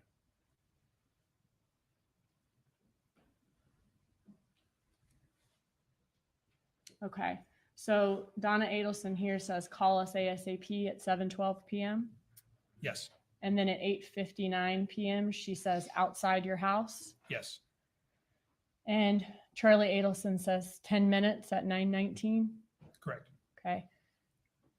About 10 minutes from when he sent that text message. So maybe about 9:30 p.m. Is that when he's consistent with being at his house? Yes, And according to this message, his mother is already there.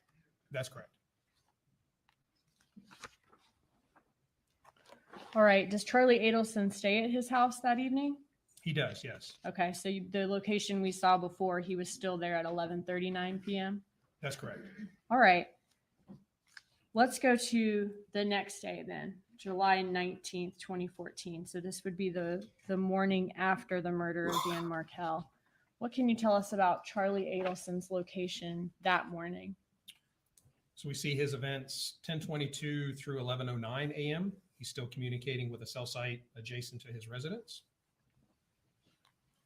Okay. And what can you tell us about the communication from Katherine Magbanua's phone that morning?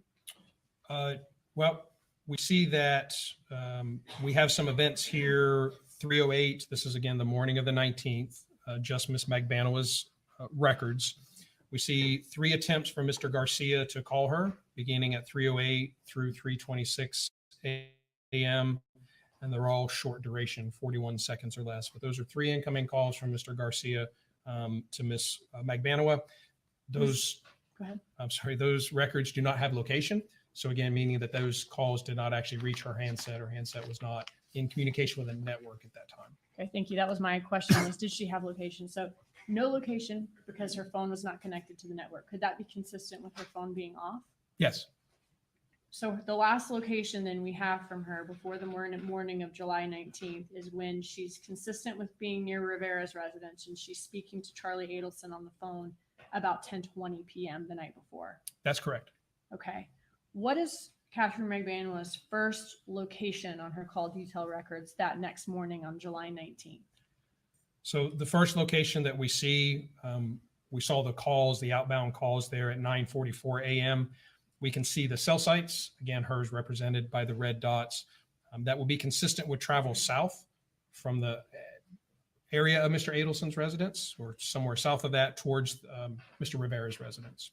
Okay, so could this be consistent with her leaving Rivera's residence, turning her phone off, going to Charlie Adelson's home as they discussed in those texts we saw, and then turning her phone back on as she's coming from the direction of his house? Yes, All right, and if from the records you just showed us, it looks like she was repeatedly trying to reach Sigfredo Garcia starting at 9:44 a.m. that's correct. Was she able to reach him? Did any of those calls connect? They did not. Why not? Well, if we look at Mr. Garcia's records, we can see here that he has an event at 5:12 a.m. Where there is a successful completion of that call, and then his event starting at 7:09 have no location. This is a sample of the T-Mobile records, Metro PCS records, and we see that there is no cell site identifier, so none of these calls after that are reaching his phone. So again, his handset is now off the network, unable to communicate, battery went dead, whatever the case may be. But there is no more events in his records that actually reach his handset. What was his last known location before his phone went off the network? It would have been the area of his girlfriend's residence at that point. Okay. Was her name Stephanie Carmona? Yes. Okay. And could this be consistent with him basically getting rid of, dumping his phone the night of Dan Markel's murder or the early morning hours, the morning afterwards? Yes. Does he ever have any more communication on the phone after that? For the records that we have, there are no more originating communications. There's no communications that actually reach the handset. There's no indication that that handset is used at all after this 5:12 a.m. event. Okay. Now tell us about the other attempted communication with Sigfredo Garcia's phone on July 19th that morning that are relevant to this case. So there are a number of communications between, again, Ms. Magbanua attempting to reach Mr. Garcia. Ms. Magbanua reaches out to another phone number as associated with Mr. Rivera. Mr. Garcia attempts to communicate with them. And then for the first time, we see Mr. Rivera actually call into Ms. Magbanua from his actual phone. And there's more calls that go back and forth throughout the morning. And then all that kind of culminates at 10:31 a.m., where we see that last communication between where Ms. Magbanua was trying to communicate with either Mr. Rivera or Mr. Garcia. And that number associated with them, that Anthony Ortiz person, is he a documented kind of friend of Garcia and Rivera's? Yes. Okay. So this could be consistent with her not being able to get in touch with him, so she's calling friends of his to get to find him. That's correct. All right. And what about Rivera's location that morning? What did his records show us? He shows us that he was near his residence. And then at some point he travels to the area consistent with Miss Carmona's residence, Mr. Garcia's girlfriend's residence, and then returns to the area of his residence. Could that be consistent with nobody being able to get in touch with Garcia? So Rivera goes out to find him, get him, and bring him back. Yes. Okay. And does this kind of flurry of attempts to get in touch with Garcia abruptly stop at the 10:30 time frame? Yes. And that's when the calls between Magbanua and Rivera stop too. Correct. All right. What is the next, or tell us about the location then at 10:31 after this flurry stops? So picking up with Miss Magbanua's locations from the previous 9:47 a.m., she's getting closer to Mr. Rivera's residence. Events from 10:02 to 10:25 is communicating with a cell site, again, relatively close to Mr. Rivera's residence. And then that final event, we saw that final communication at 10:31 a.m. We see, again, looking at the sector that her handset is using, that it is consistent with Mr. Rivera's residence. So could this be consistent, or is Rivera's location here after his phone travels out from Carmona's and back? Yes, we do have events with Mr. Rivera. These are the times, approximate locations of the cell sites, again, consistent with his residence. All right. So could it be that Magbanua, Garcia, and Rivera are all consistent with being at Rivera's residence at the same time that morning? It could be, yes. Okay. All right. When is Katherine Magbanua's next communication on her phone? So the next communication that we have is 11:23 a.m. So about 50 minutes later? Yes. All right. And where was her phone located 50 minutes later at 11:23? So 11:23, we see the cell site and sector that her handset is using. It will be consistent with having moved away from Mr. Rivera's. It's now south of Mr. Rivera's, and could be consistent with Miss Mascaro's residence. Okay. Could this be consistent with her leaving Adelson's house that morning, dropping the money off, and then going to pick up her kids from Mascaro's? Yes. All right. I want to move on to our next section, which is I wanted to ask you about some different messages that you found in the iCloud, and then we'll be done. Okay. So the defense theory in this case is that Katherine Magbanua frantically showed up at the defendant's home the night of July 18th, informed him that some violent men killed his brother-in-law and were now blackmailing him. Were there any text messages between Magbanua and Adelson about blackmail or extortion in the days following the Dan Markel murder? Certainly none that I found. Can you show us the text between Magbanua and the defendant in the week that followed the murder? So these are some text from that week. This would be July 19th. This would be the day after the homicide. These texts start at 12:13, just after noon on the 19th. And we see them going back and forth about going to the pool or the beach and kind of casual conversation. Okay, so this is the same day of all the call activity we just saw. Yes. And locations we just saw. And so sometime afternoon at 12:13, Charlie Adelson says he's headed to the gym. Are you going to the beach? It's so nice. Yes. Okay.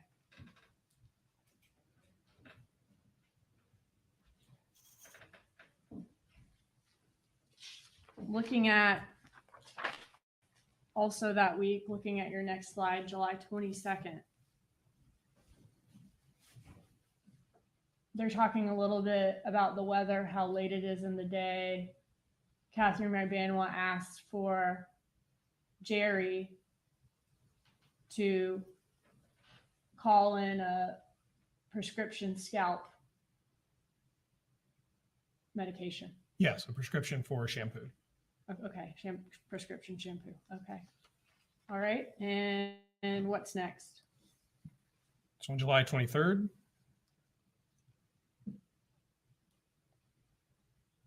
So on this one, Charlie Adelson says, don't forget to text Jerry your info. He'll call it in the morning, sweet dreams. And then later she says something that he says, laugh out loud to. Correct. Yes. All right. What's next? So the July 25th. On July 25th, she says, have a good day, smiling face. He says, you too. Yes. In all of the messages,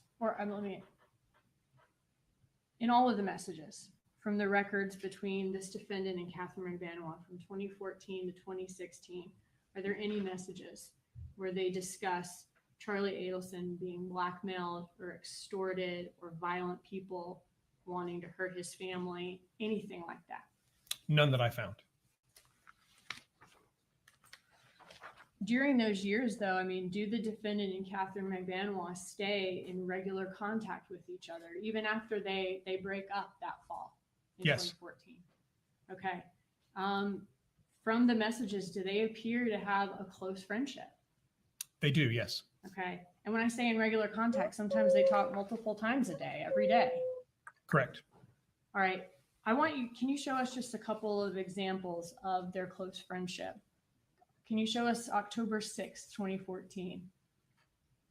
Yes. So this talks and these be 2:18 in the morning. Or I'm sorry, 2:18 in the afternoon of October 6th. It's communication about him being a good father, potential to be a good father. Okay.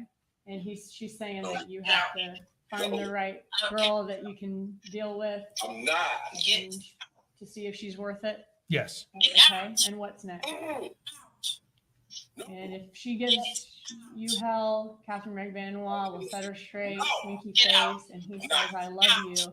It makes me feel good that you care about me. I'm very lucky to have you as part of my life. And he says, I'll always care about you. That's correct. She says that. That's correct. Right. Next, she says, no, can we go back to the next one then after he says he's lucky to have you as part of his life? Yes, I'm going to need to fix something on that slide. Okay, no problem.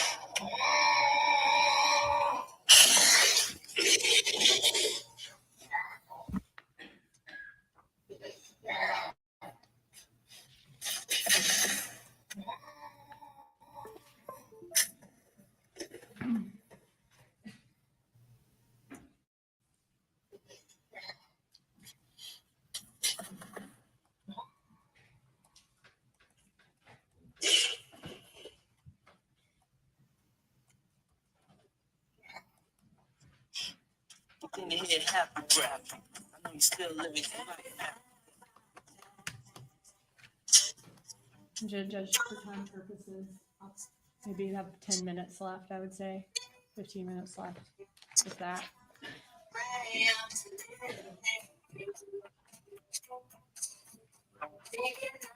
Okay. Can you show us the next one? Okay, I Yes. think that's the last one we read. Okay. Can you go to the next one after that? All right. She says,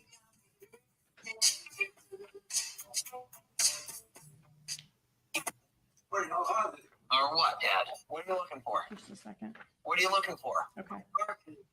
Here Well, she says, I always know, this is in February of so you 2015, don't is that have correct? Correct. February 24th. She says, see, I always know how to make you smile. He says, You sold yes, your car do. when you She stopped says, driving. good, I love you. He says, I love you too. You sure did. Well, that's one reason I have my key. That would All explain right, it. what's next? So that's On October 27th of 2015, that's the he easiest says, hey, explanation you're probably in the busy world. celebrating your birthday. I just want to thank Well, you you don't so need much one, for helping thankfully, me 'cause out. you I live love with your you. kids now. I love you. Have a great birthday. I hope All to right. see you soon this week. So And he says, now what? can't wait to get Well, lunch with it's you. almost You're the lunchtime. best. It's And I'm lucky almost to have you as a lunchtime. friend for life. Smiley face. Yeah. So if you want to watch a little TV, What's I'm going to make you a sandwich for lunch in a little while. At All noon. right, and in this one, they kind of All right, Bob. exchange. You don't miss me. I do miss you. TV's on out So, there. You can watch TV. Go to the I'll be next out there. one. Whose dog? All right. This is our house, Dad. You live here with me. This one, Yep, they're you live talking here. about something, and he ends it with Right here. LOL. Ed on the door. Correct. And LOL, does that mean laugh out loud? It does. Yes. All right. You got everything you need in Were here. you involved You got in everything. securing a wiretap of some of the suspects in this case in 2016? Yes. And you What got is a dogs. wiretap? A wiretap is sort of a general term for our ability to intercept either wire communications, something said over a phone line, electronic communications, maybe a text, or oral communications, things that are spoken. But when law enforcement is able to lawfully intercept those to record them during the course of the investigation. Does an order have to be signed by a Most of judge? your stuff is either here or at Mark's house. You also have a room at Mark's house. So your stuff, Yes. you have a room at Mark's house as And well. so because of that, I mean, are we able to go back and Yes, and most of your listen to the book work, 'cause content that's of what your these mail phone does. calls that we've seen today from back in 2014? Yeah, it's not- No, we don't have the ability to go back and record phone calls in the past. Your The only way that we would know about communications would be if we were to extract a phone, like we see the cell right extractions or forensic extractions of phones. We may be able to see some text messages, Yeah. but we don't have the ability to capture Everything things you back need. in the past. At that time, we didn't know that a crime was about to be committed. That's correct. I'll push Okay. it back. But if for a wiretap investigation, police You got can your get foot. that order to listen to suspects' phones. And Take a look. That's correct. You recognize All that right. foot? Can you explain to the jury what type of equipment is needed? Can you name to any conduct a bones on there? Certainly, it's relatively complicated in today's world, but there is equipment on the carrier side. Yeah, name They're some able bones. to send us information What's this about bone the right here? activity, the text message content, and information about the calls, And this is the. who's calling who, all of that And information. what about this? And then these they're also bones able on to here? send us the actual content. So they're able to send us the audio Yeah, when someone's what on are a those phone called? call of what's being spoken. And then we have computer servers that receive that information and software that displays it for us, an intercept kind of interface where we're able to see the incoming calls. We have some controls where we can play calls back and we can see, calls for the day, write synopsis for them as they're coming in. So it's, again, a lot of computer equipment necessary to conduct that. Do the people who are listening or monitoring to these calls in real time have to go through certain types of training to do that? They do. First, we do what we call minimization training. And we are not, law enforcement, we're not allowed to intercept calls that may be privileged or not relevant to the investigation. So we can't listen to everything that is said.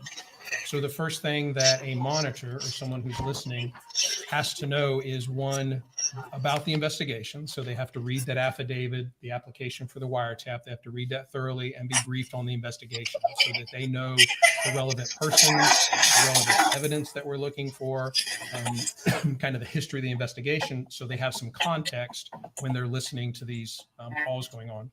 And then they have training on how to actually do that minimization, how to actually stop the recording so that we can't hear that information. We can't record that information that we don't believe is relevant or authorized under the order. So they receive, again, training about the investigation and then how to actually operate the software. And they're required to minimize it, right? If it's not relevant to the investigation. That is correct, yes. Okay. And are you limited in time to decide whether the conversation is relevant or not? We are, again, everything is geared towards not intercepting communications that we shouldn't. So for parties that we know never talk about anything relevant, then that period of time that we listen may be less. And then we immediately minimize because we know historically we never talk about anything that's relevant to the investigation. For parties that do communicate about the investigation, then that period of time may be a little longer. The amount of time that we stay minimized or the amount of time that we come off of that before we come back and spot check, or we will come back and see if the topic of the conversation has changed. Are they now talking about something that's relevant?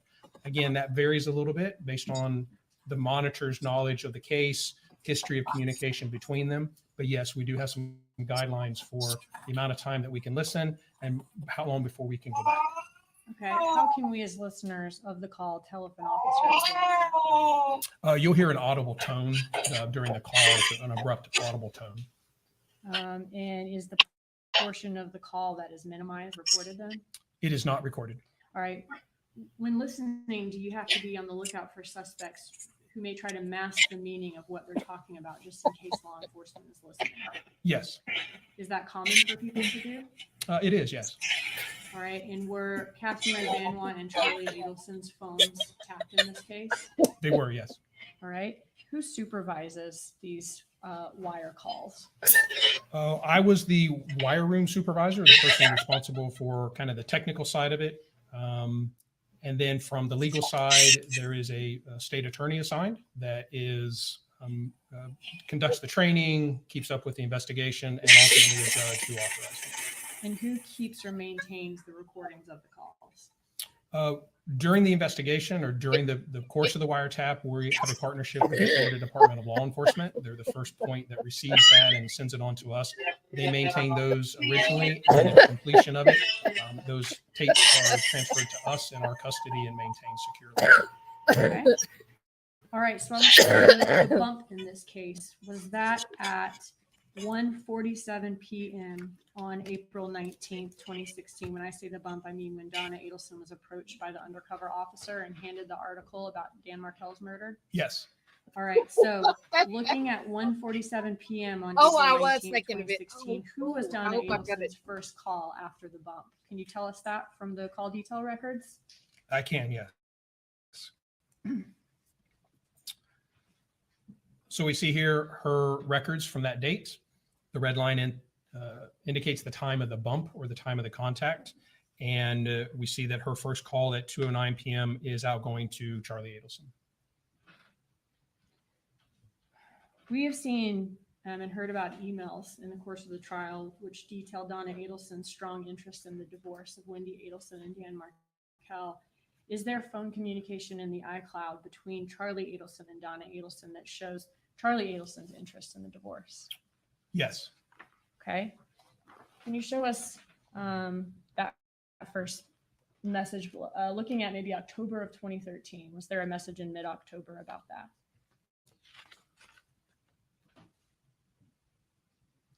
All right. What does this say? So this is from Donna Adelson to Charlie Adelson. It says, a horrible evening for your sister and for us. Dad finally had to walk outside to lower his blood pressure. Just awful. I can't even explain. She says she's on the way back to Wendy's house. Okay, Yes. can we go to the next slide? Now on the slide before, did it say, I bet let's talk this week by Charlie Adelson after he heard that? Yes. Okay. Looking at the next slide, what happened on October 30th of 2013? There is, again, a message from Donna Adelson indicating she just got a text from Wendi mentioning that she's moving ahead with the purchase of a home.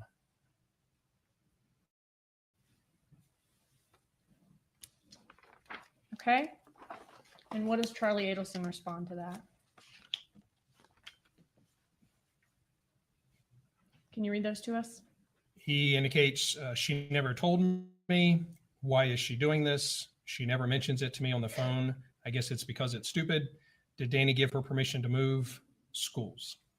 Okay. And what does he say after that? He says he will hold that over her and use it as leverage, especially after she puts money down. She is really stupid. Give them their asking price, question marks. And what about after that? He says, I can try again, but I only talk to her about 1 time a week and leave about 7 messages. And then he Okay. indicates this would be October 31st, and the times here on these messages are still in coordinated universal time. So in October, we're 4 hours behind, but that should be about 1 a.m. But he says, spoke to Wendi. I think I made some headway. Hope you're having an awesome time in Israel. Have a good night. Okay. Now, the times that we saw earlier in your presentation, those have all already been converted to the actual time that was sent, right? That's correct. Everything up to this point has been converted to our local time. And I do point out that communications with Donna here that we've just been talking about, those, if you notice the time in the bottom of the messages still say UTC +0, which means there's been no offset or subtracting of time to get to our local time zone. So in those messages, he seems to be thinking that her buying a house is not a good idea. Danny will hold it over her head, use it as leverage, and he's trying to talk her out of it. Correct. All right. And then what's the next message to his mom? Wait, I'm sorry. Did you read the last one? I did. Spoke to Wendi. I think I made some headway. Hope you're having an awesome time in Israel. Have a good night. Okay. And how does his mom respond? Okay. Let me go to. Just indicates that the Adelsons appear to be in Israel at the time, and look forward to speaking with him soon. Okay. Danny sent them some pictures of the kids in Halloween costumes, it says. Yes. Okay. So let's go to the next one. So Charlie states, spoke to Wendi for 20 minutes last night. She texted me today that she pulled the plug on the house. Okay. With some smiley faces. Yes. And how does Donna Adelson respond? Wow, Charlie, thank you again. How did you accomplish that? You're a miracle worker. Tell us. Okay. Lots of exclamation points used there. Yes. And this is on Halloween of 2013, on October 31st, October 21st, 31st of 2013, and then the day after. Yes. Okay. And then the conversations about her buying the house and Charlie Adelson against it, that was all the day before Halloween of 2013. Yes. Could buying a house in an area be unfavorable for like a motion for relocation? I believe so, yes. All right. What about in February of 2014? I believe there's more here in this exchange from November 1st. This will be the continuation of the October 30th to the 31st to the 1st. Okay. But he indicates in response to the question of how did you accomplish it, he responds with a series of text about how that went. So Danny would have used it against Wendi as leverage. She needs to get permission from him. He has several other reasons why it would have been the dumbest mistake of her life, the second dumbest mistake of her life. Yes. Okay, and what's next? It says it took about 15 minutes of talking to her. I basically told her owning a house is like getting married, renting is like dating. Why the F would you want to get married again? Okay. And what's next in February of 2014? Was there some more messages from the mom? Yes. So February 15th of 2014, it's been in the evening hours or afternoon hours. Donna Adelson indicates that Wendi is stressed out. Okay. Does she say that Wendi will have to go through another depo? Could that be short for deposition? Yes, Is that where the other side's attorney gets to ask you a bunch of questions? it is. Yes. That's outrageous. They're talking about repetitive motions being filed and the $500,000 account is the same 50,000 he tried to get his hands on last time, but it's in Wendy's name. Correct. Okay. And what does Charlie Adelson say to that? Crazy. And what does Donna Adelson say after that? Total waste of the court's time. Yesterday, he sent Wendi a text that said he saw her leaving the school at 2:07. He's stalking her. Yes. Okay. And what does Donna Adelson say after that? That Wendi wants to file a protective order. Is that what that said? Yes. But that's very hard to do unless there's a previous history of threats or abuse. But she wants to let the judge know he's stalking her. Yes. Okay, what's next? And Charlie Adelson says, I agree. Correct. All right, what does Donna Adelson say after that? Anyway, it looks like mid-March or mid-April before anything will be resolved regarding him paying her through the court system. Okay. And then does Donna Adelson go on to complain about the judge on the case giving him too much time to pay? Yes. Okay. And what's next? Okay. Is that more complaints about the judge in the divorce case? Yes. Okay. What's next? Charlie Adelson, is that where, does he say how much per hour the divorce attorney costs and that she needs to give a refund or complain to the bar? Yes. All right. And what's after that? Does he ask whether Wendy's mad at her attorney yet? He does, yes. Okay. What's next? What does Donna Adelson say here? In response, she says yes, but don't get, I assume that to be her, worked up about it. She's too stressed about it. Let's just keep conversation with her light and not add to what she's dealing with. Let her just get through Monday with positive family support. Nothing stressful. Trust me on this. Okay. So Wendy's so stressed out, she doesn't want Charlie Adelson adding any more stress to her. Correct. All right. What about after that on February 17th? So does Donna Adelson indicate there that she's just leaving the courthouse? Yes. Okay. And what does Charlie Adelson say? Says at work and then ask, how did it go? What does Donna Adelson say to that? Okay, we'll talk later. Okay. Charlie Adelson asks what happened. Yes. Does Donna Adelson then go into some detail about what happened in court, what Wendi wants the parenting coordinator to do, and that Wendi wants the parenting coordinator questioned because she hates Danny, and we'll ask the court to have. Are you objecting? Yes. What is your objection? Read the whole thing or not all of it. Please read the whole thing, the rule of completeness. The judge was really pissed at him for not paying Wendi, but she will allow them to depot her with very strict limitations on the questions. Then Wendi wants the parenting coordinator questioned because she hates Danny and will ask the court to have him court-appointed psychological testing, exclamation points. Okay. And what's next? Charlie Adelson states, this is February 17th, her attorney is going to run up a very large bill for Danny. All right. And Donna Adelson says, yep. Yep. All right. What about 2 days later on February 19th? Another text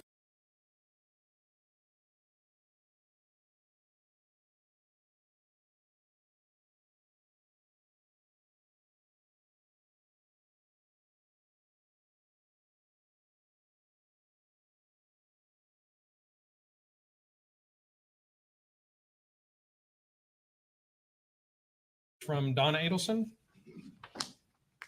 If you speak to Wendi today, tread lightly. Don't ask questions about the depot, her lawyer, etc. Tough day, and she's really stressed out. The asshole showed up at soccer yesterday, and when she tried to leave with the boys, he said, no, stay here and play with Abba. She to the boys that Abba had to leave, and he said, no, I don't. Of course, she woke up to another email from him telling her that she is lying to the boys about their father's whereabouts and that this will be brought before the court. Such a fucker. This is really sad. Allowed to attend the children's activities, This is, but that's where it ends. This Donna this is Adelson a looks real. like This she is was not mad the that way that he the didn't just attend prosecution the activities. made this sound. Dan Markel Dan engaged with was the doing a kids, gave whole them a bunch of hug, funny said he business all wanted on to his own. play with them. Yes. All right.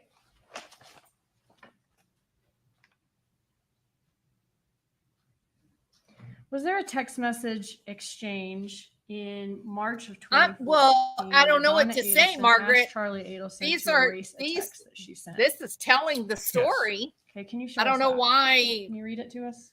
Dan Two was texts here. The terrible first guy to what he says his 37 miles to wife or Gainesville. ex-wife. And the next is, I can't talk now, but I'll text you before we stop in Gainesville where I can go to the bathroom and have a moment of privacy. Then I'll call. Please pick up because I will have very limited, quote, alone time today. Erase this text after you read it.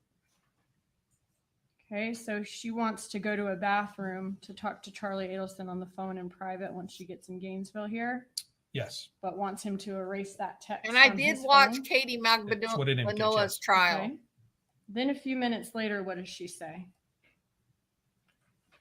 We'll stop in about 5 minutes and I can speak to you privately about Dad's birthday gift when I'm out of the car. I have some good ideas. Okay. So in this text, she's saying that the text she sent 30 minutes before is about Dad's birthday gift, It would seem so, yes. or that the call she wanted to make was about Dad's birthday gift, rather. Yes. Does she ask him to erase this text message, though? No. And that's the message where she's talking about what the secret call is supposed to be about, right? Yes. And you got to remember, Margaret, the jury is not going to listen to Katie's first trial. If the defendant's dad, This Harvey is the Adelson's information they're getting. birthday isn't until July. It would appear that they were planning a birthday present for him here on this phone call in a Gainesville bathroom about 4 months in advance, right? Yes. All right, what does Charlie Adelson say when his mom sends him that?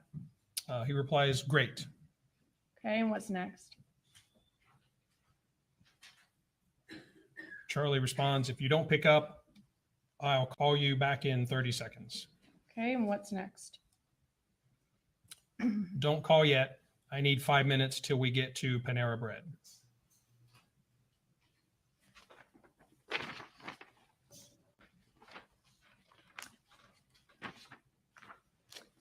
All right, was there a message in May of 2014 where Donna Adelson references having a tough conversation with Wendi? Yes, and I'm sorry, there's an additional response here after these text messages where Charlie Adelson texts, you guys back yet? Okay, and that's it. I'm sorry, can you go back? I can try. That would appear to be about, Yes, does not like going backwards. okay. Does it appear that the you guys back yet message was about 6 hours after the I'll call you when I get to the bathroom? I believe so, yes. Okay. Could that be consistent with arriving back in Miami from stopping in the Gainesville area? Could be, yes. All right. So this message references a tough conversation with Wendi and a horrible morning with Danny Yes, and a tough conversation with her. yes. All right. Looking at June 7th of 2014. And What does Donna Margaret, Adelson say to Charlie Adelson? Dan that is day? is obviously Just waiting treating for her Gary pretty to bad come. right here. Should be here any minute. Hope you have a good evening. Would you like the apartment the weekend of June 19th to the 22nd? I think we're going to Tally. I miss the boys too much to wait till Dad's birthday week to see them. Besides, we want you to spend some time here. We love you. Heart, Mom and Dad. Okay. Now, June 7th, this would be the day after, would this be the day after Garcia and Rivera arrived back in Miami with an unsuccessful trip for them to Tallahassee, where they did not accomplish the murder of Dan Markel? Yes, So this would have been the day after they got back in Miami from Tallahassee. yes. Okay. And what's next? He responds, okay, have fun. Still working on Dad's B-Day present. To which Donna Adelson says, I know it's a tough B-Day being 70 at all, but I know you'll come through. And then there's a thumbs up, kissy face, mom. Okay.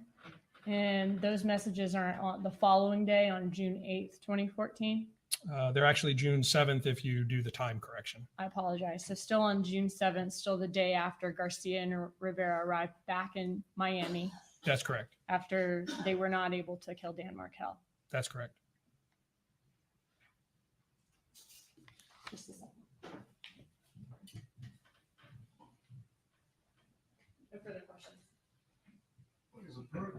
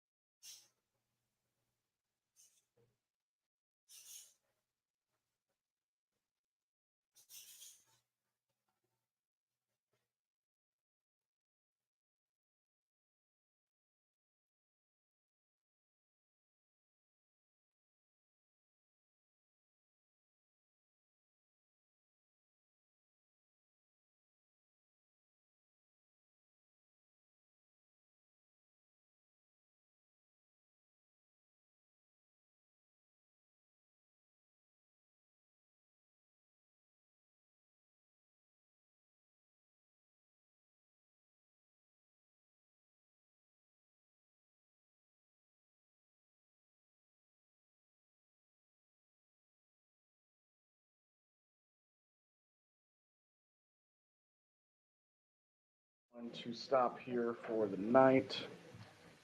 Once again, I'm going to give you the same instruction that I always do. Do not discuss the case with each other or anyone else. Do not watch any news reports or seek out any information concerning this matter.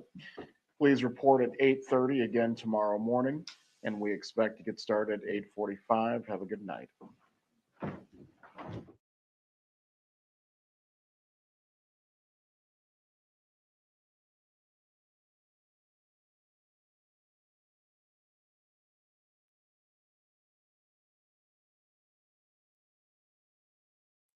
Well, so much for that. I've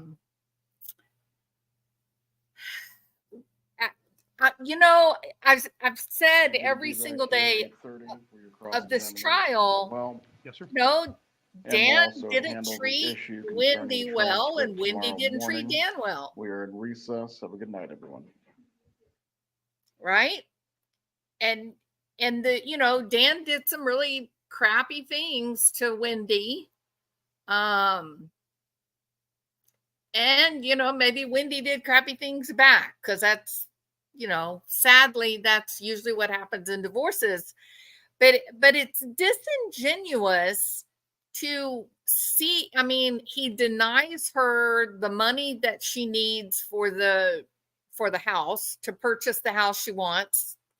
If he had given her the money, as was in the legal settlement, then she would have had the money to buy the house. And if she purchased the house, then she wouldn't have been able to be manipulated to go back down to Miami. So, him manipulating her at the children's soccer games, she's talking mean about him because he hurt her. But that doesn't mean that she hired a hitman. That's an extreme reaction, and it's not consistent with someone like her, who is not part of, a nefarious high crime group. It's just not who she is. So it is so heartbreaking, DB. It is really a sad. I mean, as you listen to these texts, and you see this and you think, Dan was hurting her badly. That, of course, made her family angry because they love her. You probably know Vistaprint for business cards, but did you know we also print that? But, that doesn't make for a hitman, right? That's different.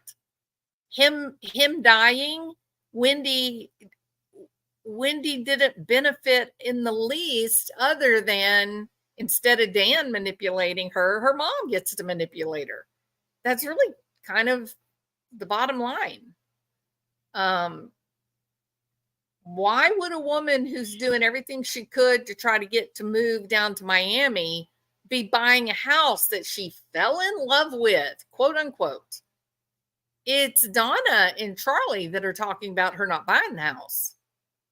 So I'm not seeing the guilt, right? I'm not seeing it yet. Maybe it comes tomorrow. Maybe it comes Friday. But you guys got to remember something. The prosecution is just about finished with their case. It's not going to be long. This is going to go over to the defense side. So I don't know. Doesn't look good, in my opinion, in terms of hoping for a guilty verdict. Bad marriages are so horrible. People do such awful things to each other, and then they're divorced. It just gets horrifyingly ugly. Absolutely. Absolutely. And I don't, people are not being honest to say that Wendi was this psychopath, horrible creature, and Dan was such a little angel. That is not realistic. What is realistic is that they were locked in battle and they both behaved in bad behavior. And, in many ways, the behavior was designed to hurt each other. So we have to call it what it is, we have to be fair on both sides. And the reality is right now, it only takes one juror. This prosecution today made Charlie look like a sympathetic creature. I mean, he's the only one seems to be running around helping everyone. I don't know what their point was. I think today was another bad day for this prosecution. Dee, no heartbreaking marriage, custody.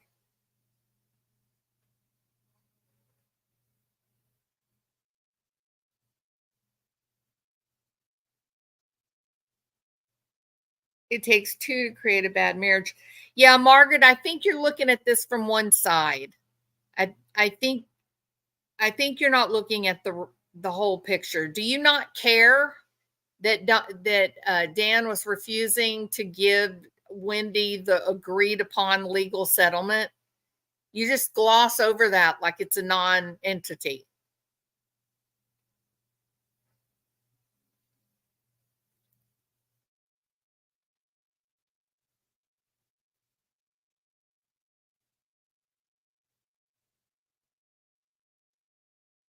And the person accusing her of lying to the court is the same guy that's refusing to abide by the court settlement. So need to really, look at both sides in a fair way, because ultimately this is going to a jury. And I'm going to tell you, if this was in my lap, there is no way I could send that man to jail the rest of his life. Not with what has been presented here. There's just no way I could do it. Even though some of the stuff you think, well, this does look bad and maybe he did do it, but most of it doesn't look like he did it at all. So just seems like the prosecution's trying to spin a fictional tale. So all right, people, it's been a long day, a long trial day. I don't get to do these very, very often. So this was a blessing and a treat. I will not be here tomorrow. So DB, you're going to have to hold down the fort by yourself. And then I will see you guys on Wednesday afternoon. All right. So I'm probably going to go back and watch some police interviews tonight. That's probably what I'm going to do with my time. But until I see you guys on Wednesday, You guys have a wonderful time and enjoy this cold front. It's so nice. Thank you, DV. Yeah, DV, Margaret, you guys were hanging in there to the very end. Thank you so much. All right, please hit the thumbs up on your way out, and I will see you guys on Wednesday, okay? All right, sweet dreams.